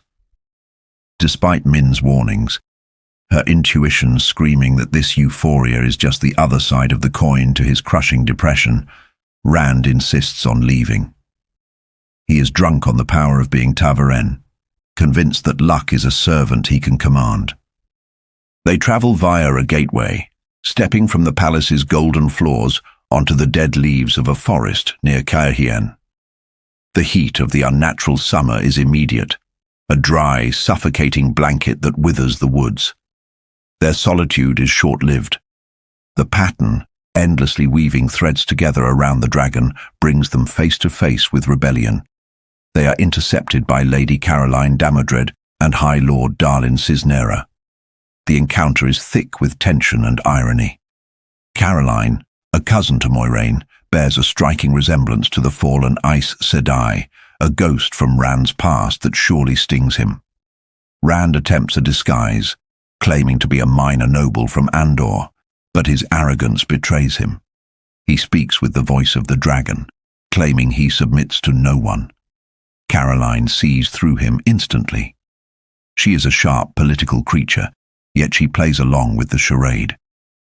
Here, we see the friction between the old world and the new reality Rand is forging. Caroline and Darlin are rebels, fearful that Rand's presence disrupts the natural order, causing chaos and tearing families apart. Min, however, steps in with a philosophical defense, arguing for balance. She posits that while Rand brings chaos, he also brings miracles, a necessary equilibrium for the turning of the wheel. It is a profound insight. The dragon is not a creator of chaos, but a catalyst for acceleration, intensifying both the dark and the light. The group is soon joined by more rebels, including Lord Toram Riatin and his advisor, a small, hateful man named Geral Mordeth. But this is no ordinary advisor. Rand recognizes him instantly, and the air turns frigid. This is Padan Fain, the Hound of the Shadow, the man who brought the Trollocs to the two rivers. Fain is a creature of pure malice, a corruption so deep it registers as filth to the senses. Seeing him, Rand's euphoria shatters, replaced by a cold, murderous rage. The trauma of his upbringing, the destruction of his home, bubbles to the surface, threatening to unleash the one power in an uncontrolled torrent. They travel to the rebel camp, a place of dust and dispirited soldiers, eventually entering a massive silken tent. Inside, the surreal nature of Rand's life continues. He is surrounded by enemies and uncertain allies, yet he walks among them as a guest. But the true danger is not the rebel lords. It is the presence of Aes Sedai, specifically a woman with iron-grey hair and ornaments of gold in her bun. Cadsuane Melaidrin. Cadsuane is a legend, an Aes Sedai of the Green Aja who has attained a mythical status even among her sisters. She recognizes Rand immediately, piercing his disguise with a single glance. Her demeanor is unlike any other sister Rand has faced. She is not deferential, nor is she overtly hostile. She treats him like an unruly child in need of discipline. This introduction shifts the power dynamic in the room entirely. For the first time, Rand is not the most imposing force in the room. Cadsuane's presence is a warning. The dragon reborn may be powerful, but he is still a man, and there are forces in this world that intend to guide him, whether he wishes it or not. Chapter 36. Blades.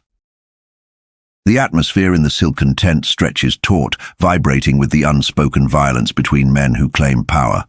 Toram Riatin, ignorant of the true depth of the danger he courts, challenges the man he knows as Thomas to a contest of swords. It is an act of supreme arrogance, a peacock spreading its feathers before a lion. Rand accepts. It is not wisdom that guides him now, but a need for physical release, a way to channel the fury ignited by the sight of Padan Fain without resorting to the one power. They clear a circle. Toram and Rand face each other with practice swords, bundles of lathes that can still break bone. This is not merely a spar. It is a conversation of violence. Both men are blade masters, their movements transcending simple combat to become a deadly dance. Rand enters the void, that empty state of mind where thought and action are one, known as Cody. The clack of wood on wood echoes like cracking bone. Toram fights with angry pride, but Rand fights with the cold precision of a man who has touched the source. Min watches, terrified and awed, realizing that even without the power, the man she loves is a lethal weapon. But the duel is interrupted by a horror far older and more dangerous than rebel politics. The air pressure drops, the sky vanishes, a grey, suffocating fog descends upon the camp, swallowing the tent and the sunlight alike. This is not natural weather. This is Mashadar. Padan Fain, carrying the taint of Shadar Logoth, has unleashed the mindless, consuming evil of the fallen city. The fog is alive with tentacles and malice. It does not just kill, it erases. Panic erupts. The screaming begins, distant, muffled, and terrifying. In the chaos, Toram strikes a cheap blow, cracking Rand's ribs while he is distracted by the eldritch horror. But the game is over. The fog begins to snatch people, dragging them into the grey oblivion. Cadsuane Melaidrin takes command instantly. While others panic, she acts with the supreme confidence of a veteran of centuries. She blasts the fog with fire, rallying the survivors.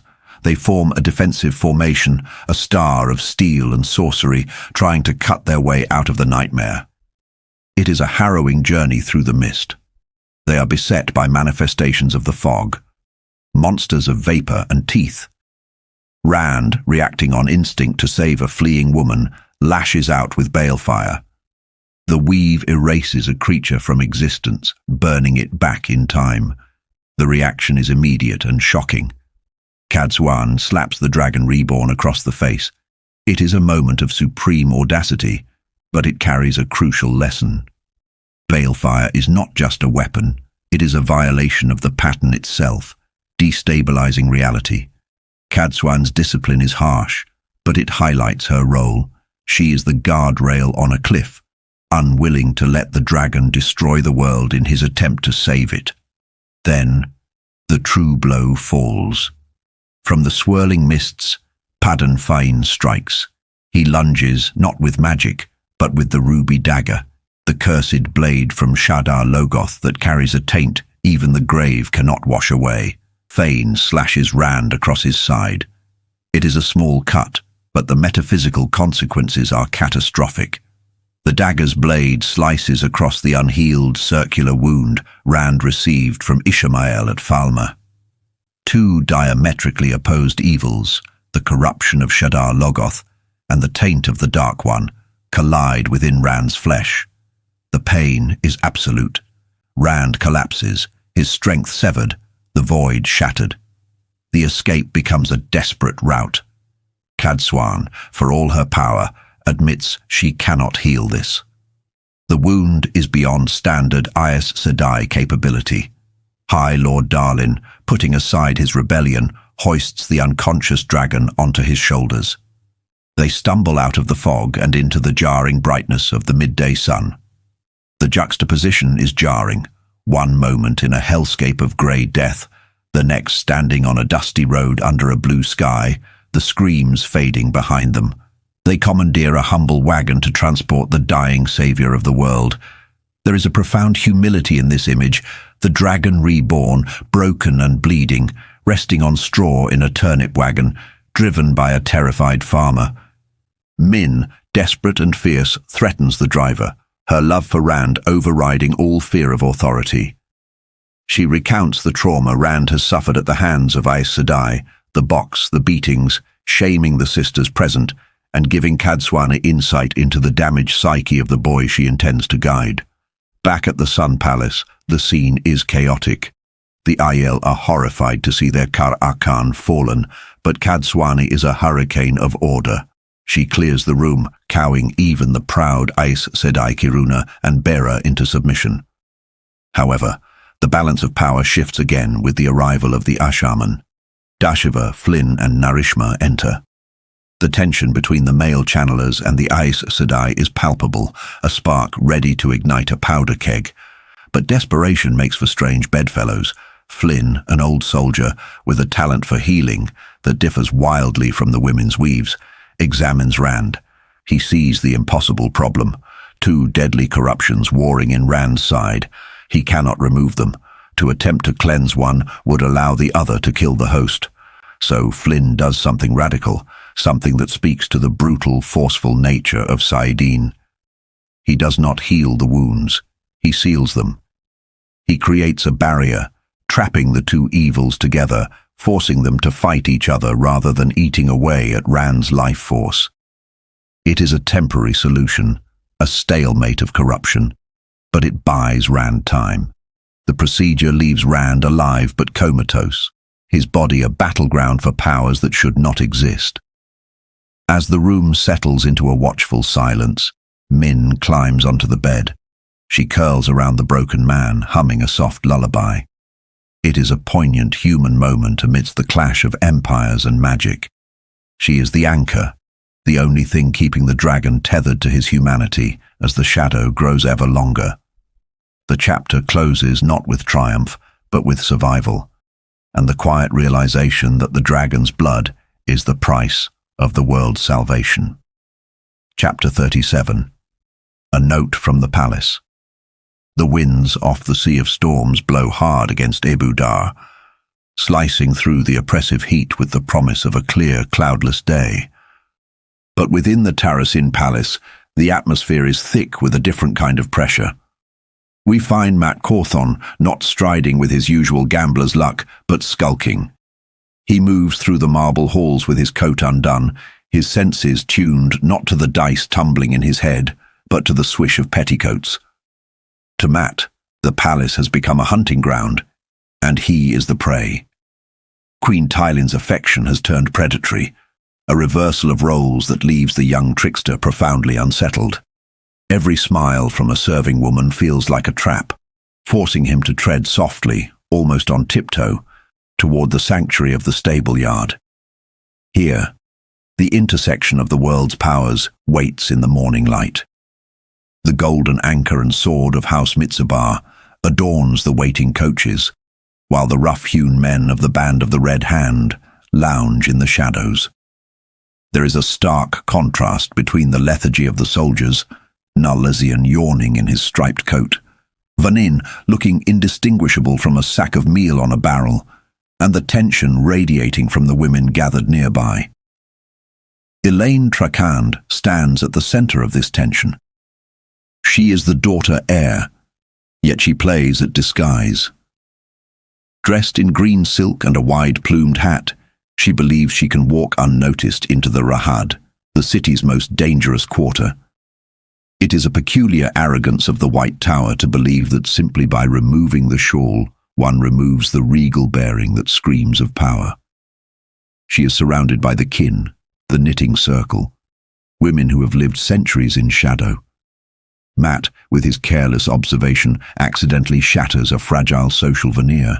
He points out the impossibility of their ages relative to modern Aes Sedai, not realizing that among these hidden women, age is a guarded secret. It is a moment of social clumsiness that highlights Mat's role as a disruptor. He sees the truth, but rarely understands the etiquette that conceals it. But the morning's true shock arrives not with a faux pas, but with a reunion. Nai-neeve Almayara steps into the yard, and on her arm is a ghost. Lan Mandragoran, the uncrowned king of Malkia, has returned from the dead, or so it seems to those who feared him lost. The dynamic has shifted tectonically. The warder does not lead, but follows. They are married, a union forged in the strange customs of the sea folk the night prior. Nai-neeve, usually so prickly and defensive, is softened, clinging to him. Yet Lan's eyes remain bleak. He brings darkness with him, the revelation that Mogedion the spider is not only alive but active in Ebou Dar. 2 of Mat's men are already dead, killed by the Forsaken's hand. The gravity of this news ripples through the group. The mission to find the Bowl of the Winds is no longer just a treasure hunt, it is a race against a chosen of the shadow. Mat's instinct is to run, to grab the women and flee, but the webs of duty, or perhaps the pattern itself, hold them fast. Elaine is resolute. They cannot leave without the bowl. Mat, trapped between his promise to keep them safe and the terrifying reality of a Forsaken, is handed a final indignity, a basket from Queen Tylin containing uncooked oysters, and a note teasing him about the daughter of the 9 moons. It is a psychological squeeze, a reminder that whether facing the shadow or the queen, Mat Cawthon is rarely in control of his own destiny. He retreats into the coach, pulling his hat low, a man wishing he could simply sleep through the storm that is surely coming. Chapter 38. 6 Stories. The journey across the river Eldar serves as a transition from the gilded cage of the palace to the rotting underbelly of the city. The heat rises, and the city of Ebou Dar is a cacophony of industry, trying to make up for days lost to festivals. But as the coaches remain behind and the party takes to the boats, the texture of the world changes. The Rahad awaits. On the water, the tension between the characters manifests in seasickness and sharp words. Nai-neeve, overwhelmed by the motion, leans over the rail, while Elaine and Mat bicker on the landing. It is here, amidst the smell of river water and fish, that a crucial exchange occurs. Mat, frustrated and frightened for them, tries to return the foxhead medallion to Elaine. He knows its value. It is the only shield against the one power. But Elaine, in a moment of rare humility and grace, refuses. She places the silver foxhead back around his neck.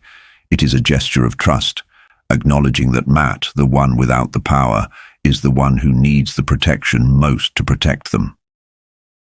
She sees him, perhaps for the first time, not as a scoundrel, but as a worthy subject.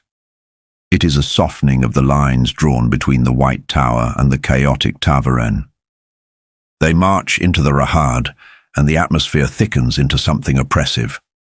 This is not merely a poor district. It is a place where hope has crumbled along with the masonry.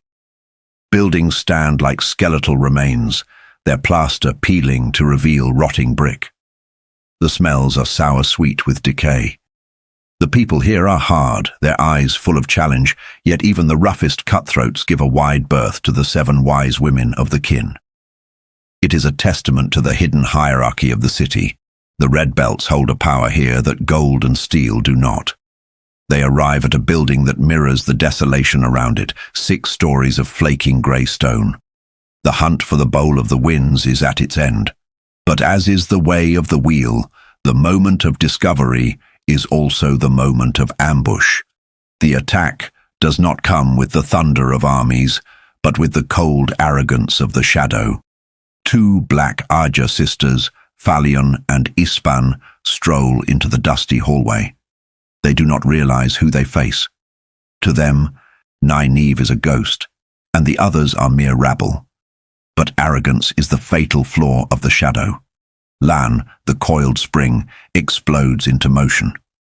The hallway erupts into a claustrophobic melee of steel and sorcery.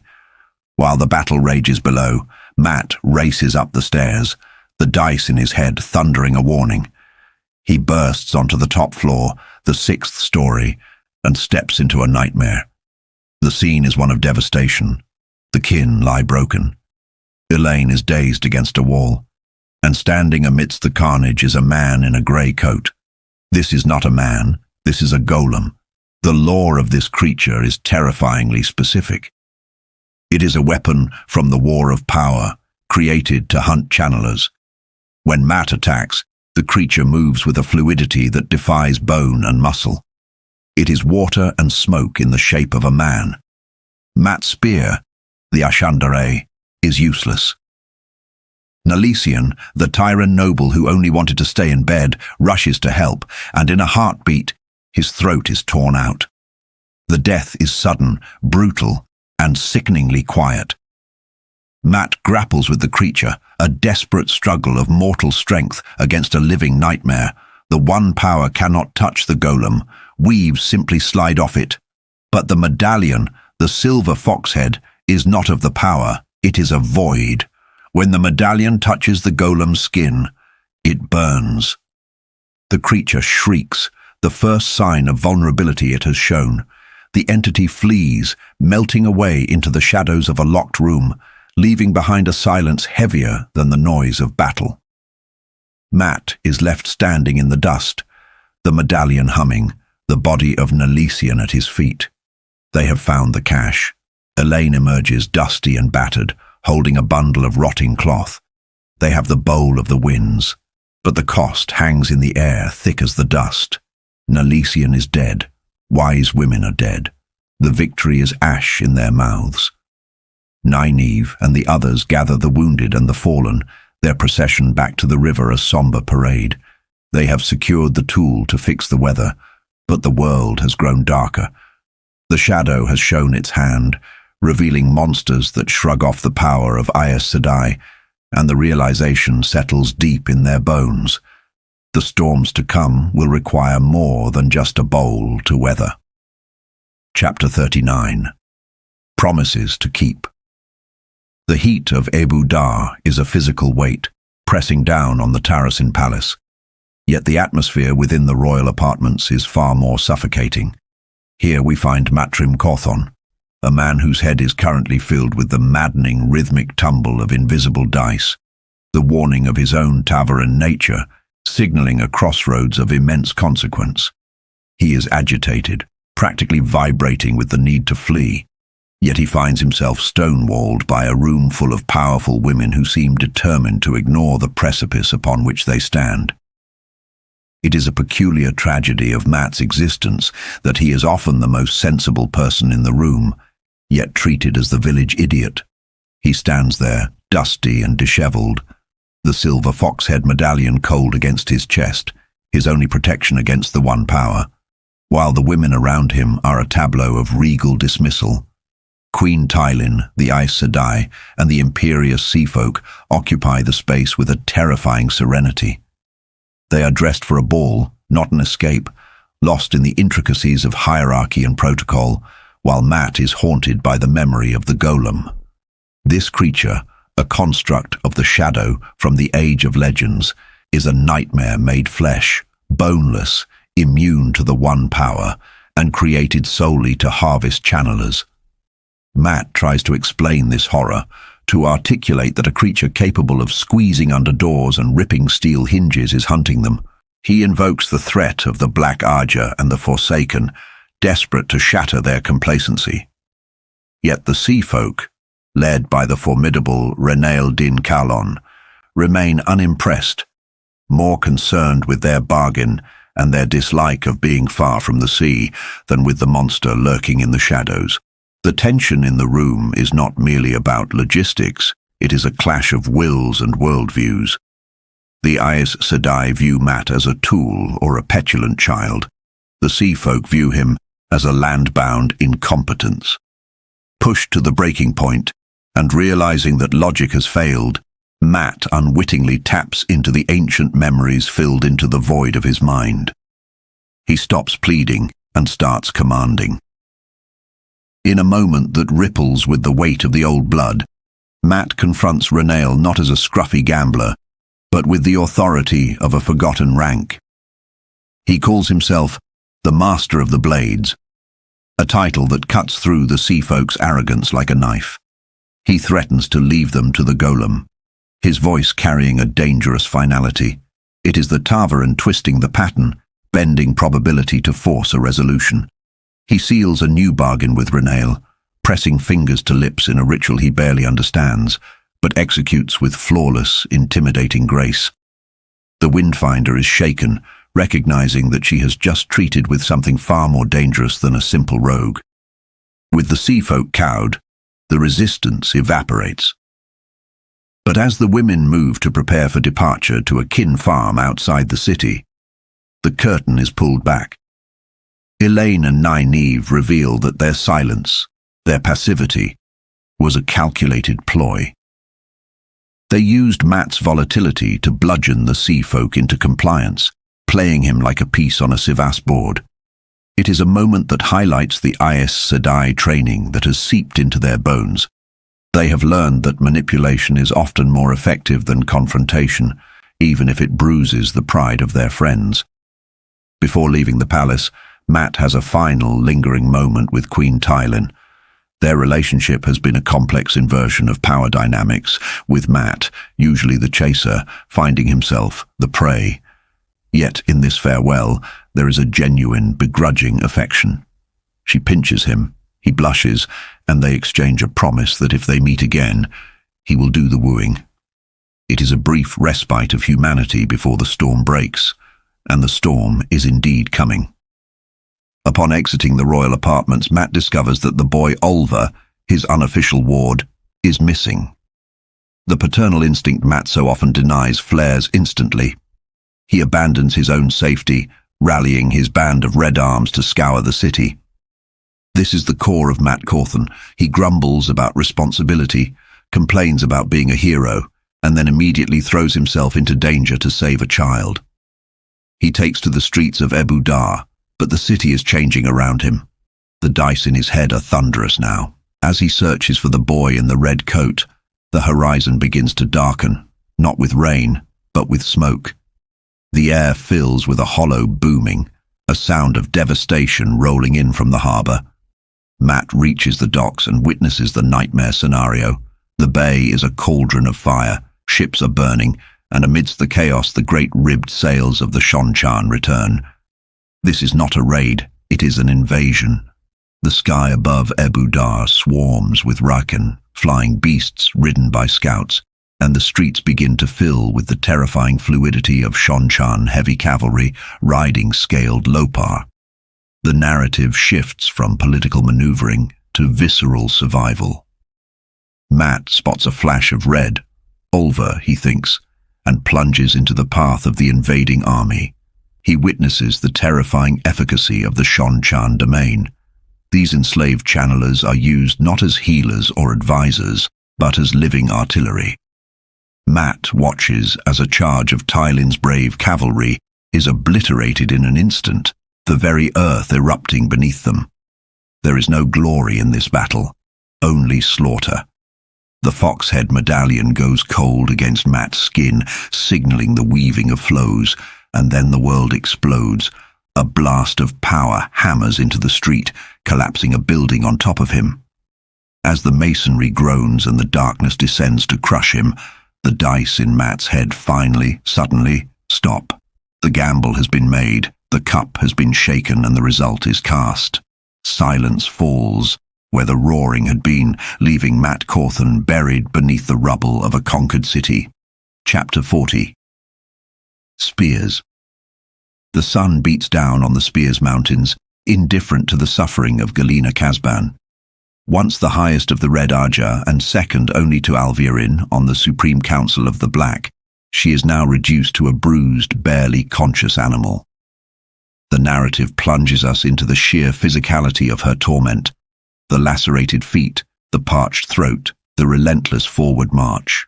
Robert Jordan strips away her titles and her arrogance, layer by painful layer, revealing the terrifying fragility of power. Galina, who once toppled Amarlins and commanded kings, now finds herself terrified of the Isle Wise One, Therava, whose cold gaze strips her soul naked more effectively than any torture. Galina is dragged before Savannah, the ambitious and greedy widow acting as clan chief. Here, we see a stark contrast. The Aes Sedai, in tatters against Savannah's display of stolen jewels and silks. Galina attempts to leverage her position, offering the White Tower's friendship in exchange for freedom, desperate to escape Therava's sadistic possession. But she miscalculates the Isle completely. To them, she is Datsang, a despised one. Her schemes fall on deaf ears and she is sentenced to useless breaking labor, carrying rocks up and down a slope. It is a psychological dismantling. The Isle do not just want to imprison her, they intend to hollow her out until she's a tame pet in black wool. The dynamic shifts abruptly with the arrival of Kadar, the Forsaken Sammael in disguise, and his companion, Mysia, who is Gryandal. They walk into the camp with the arrogance of wolves among sheep. Sammael plays perfectly to Savannah's vanity and lust for control, offering her a binder, a rod of smooth white material. It is an oath rod, though Savannah only understands it as a tool to enslave channelers. He also offers traveling boxes, artifacts that mimic the talent of traveling, to scatter the Shido army before Rand al'Thor's approaching forces can crush them. Savannah, blinded by the promise of power and the jewels she covets, accepts the bait, unaware she is merely a pawn in the Shadow's chaotic game. The tragedy of this manipulation crystallizes in the perspective of Merrick, a sept chief of the Shido. Following Savannah's orders, he leads his people through one of Sammael's gateways. They step from the mountains into a trap. The gateway opens onto a rolling landscape that is already teeming with enemies. Sammael has not sent them to safety. He has scattered the Shido directly into the paths of opposing armies to create chaos. The horror is visceral as the gateway snaps shut, slicing through the rearguard, severing limbs and lives in an instant. Realizing they are surrounded and doomed, Merrick and his wife Dyreel share a final poignant moment of resolve. There is no escape, only the manner of their end. In a moment that captures the indomitable spirit of the Aiel, Merrick raises his spear and begins the chant to wash the spears. It is a song of death, an acceptance of the inevitable. They charge not for victory, but to meet their end with honor, dancing the spears one last time as they rush toward annihilation. As the slaughter begins, the scene shifts back to the puppet masters. Sammael and Gryandal watch the gateways close, satisfied with the havoc they have wreaked. Sammael believes he is the master strategist, using the Shaido to distract Randall Thor, arrogant in his cleverness. Yet, after they depart, a darker presence emerges from the shadows. Shadar Haran, the unique Myrdral who stands apart from his kind, inspects the remnants of their scheme. Unlike others of his breed, he can smell the difference between saidin and saidar, sensing the residues of the Forsaken's power. He is the hand of the shadow, growing stronger, a reminder that while the Forsaken play their games of dominance, the Dark One's true instrument is evolving, waiting for the final days to descend. Chapter 41. A Crown of Swords. The waking world returns to Randall Thor not with peace, but with a cacophony of fragmented dreams and the sharp, terrifying reality of vulnerability. He surfaces from the abyss of a healing sleep, his body still ravaged by the necrotic touch of Padan Fain's dagger, a wound that battles the unhealed scar of Ishmael, fighting for dominance over his flesh. But even as his eyes open in the Sun Palace, the true danger is not his physical weakness, but the suffocating ring of power surrounding his bed. Here lies the central conflict of the dragon's existence. He is the most powerful weapon in the world, yet everyone seeks to wield him. Min is there, her love a fierce protective anchor, but so too is Kadzwan Emeladrin, a legend among Aes Sedai whose very voice commands obedience, alongside the stoic Isle Wise Ones and the grim, black-coated Ashaman. There is a profound psychological dissonance in this scene. Rand, the man who breaks nations, must struggle simply to sit up, his modesty stripped away by the Maidens of the Spear, his autonomy threatened by Kadzwan's iron will. Yet, it is this very vulnerability that drives his recklessness. He cannot afford to be the invalid. He realizes that his 2-day unconsciousness has been a tactical disaster, but also an accidental masterstroke.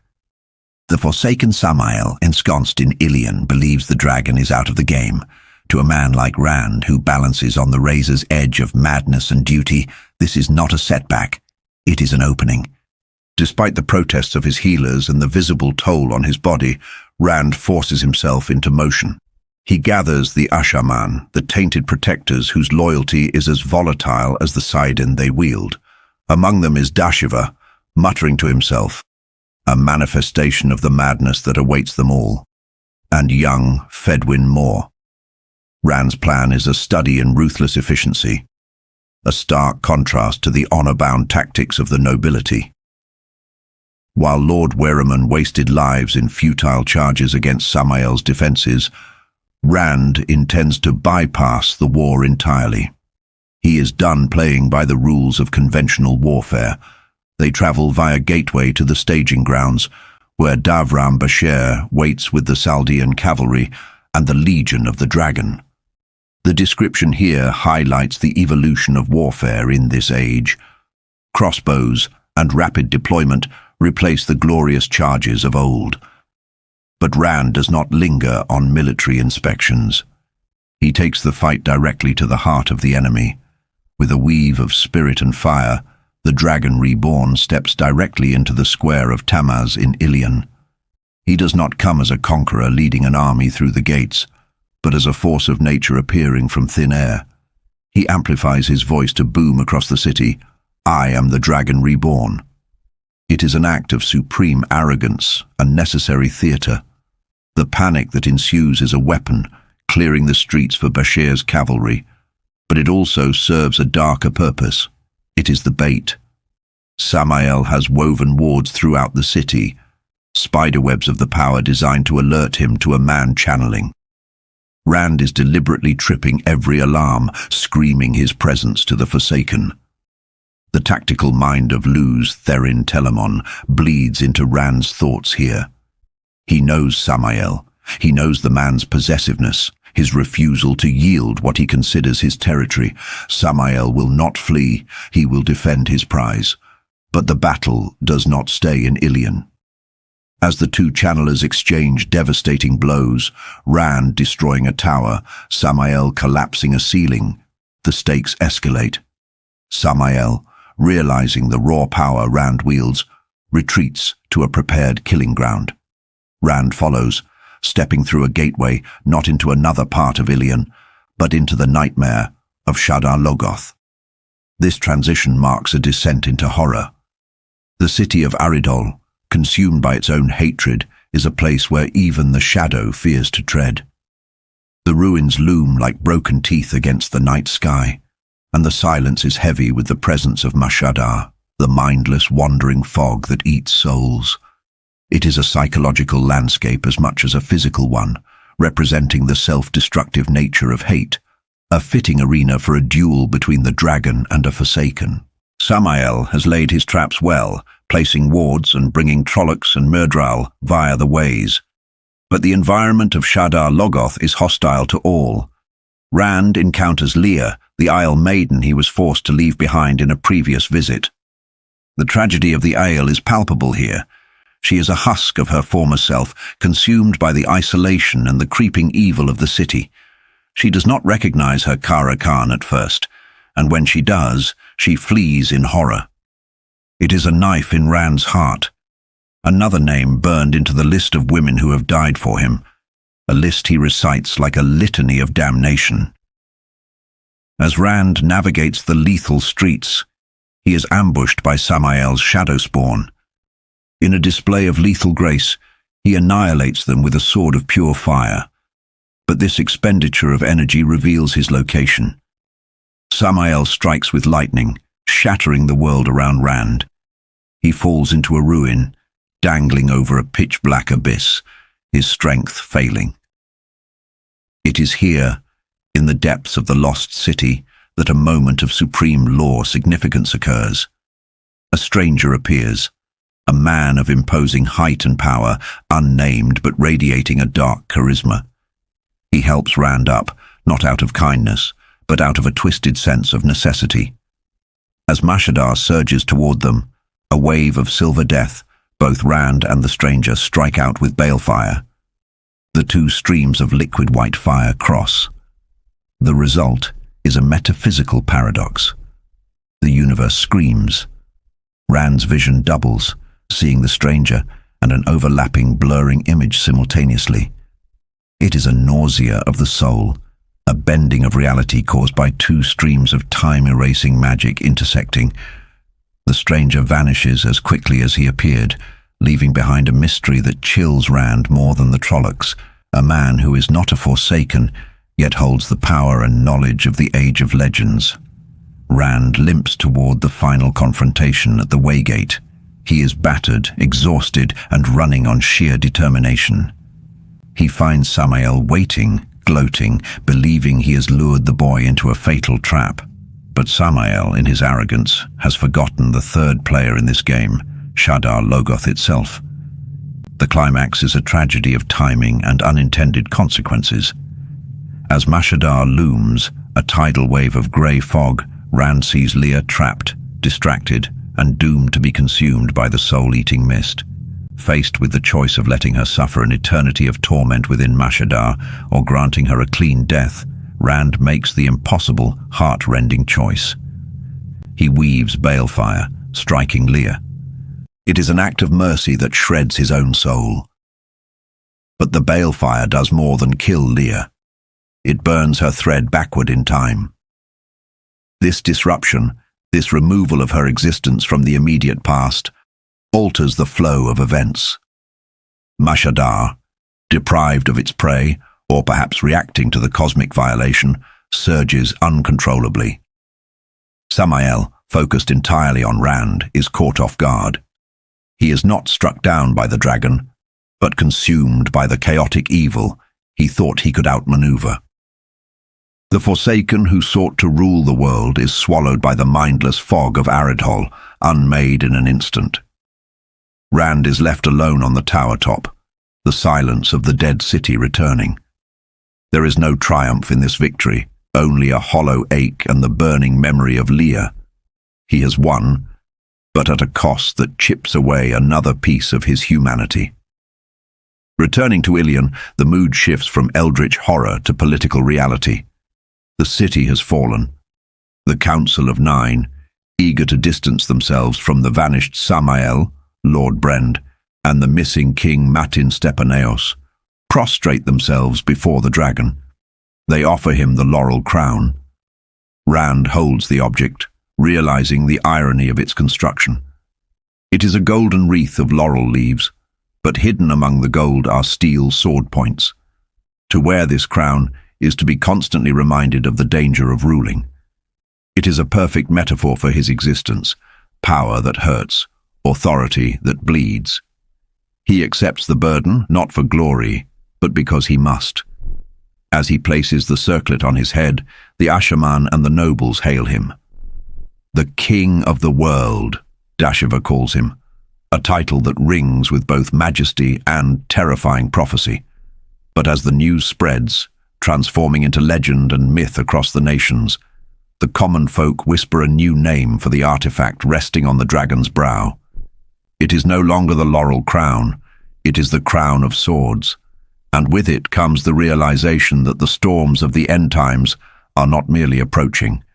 They are here, and the man who wears the swords must stand at the eye of the hurricane, bleeding for the salvation of a world that fears him.